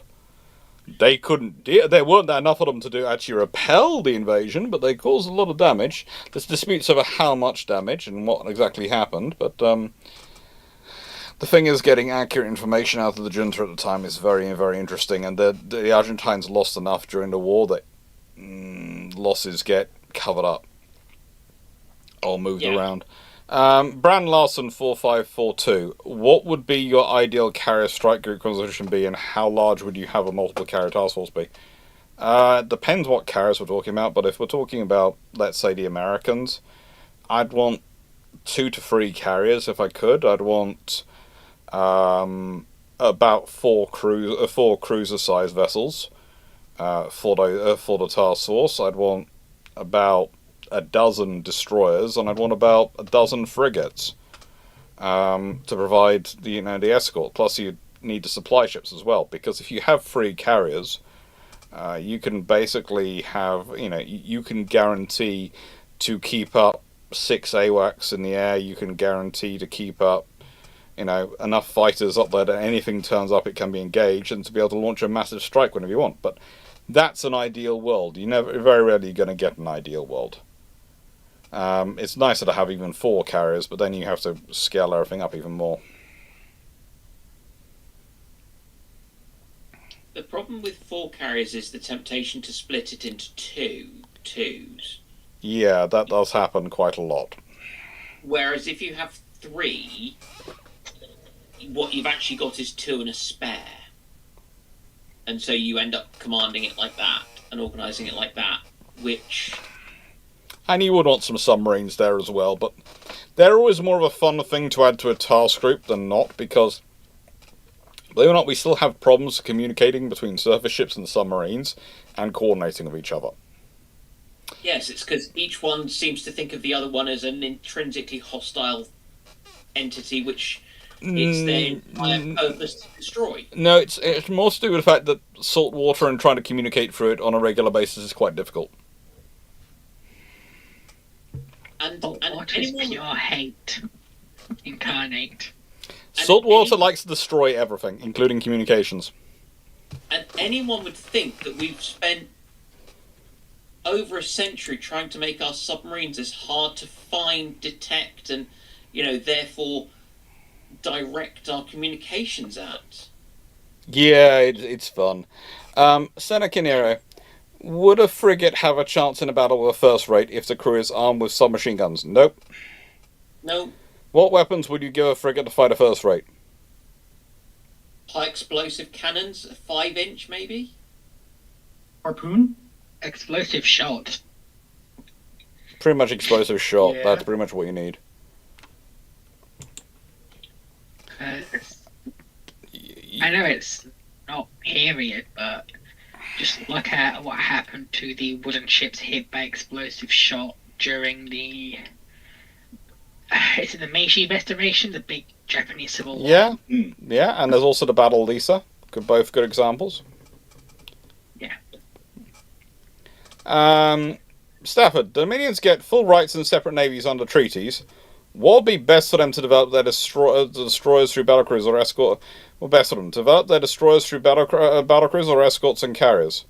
If it's in the nicest way, as I've talked about before, carriers are a coming weapon system. They aren't a weapon system. And to an extent, as a major power, you can afford to do both. Dominions would not be major powers on their own at this point.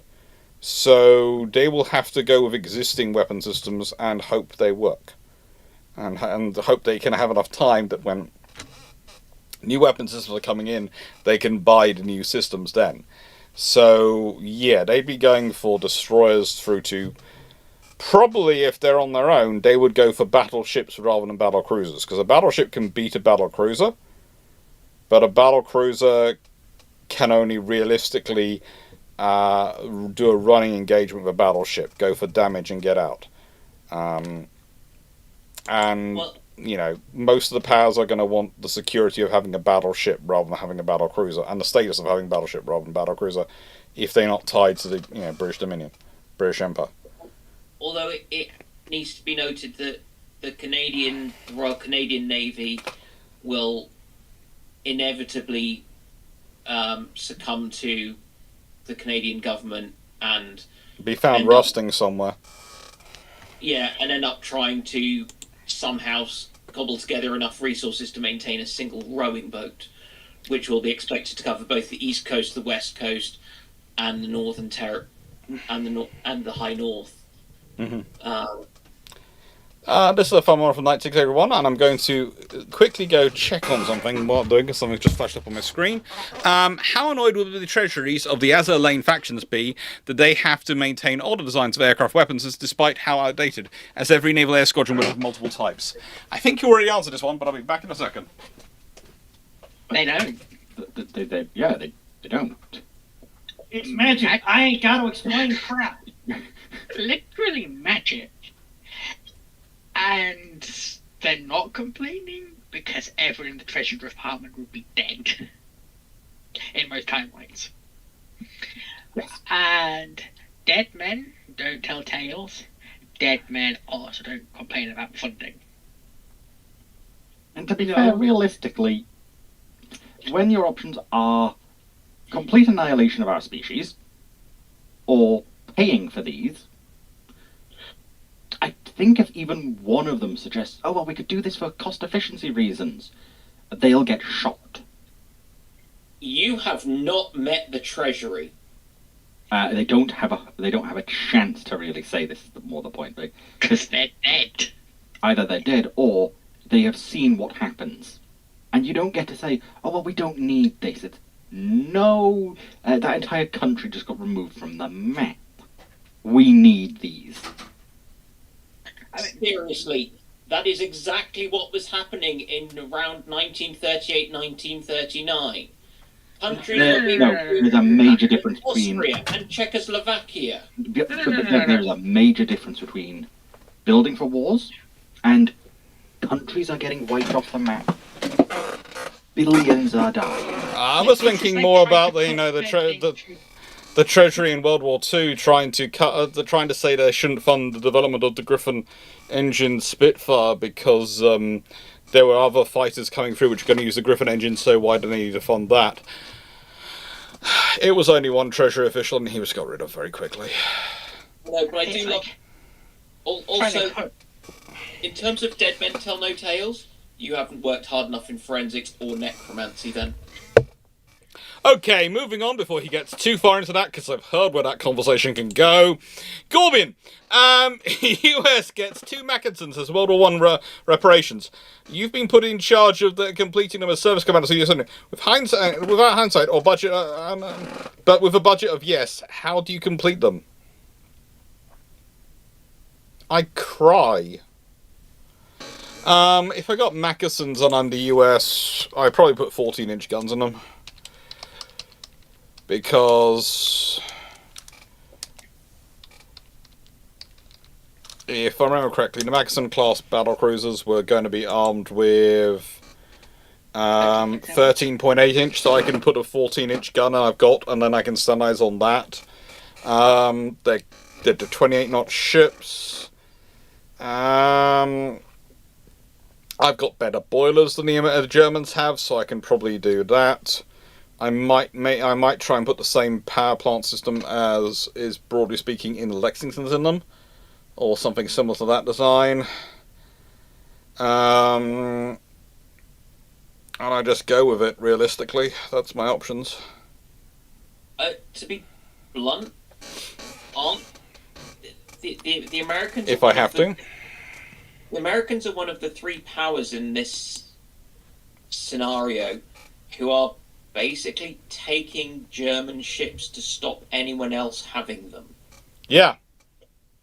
The British, the Americans, and the Japanese do not need German ships as ships. They might have some interesting bits to play around with, and they've taken some technologies in different ways, and there's stuff you can learn from them, totally. But you don't need their ships as hulls. you're actually going to put out on patrol doing ship duties. You are building better that actually suit your needs yourself. Also, remind me, haven't we had this one previously on fleets? Probably. And basically, there was an addendum added in there that basically Congress said, for whatever silly reason, you've got a Mackerson, that's all you're getting for now.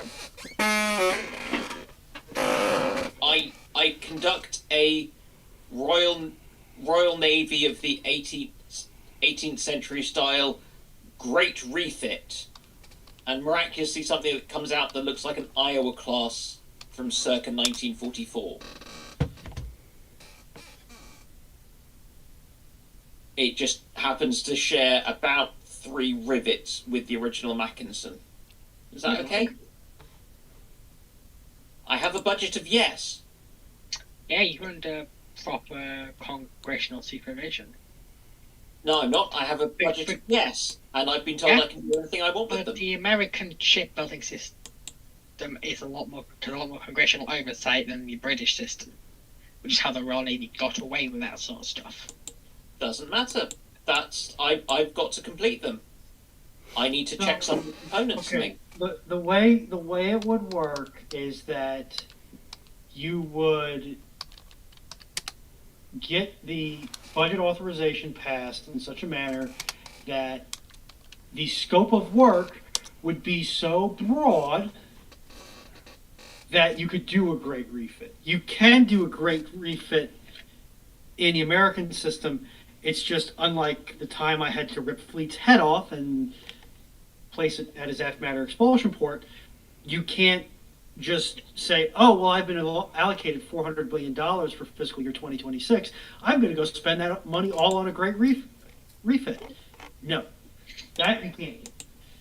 No. And the fact the question's talking about Mackinson, it defeats the point of the question to go, I'll just build an early Iowa instead.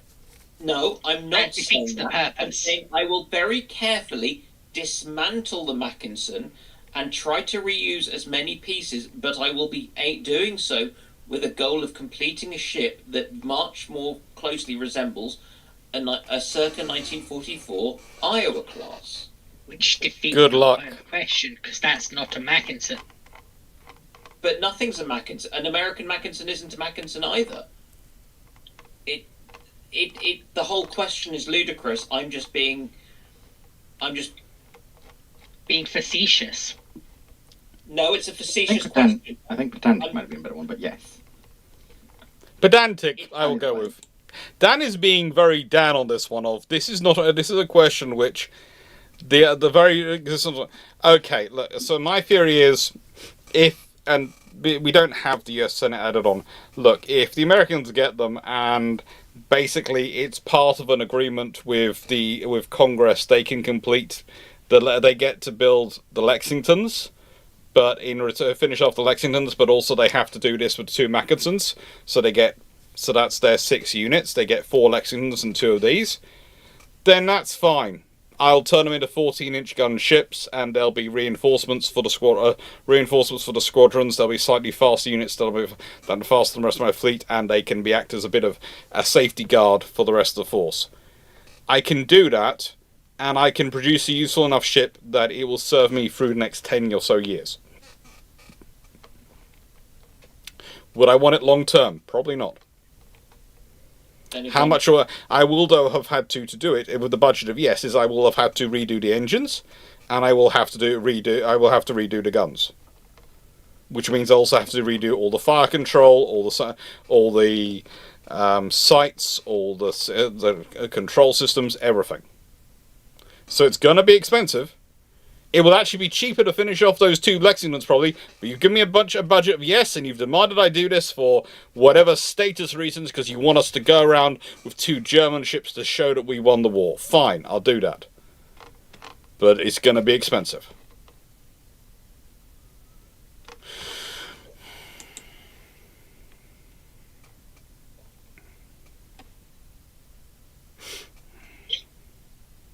I think the problem is the Mackinsons have built up a reputation in our niche kind of corner of the world's popular culture of somehow being the battleships that never were. And I just don't think they were.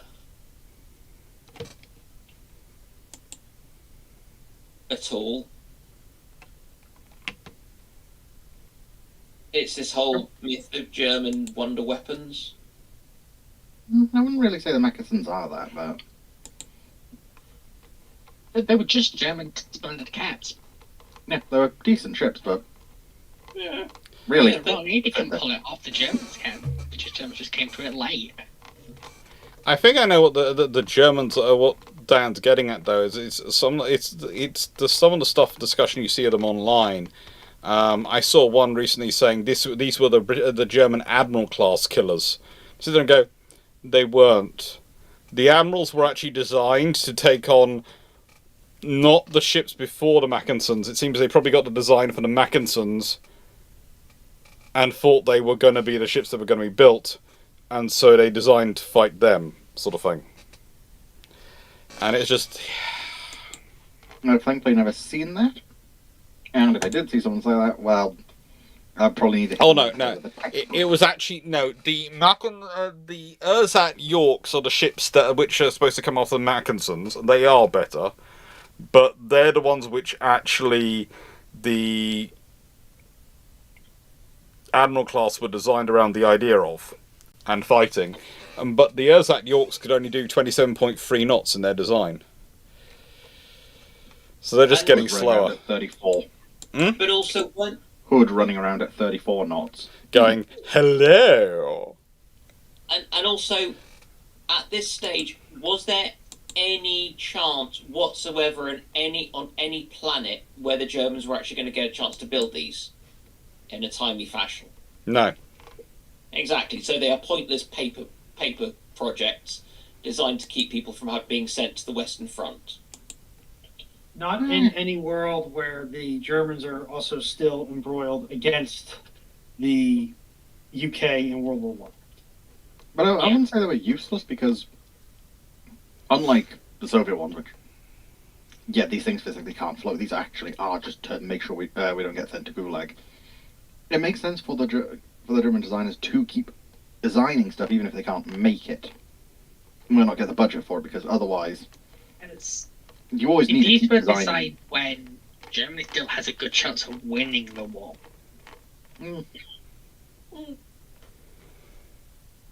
It's only when they still felt they had a chance of winning the war. I would like to rephrase that to... Yeah. It was when they still felt they had a chance of winning the war. Yeah, Yeah, I mean, If France had rolled at any point, British They probably wouldn't have kept in the war for that much longer. I mean, their chances of winning the war ended sometime before the winter of 1914. No, Yes. no. Yes. Okay, Children, you're both but- pretty. Because Also- you're forgetting how close France comes to collapsing in You're forgetting how close 1916. Germany comes to collapsing. Yeah, but if France had have buckled, Germany would have won the Western Front. And with the Eastern Front of the continent of Germany, the Also, war petered out. I'll point out I will say the SS Yorks were not designed at a point when the Germans had no hope of winning the war because the war hadn't started yet. Yeah, Fair enough. I honestly couldn't remember when they were. 1912 is their initial design studies. Fair enough. Yeah. Anyway, next question. In that case, I was just talking out of my arse with that bit. Yeah, this is the thing, though. That's the point at which we're having the fun of listening to the arguments with Dan is so much better than. I don't want to be rude about him. I'm not, but I love Fleet, but he never admits he's wrong, and would never say that. No, you can't get him to admit that he's wrong. You just have to smack yeah, him. 12 Yeah. bells out of him. I didn't expect it to be quite so much in real life until I spent a month with him in Japan. I was going, you don't even just do it online. But it was also with him having to do it over everything every time and remind him, no, we actually do need to hear you say, oops, I was wrong about that. Mm-hmm. So that we know that you actually have acknowledged that. And so you won't repeat the same mistake again. And we can think, and that, at that point we can move on. Yeah, that was really draining, actually, because it's one of the things which I find really unforgivable is when people won't admit that they might have made a mistake. Well, let's save that for the HR meeting and Yeah. keep chewing through these questions. Seneca Nero, what? That's something that annoys me and frustrates me. That's less show me on the emotional support submarine. No. There are many issues which come up on this Show Me on the Emotional Support Submarine from both me and Drac. Seneca Nero, what is your opinion of the most interesting era of shipbuilding on naval warfare? I usually go for the 1860s, sort of the transition from the sail navy, the wooden wall, to the steel navy. There's just so many different random things happening at the time. It's just quite cool. No, you're just sucking up to Andrew Lambert because his first book was on that. No, really not. Was his first book not about that? His first book was about that, yes, but that wasn't me, so I was like, yeah, well, that one. Usually I wind him up by saying it's 1920s and 30s. To his face. Brandon Larson, 4542. Have you read the book by M.P. Woodward called Red Tide, a novel, The Next Pacific War? A while back, I think I have, but I can't remember it that much. Anyone here read it? I've never even heard of it, I'm afraid. Not familiar at first blush. 9681. If the 24,500 ton, 10 350mm armed Austro-Hungarian Erzat Monarch class battleship, which World of Warship calls London, had been built, won't it be outdated by the time it's done? That noise from Dragon tells me everything I need to know about that ship. Sorry, was this from Knight? Yes. You really like that dev blog, don't you? Yes, he does. He really does. Listen, and look, my view is, needs a hub.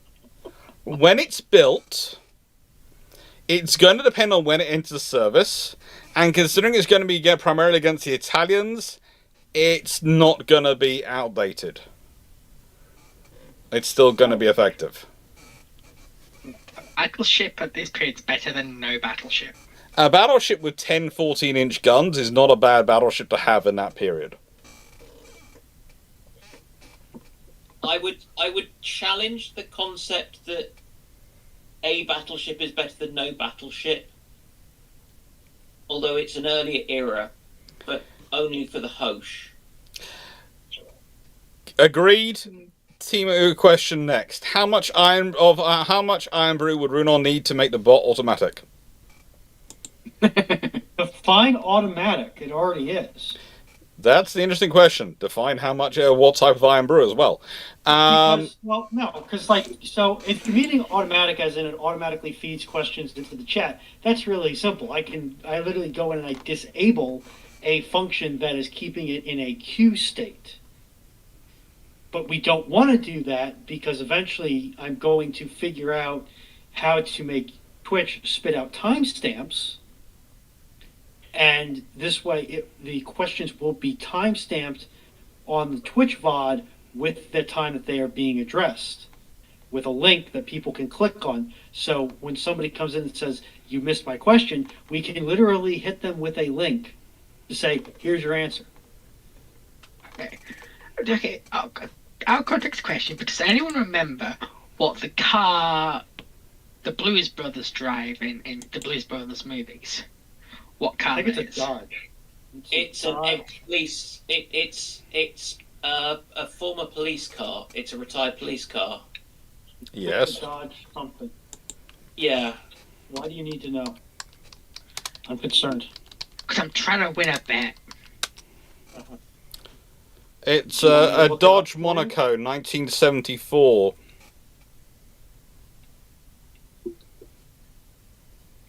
I'll get back to you in 10 minutes if I win the bet. Okay. You're playing Forza, aren't you? The silence is deafening. And nicest way, the reason I knew it was a Dodge Monaco was because my mum's listening, and she sent me through a message. It's Televoxo, it's a Dodge Monaco. Good grief, she's fast. Thank you, Clarke's mum. Also, she says that Dragon should take you out for a nice pizza and Red Bull. And she knows a pizza place in Newcastle which serves Red Bull with pizza. Oh yeah, there's plenty. The problem is, A, convincing her to get out of her den, and B, convincing her to eat a pizza. It's hard enough to get her to do that like once every like 2 weeks. Depends. Foxo, do you like haggis? No. Okay. What is your favourite meat? Turkey. Oh, then Or you want to go to Punk Pizza. You can get the Christmas pizza, which has a full turkey dinner on it. Does it have onions or cranberries on? You can have it without if you want, or you can have it with just one or the other. Okay, because I'm allergic to onions and cranberries. Yeah, you can get it off, and they do Red Bull. And spinach. And Punk Pizza has both my certification and my mum's certification of places to go in Newcastle. So it managed to satisfy both of us quite happily. Right then. Next question. What if in 1939 all British capital ships become either N3 or F3 variants depending on type of ship?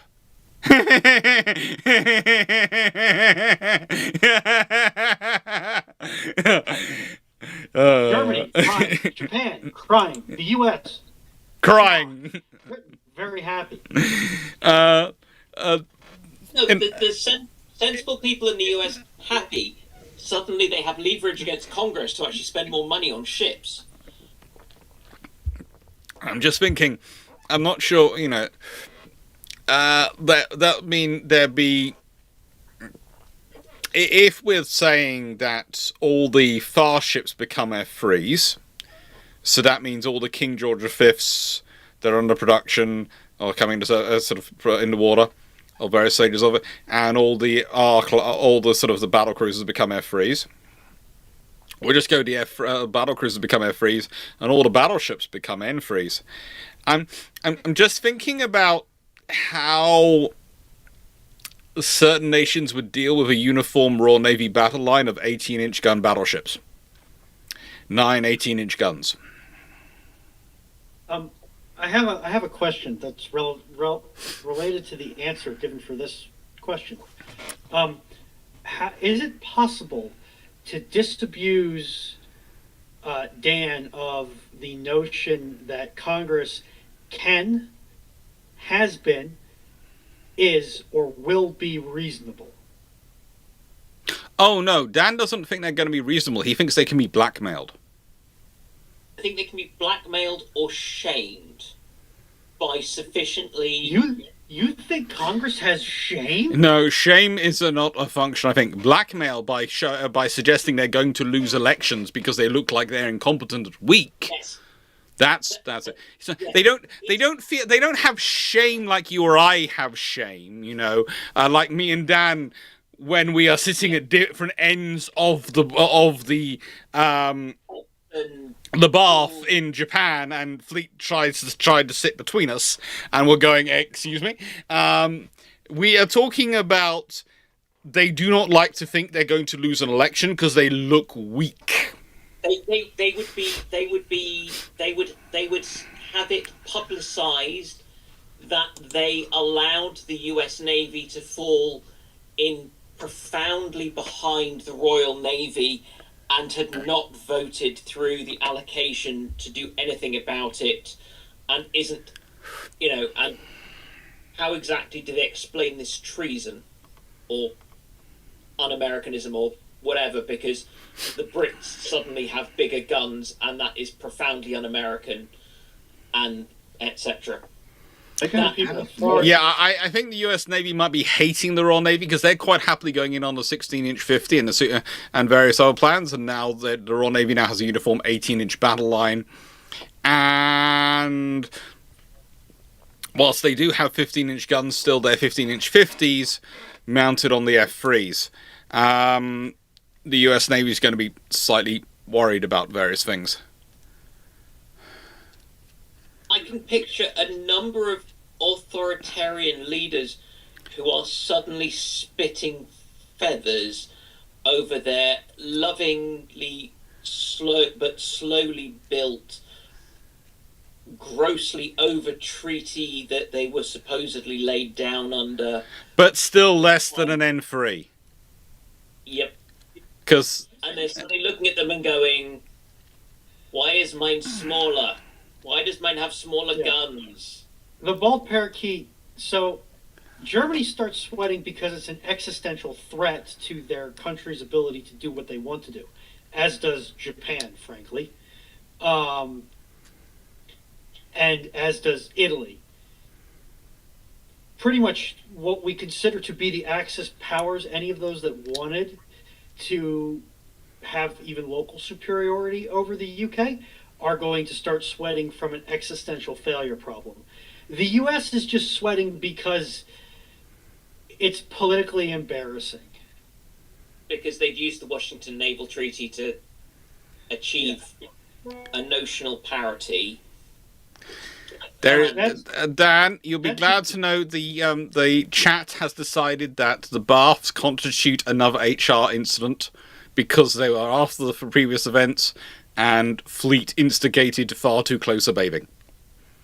Yes. So while the physical action, while the physical action is much the same, as many people could tell you, the actual impact and chemical makeup of the sweat is radically different. Yeah. Okay, Walter Burroughs. Friday was the 84th anniversary of the loss of USS Reuben. James, why did the USA declare war on Germany, and would Pearl Harbor still go on? The US. Yeah. Yeah. Like that, Germany did, like, notionally speaking, Germany could have bought itself a couple more weeks, a couple more months, if it didn't declare war. But because Hitler decided to join in without looking, he suddenly made Roosevelt's issue of how to keep supplying Europe a lot easier. Yeah. You have to remember also there's neutrality patrols going on and various other things, which is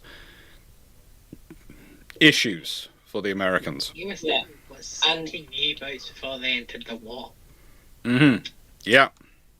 They didn't sink any. They possibly attacked because it was a series of incidents. Because at least one time it was that an RAF blind boat depth charged a U-boat.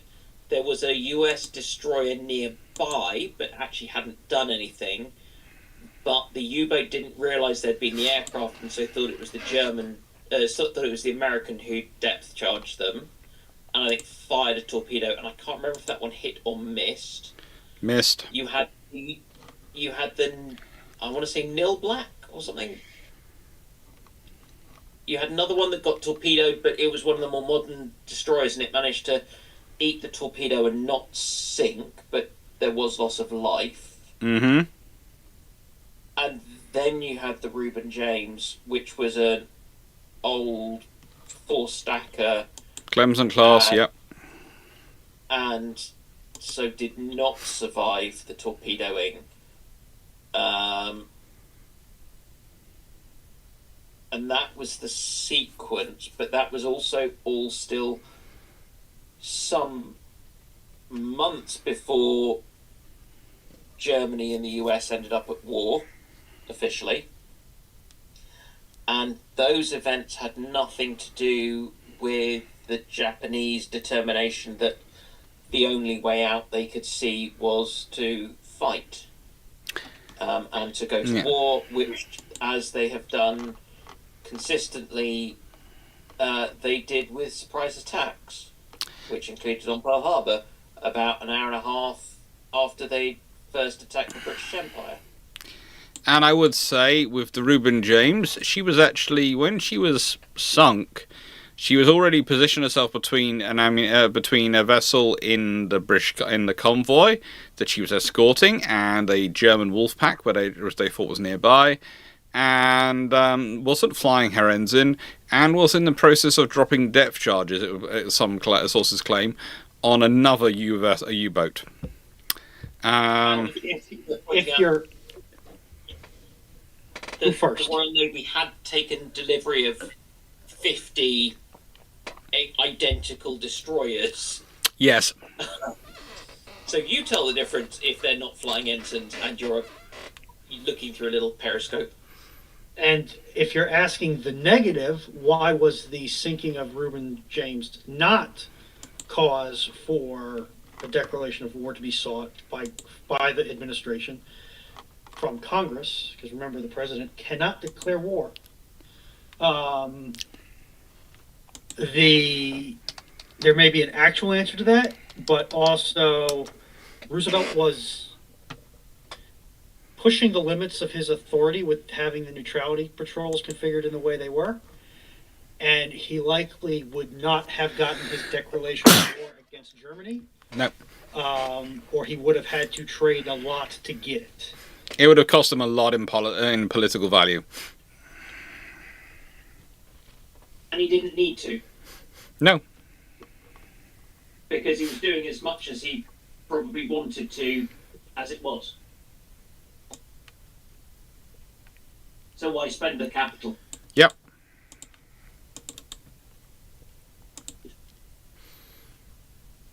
He was too good a politician for that.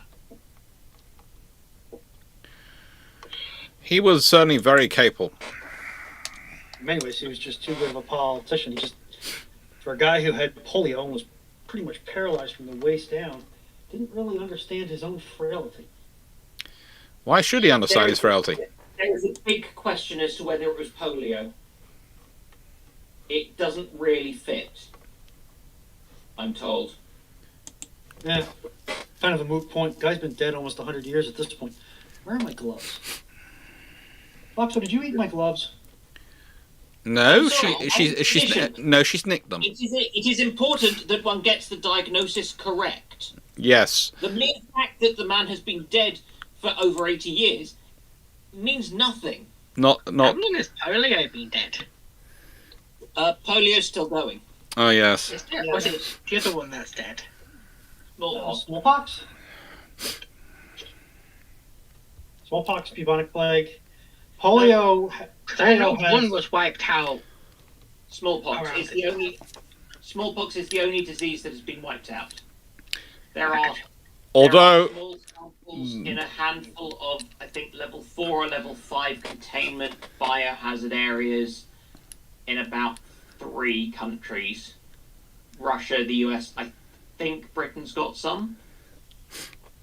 But that's it. Polio, annoyingly, there was a rumor that the CIA was using the program of vaccination as a front for something which has led to enough people in some bits of the world not believing that it's safe, so they don't take it, and so there's polio still around.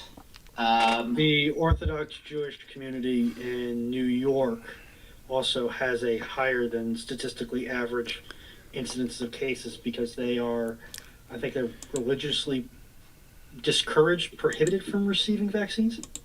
Oh, God knows them. As somebody who's vaguely Jewish, I do not understand the Orthodox Jews at all. Because the cultural stuff has nothing to do with the religion.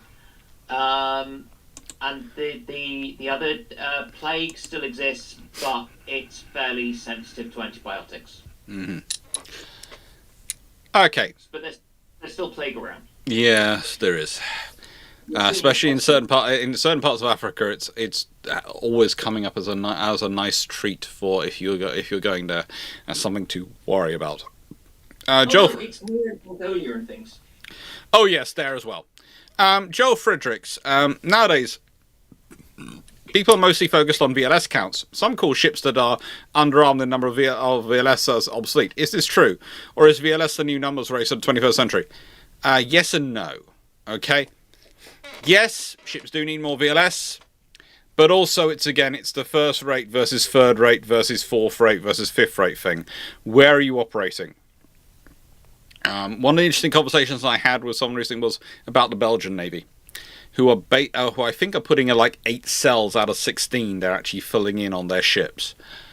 And someone went, "Oh, it's terrible." And I went, "Yeah, it is. But honestly, what are the Belgians probably going to be doing if they're taking part in NATO task forces?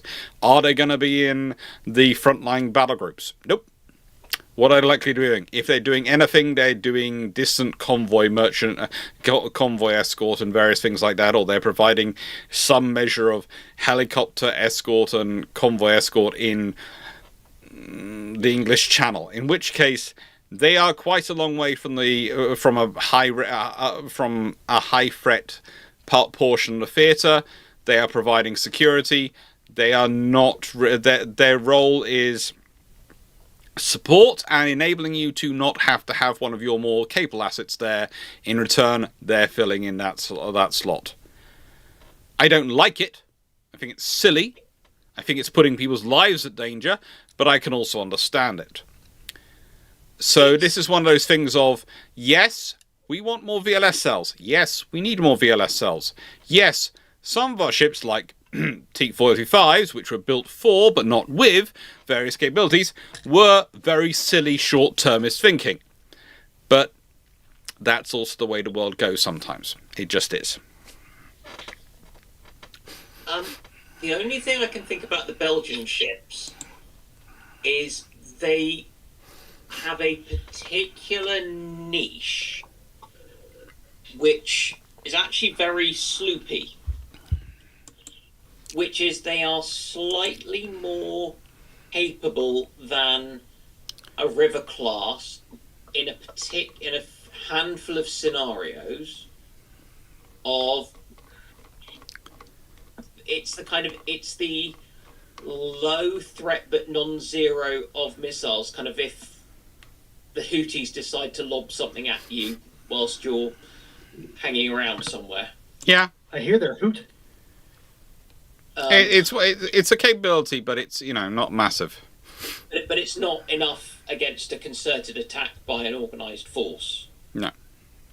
Which means that it's not going to be. It doesn't have that as a war fighting capability. It's a It's a one step up from a kind of really minor non-state actor. Is that reasonable? So it's kind of Red Sea fleeting, and that's about it. I mean, it works, given how people are still discussing should Belgium still exist, but... Well, I think the Belgians don't think it should exist, don't they? Like, actual conversation inside Belgium of, should Belgium actually exist? Yeah, Belgium is interesting, and this is speaking as someone who has quite a few Belgium friends. Depending on which part of Belgium you come from, you both don't think Belgium should exist and also think it should exist because you don't want to be divided up into the bits which you think Belgium will be divided up into. Essentially, Belgium exists to stop either the French or the Germans from having that bit of land. Oh no, there's also the Dutch. Yeah, but the argument is that Belgium, in that way, is obsolete at this point. Because the French bit wants to go to France, the Dutch bit wants to go to the Netherlands. And they're all part of the European Union. I'm fairly sure that given not too much time and effort, British bad actors could stir that up sufficiently to change that if we thought there was a real threat from that key bit of coast. The reason Belgium exists is partially because to reassure the British that it couldn't be all used against them. Yep. And so for that reason, we might end up stirring up trouble. We would never stir up trouble. The date of empire I wrote about. Yes. France doesn't need Belgium to kick the crap out of us. No, they seriously, in the nicest way. You're suggesting that the French military is in any way better form than the British one is at the moment. It's more. I mean, okay, it's less, but it's that the Belgians have got some of the best ports for staging an invasion of the bits of Britain you'd actually want to try and invade. Not that you particularly want to try and invade most of the bits of Britain that you could actually stand a chance of landing on. I mean, sure, but it's not the Victorian period anymore. No. Yeah, it's fun. Also, I'm not sure. One of the problems for we were worried about Afghanistan. We were worried about the Middle East. We had problems going on in Sudan, and we were worried about the threat from the Russians. And there was also hinky stuff going on with China. Yeah, totally different. Oh, and also South America was full of unstable banana republics. It is because in the Victorian period, Britain was relevant. In the modern era, Britain is not. True. No. You're not true that at all. In the nicest way, look, I do realise there is a catchy phrase going out there that Britain isn't relevant anymore, and there are certainly arguments with governments in the nicest way as they go forward that we undermine our own relevance in the world. But love us or hate us, we are one of the world's largest economies, and we are one of the few nations which possess a viable nuclear deterrent. And fear, at least on paper, when we properly fund it, we have a global strike capability with our carriers and an expeditionary force capability with our armed forces. Yes, we don't maintain it as well as we should do, but it's there is. What I try to explain to people is, we are not maybe as relevant as we used to be, but there is a big difference between not being as relevant as you used to be and being not relevant at all. And the trouble is, people treat it as a yes or no, a binary decision. You're either relevant or you're not, when actually it's a sliding scale. Depending on the circumstance and context, you can be very relevant. Depending on other circumstances, you can have no relevance at all. And that is, again, the reality of a multipolar world. That is the situation. It's in a bipolar world like you had during Cold War, it was very easy to be one or the other. But in a multipolar world, everyone has a degree of relevance depending on the context and situation. And some nations have more relevance than others. It doesn't mean they are now, in Britain's case, it used to be the most relevant nation in the world. It no longer is. But that doesn't mean it's not relevant. Does that make sense? Yes. I was going to say, But we're also not a superpower anymore. We never were a superpower. Superpower is a modern thing with nuclear weapons. We were a global power. And we still are a global power. Superpower has come in above global power, not replace global power as a phrasing. Global power means you have a global capability of expeditionary capability. Believe it or not, there are superpowers which aren't global powers. You, Russia. That I understand, but we're not really even a global power. We are. We've got global strike capability, but That's the requirement for global power, being a global power. That's we're also still a very major economy, and have things. So, and a lot of research and development. Are we one of the Are we one of the top 3? No. Are we in the top 10? Pretty certainly yes. Out of, what, nearly 200 countries? So yes, we are still relevant. Top 20, maybe. We're the 6th largest economy in the world by GDP. That means you're smaller than California. Yeah. We're behind US, China, Germany, Japan, and India. And we're about the size of the state of Oregon. And GDP is not a good measure of... is a snapshot. It's not a good measure of an economic strength. Yeah. Because we're also running off a lot of the imperial legacy, not actual modern influence. Are we? Yeah. Still? How so? I don't I mean, think you're I'd argue that a lot of our relationships with African countries, especially when it comes to us still minting sort of like Kenyan currency for them, and then be attached to the Royal Mint, is a source of a lot of influence in the region, and is purely a colonial legacy. No. I'd say Because we also doing it for we also do it for countries which were formerly French colonial powers, French colonies.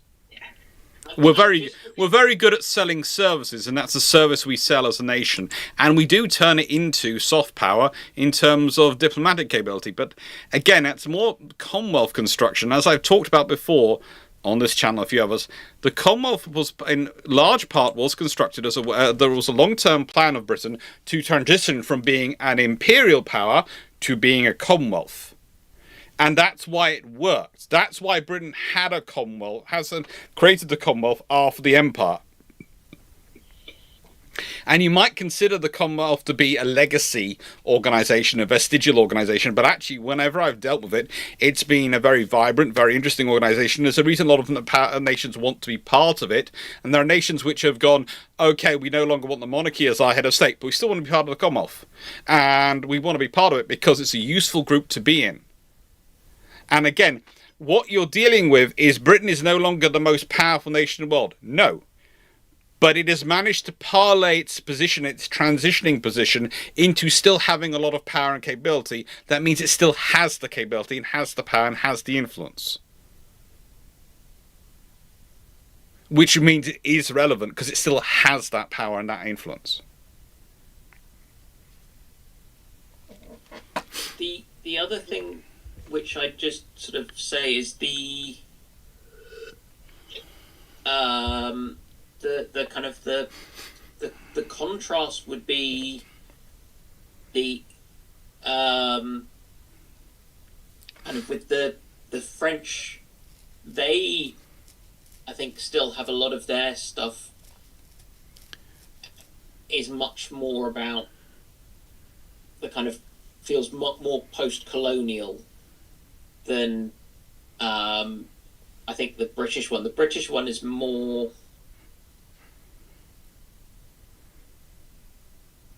actually. I think it feels more deliberately less imperial. I think there is a consciousness of that is actually avoided. And yeah, minting currency I wouldn't see as being of any real significance. You're just providing a service. It's who builds your mobile phone.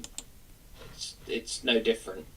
If it's something you're going to choose to outsource, it doesn't matter who you outsource it to, really.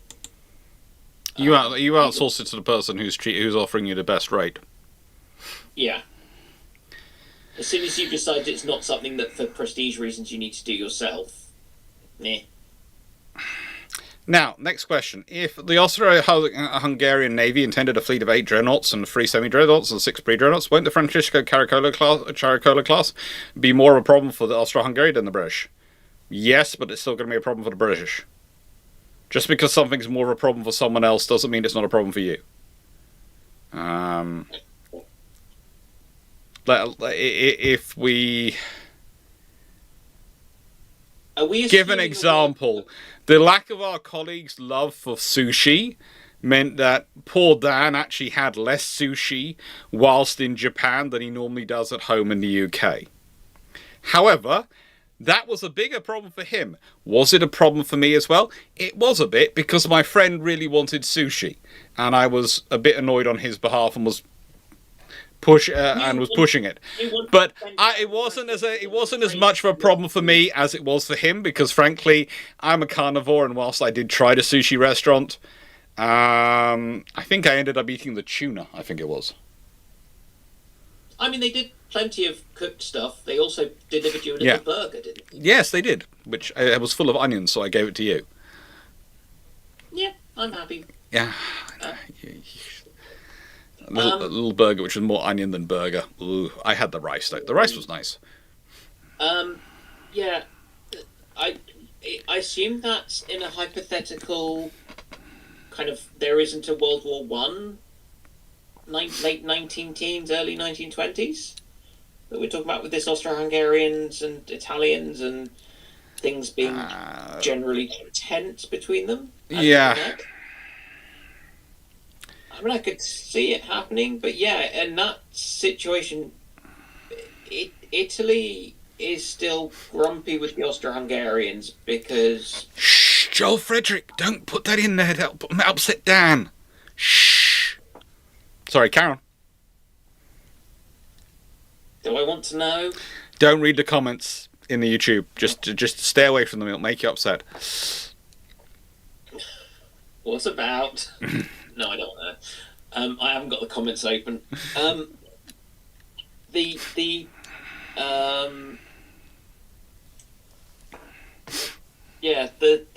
the Italians were supposed to be on the same side as the Germans and Austro-Hungarians in World War One. They were supposed to be part of the Central Powers, but then decided they got a better deal from the Allies.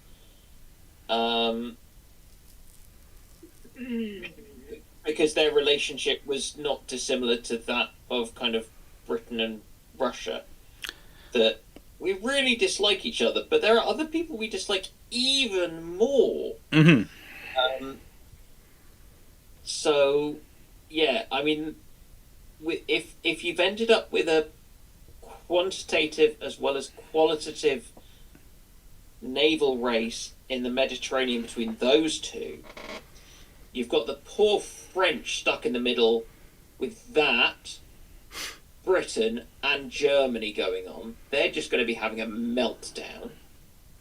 And if Austria actually probably gets into a qualitative race, then they add into the qualitative race, which is already going on between Britain, Italy, America, and Japan. And as I'll sort of say, Austro-Hungary is the also runner, not Germany, because Germany doesn't want to push the quality up, because that pushes the expense of the ships up, and that gets them into a point where they have to start arguing with the army over money.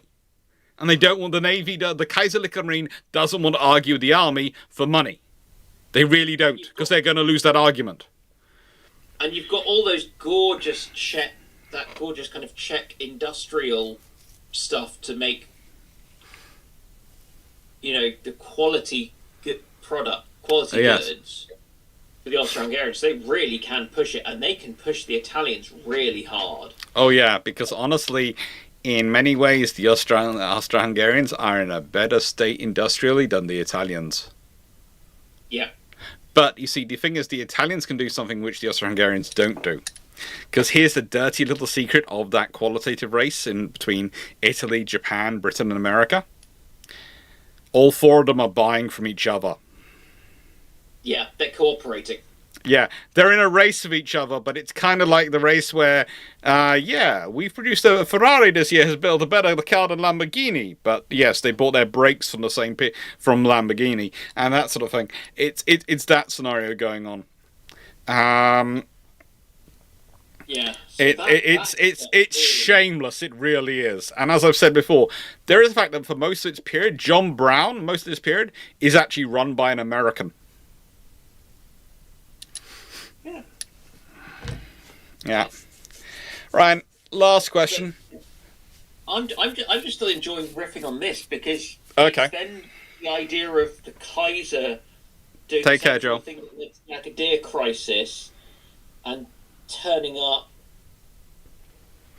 during not at a period when it's all pre-dreads and the Royal Navy just happens to turn up with, I think, more ships than everyone else has in their entire navies put together and going, oh yeah, this was just the squadron of stuff that was on hand to come and say hello to you and actually Yes. mean it. But having that again with dreadnoughts in the Mediterranean, that's just... Yeah, basically the trouble is if they really start producing a lot of ships, the Royal Navy will feel they need to respond as well, in which case they might actually start maxing out capacity and you might not have shipyards closing down in the middle of a naval race. We're going to have to think of a new Yeah, slogan other than we want ace and we won't wait. So, do you reckon this sort of timeline you see the French bite the bullet and go external for ships? Since they just can't when it comes to dreadnoughts. The problem is, who do they go to? Maybe the Americans? The Americans or the British? They're not going to come to the British. They might because of the Entente, to try and firm up the Entente. That might be, they might use that as a thing. The Entente and France isn't exactly rolling in the money, and the Americans actually be quite expensive when it comes to buying stuff off them. The Americans will charge through the nose. Yeah, but the British will charge pride. Yes. Yeah? Do you prefer France is surprised they're able to put away pride when it needs to. No, this is... No, that's... Look, my theory is the first class will... my theory in this one will be the first class will be American and the subsequent classes will be British, because after they pay seen the bill for the American build ones that go to that's when they'll feel like sacrificing the pride. Okay? That's the scenario. They'll go pride first. We want it will buy American, not British. See the bill and then afterwards go, okay, next one's a British. Well, no, so the other possibility would be that they get British in the same way that was it Vickers or Armstrongs who basically ran Spanish naval shipbuilding for a few days. Yeah. I could see the French doing that. So essentially getting a company like Vickers to come in and probably contract with them, say you'll improve some of the French yards or just develop a whole new French shipyard under their management, but also quietly be building quite a lot of the components in Britain and shipping them over, but building the ship in France. There's another option. Hmm? You build the hulls in Britain and you fit out in France. I'm just thinking, France's whole issue with the dreadnought race is infrastructure debt. Yeah. And you don't build that quickly. No. Like, they'll probably do both. Buy in ships and get a company like Vickers to set up a subsidiary.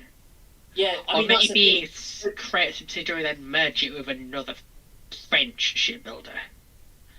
Like what the Japanese did with their branch of Vickers. But I could see... Which explains why BAE still has today's shares in a major Japanese manufacturing firm. We'll leave that to one side. Please tell me BAE is not a subsidiary of Mitsubishi Heavy Industries. It became a meme whilst we were away. No, technically the shareholding, if I remember correctly, goes the other way. Still, it doesn't matter. It'll be both. Oh, God. I think it's a mutual thing, isn't it? Yeah. Because Mitsubishi Heavy Industries bought in a lot into BAE with the Tornado and subsequent projects. Yep. And BAE bought into them a lot when it came to various projects for Japan. And yes, so basically there is quite a heavy friendship out there, and I think BAE Japan's the branch of BAE in Japan is basically a 50-50 subsidiary of both. Essentially, whilst we were away, it was realising that it basically was a meme that everything is a subsidiary of Mitsubishi. In the small print of pretty much every company we visited, somewhere would be a subsidiary of Mitsubishi Heavy Industries. It was, and even the restaurants. Yeah, in the same way that Småland is less a former ship of the Swedish Navy as it is a former Bofors naval catalogue plaything. It just felt, yeah. But anyway, it feels like that kind of buying in, letting a company come in like that would be more culturally acceptable. And given that it's capital ships, I know what you're saying about kind of the price of pride and things, but I just, it's one of those things where there is the prestige attached to that, and that is part of it, because you're not actually lobbing lumps of metal at each other. It's the appearance of it that's important, and that's why those nuances might be significant for France, and it'll actually do France better if they do buy in an outside company, because they have certain issues with their own ones with a lot of history. So okay. Everyone wins. Next question, therefore, and the last question for the evening. This is Brandon Larson's question. So, YouTube Minecraft Watcher and I were talking the other day about US Navy potentially building second-rate carriers comparable in size to Queen Elizabeth class in order to get more of them alongside the CVNs. Would this be practical? Yes, it would be. The main trouble the US Navy has with building those ships is kind of like anything you build in that scenario, is that someone's going to do a price comparison between them and the big fleet carrier, the things like the Ford class, and he's going to say, well, this thing is 80% as capable, but is only half the price or something like that, and we can get this many for this much, and then he's going to overwork them to death. Basically, for the USN, having what they used to have was a surge capacity which came from their older conventional carriers, conventional supercarriers, and on top of to back up the nuclear carriers, and you could have them sitting in reserve. In a way, you can't really have nuclear carriers sitting in reserve, because of the way nuclear carriers have to be maintained and watched because of the reactors in them. And remember that thing we said earlier when we talked about nuclear reactors, in that you have to maintain them and look after them and watch them? Well, that goes for them for full life. Even if they're sitting in reserve, they have to be watched and taken care of. So it's a thing of, it is an option. I don't think the US in its current form would go for it. But I could see, if the world situation got very interesting, I could see it happening, whereby the US goes, well, we can't really increase the rate of carrier production, nuclear carrier production any faster we're doing, because we can't turn on a nuclear carrier yard that quickly, but we could build a conventional yard that quickly. And I could see them probably coming to BAE and nicking and going off with the there was the Catabar variant of the Queen Elizabeth class, which was designed for the French, but as the PAV2, wasn't it? Which was then cancelled by the French, and they've now gone for the PANG, which you could actually design. You could actually turn into, that Catabar variant of the Queen Elizabeth. You could turn into quite a successful design for that sort of scenario. But yeah, it's like for Britain. If you wanted to make the Queen Elizabeth class really sensible and really work, you build 3 LHDs, which have the ability to also launch their F-35s, and you have 5 ships, and that was what was originally on the concept cards. But as is typical with the British government, it's they change their minds halfway through, and so instead of ending up with 5 ships with with flight decks can operate the same air group, so it makes sense of having the F-35B and going down that route. You end up with 2 carriers. Also, the US kind of just has. They also have the America class and those sort of things, so that's often used as people use their example as their second-rate carriers, but they're really not. They're really busy doing other things, and the fact is the taxing of using them in that role has caused some of the issues which they've been dealing with for the last few years, which is one of the reasons why, again, the British carriers turn up to say hello to Japan quite so regularly now. I suppose the question would be, because I was just listening to the podcast from USNIO from there were a couple of them from the last couple of months, about conventional submarines. Mm-hmm. And I can see the argument for conventional submarines as an addition to nuclear boats. Yes.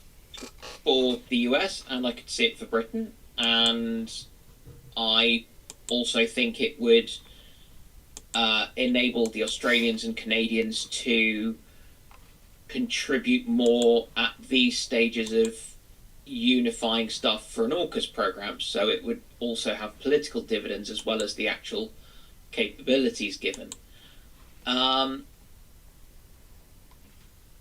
But for the US, I am not 100% sure I see what they would want a second tier carrier for that they can't use other assets for, or if they decide they just need more, they would be better off just having more, saying they just need more carriers, accepting they can't get can't speed up nuclear, and just having another big conventional carrier. The thing is, having those conventional carriers is basically a force multiplier. Basically, it's you going, right then, I want to be able to deploy multi-carrier task groups, and currently with the number of carriers they have, and that is one of the troubles, is the rate of production for things like the Ford class and Nimitz class. You only have so many ships. It's when you realise that Nimitz is on her last patrol and is about to be deactivated, and she has been in service for over 50 years. She is supposed to be decommissioned at some point in 2026, and she was the first commissioned in 1975. She was launched in 1972. We're talking about a ship which is approaching 55 years old in what we call Asia. She was laid down in June 1968. She is an old ship. There are older than me. Yes, there are 9 other Nimitz class vessels in service. In service, and they're going to stay in service. But then, if you look at the Ford class, well, there is one in active service. John F. Kennedy isn't expected to commission until 2027. So you have roughly 11 carriers at any one point. Realistically, you should probably have 12 to guarantee 4 available. But that gives you 4 guaranteed available. If you want to surge vessels, if you want to multiply them on station, you then have to disrupt maintenance schedule, refueling schedules, all those things. That if you consider when the Americans surged them for the Gulf War and various other wars, how much of a ripple that has long term in terms of availability, because ships suddenly get bunched together in terms of when they're going to be maintained and refitted, and you don't have to match lots of space for it. That's a problem. So having, let's say, 6 conventional carriers sitting around, which could also last for 50 years. Sitting, especially if they're sitting in a reserve capacity and only activated when you need them, especially if they're gas turbine ships which use the same system, the same turbines as you have in the escorts and those things, you can just go, oh, frigate, we need extra couple of carriers on station for this to support extra, to give us a larger air group and give us more flight decks on this operation. Okay, well, we can detail one of the nuke boats and we can get 2 of the gas boats out, gas ships out there. And then you have 4 carriers on station for the operation, for the surge. And for America, when you consider how often they do have to surge vessels, how often they do have to respond to crises and have to leave other positions which they'd rather not leave, and how often they're having to face issues, having a scenario where they have four gas powered vessels sitting in reserve status, and 2 adding on to the forces available, and being able to activate the reserve when you need them, suddenly becomes a very useful, very interesting addition to as a force multiplier. It does. It just feels as though it's. And I know it'd be better to have more nuke boats. I do realise we better to have more nuke ships, but the trouble is they're expensive and difficult to. And you, honestly, to build more and upgrade that rate of production, you would have to do a lot of work. Yeah, honestly, I think the other thing with it is, and I do not in any way disagree with the arguments about needing the surge capacity. What I think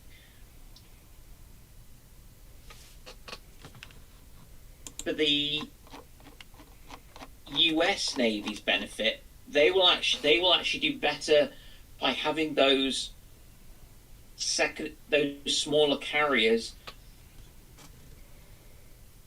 belong to people like Britain and Japan and other people, and just concentrating on the CVNs and trying to increase the rate of them. The problem with that is that that's presuming that your interests are always going to align with your allies, and they're always going to be available, not have their own things to go and do. That's why you need to have I mean, that is a cost, but as in... And ultimately, it's a nice thing on paper to rely on allies, because remember the Americans have the 1,000-ship Navy plan from a few years ago, which was basically relying on allies, and now they're rebuilding a whole load of capabilities because they found allies were also cutting those capabilities, and in nicest way, sometimes you want this asset, and the allies have that asset, but that asset is operating somewhere else, and it's not available when you need it, not where you need it to be, and to get it, and all those things. So ultimately, you can only control and only rely on the assets which you actually own and you actually crew. Yeah, and it's just the problem is you're either going to be building high quality big warships, which is gonna that's competing with your LHA pipeline, which is already behind and overworked. Now, yes, it is easier to expand that than a nuclear kind of pipeline of production because of the... Well, if you consider that there were 6 years between the commissioning of Reagan and Bush, there were then 8 years between the commissioning of Bush and Ford. There'll be 10 years between the commissioning of Ford and Kennedy. Getting slower. And this is the trouble with the nuclear pipeline. This is where the problem comes in. Then you've got Kennedy to Enterprise is supposed to be 2 years. It was, scheduled to be launched in November 2025. I think, if I remember correctly... Hello? It was... I'm Hello? just... Hello? Okay. Now, all of a sudden, my mic has started to pick up again. That's fantastic. That's good. So, can I horn in here for a second? Yeah? No, what would you go about? Making my neighbors think I'm slightly sarcastic? Yeah, carry on. Newport News Shipyard, which currently right now is the only CVN-capable shipyard in the United States, I've heard enough horror stories from there that I'm surprised the place hasn't burnt down. Oh, yeah. From various weird, wacky, and wonderful electrical faults. So while it technically has the capability to build CVNs faster, Huntington Ingalls, Northrop Grumman have not put the money into keeping the infrastructure up to the degree that I think the bean counters in DC were intending them to do with paying them extra. maintain That they were business hoping capacity? they would if they paid them extra. This. Instead, they took profits and rather large dividends for their directors, like happens with pretty much every other company which governments do this. Which is why you end up with me, who is, as I've said before on this point, is basically centre right, is pretty much conservative, but of the school which is the oldest version of conservatism, which was the belief that you didn't do anything based on ideology, you based in reason and evidence only. As the world is full of real people, not ideological, not popular, not ideology and theory. Sitting there going, you know what, raw dockyards are actually not a bad idea, especially if you're a single source customer to a single source supplier, and you are theoretically paying that company to provide you excess capacity, etc., and they are a profit organization, because whilst profit is not a dirty word, when you're in the case of them not having any competition, the ability to make profit without having to suffer the limits of the free market become very, very attractive. You either do that, or you accept you build your ships, construct ships, and not just in your own country, which for many governments is not a viable political consideration. So therefore, you are left in a very big problem. And personally, I would rather not see U.S. tax dollars spent on making American cheese Queen Elizabeth. Mm-hmm. Even if you make the long Elizabeth, Mm-hmm. I'd much rather see those dollars spent on making essentially a conventional version of whatever class of CVN is currently on order.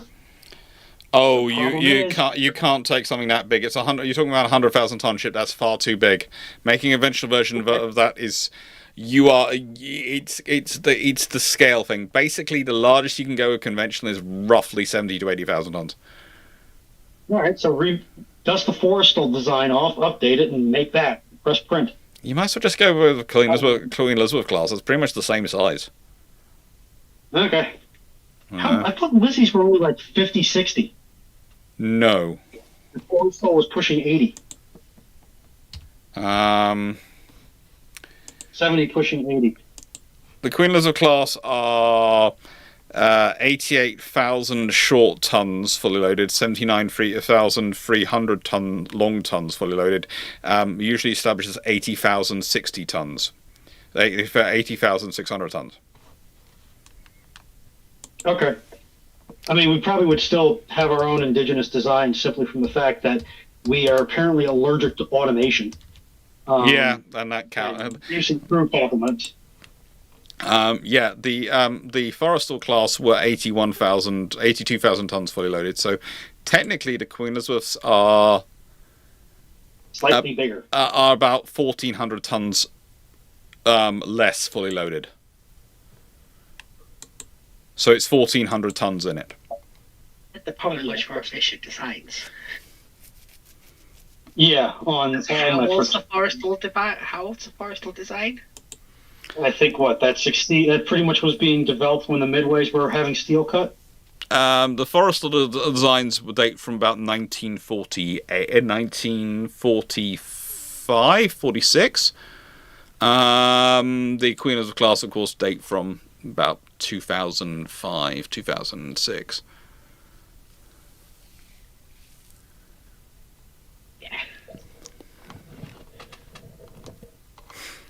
Forrestal was good, but she needed to go by the time we got rid of her. Interestingly enough, the Royal Navy officially built and designed the two Queen Elizabeth class carriers in the time it took between the last of the Mitz class commissioning and the first of the Ford class entering service. Although technically, of course, Prince of Wales isn't commissioned until December 2019, but there were delays due to governments paying for shortages. But technically, yeah, they could have. It was being built more quickly.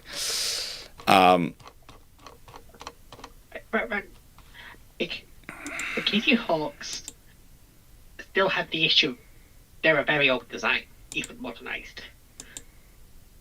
Yeah, it's a case of the Americans.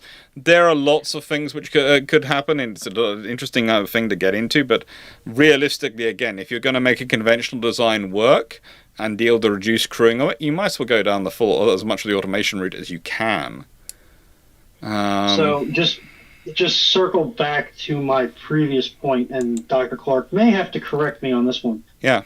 To my knowledge, there are precious few shipyards in the United States that can construct a vessel too far out from 20,000 tons, especially one that's going to require the crane support that a carrier is going to require.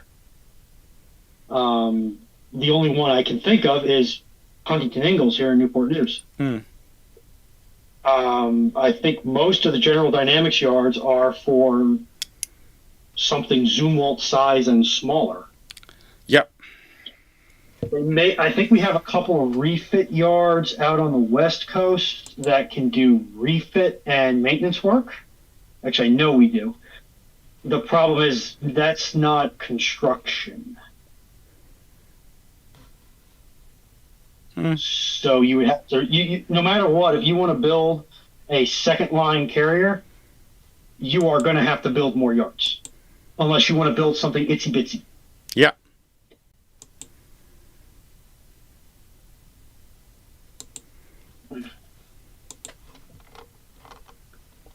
Which I'm not opposed to building something itsy bitsy. Itsy bitsy can be quite useful. Mm-hmm. But then you're kind of going into a third rank and fourth rank carrier, and thus outside the scope of the question. You're basically building the LHAs. Anyway, I think that is us finished for the evening. I would like to say thank you to everyone for being here. Thank you to all the chat for being here. It is an hour and 10 minutes after we plan to finish. Yes. So one of us needs to go to work tomorrow. One of us needs to argue BT, and three of us also probably need to go to work tomorrow.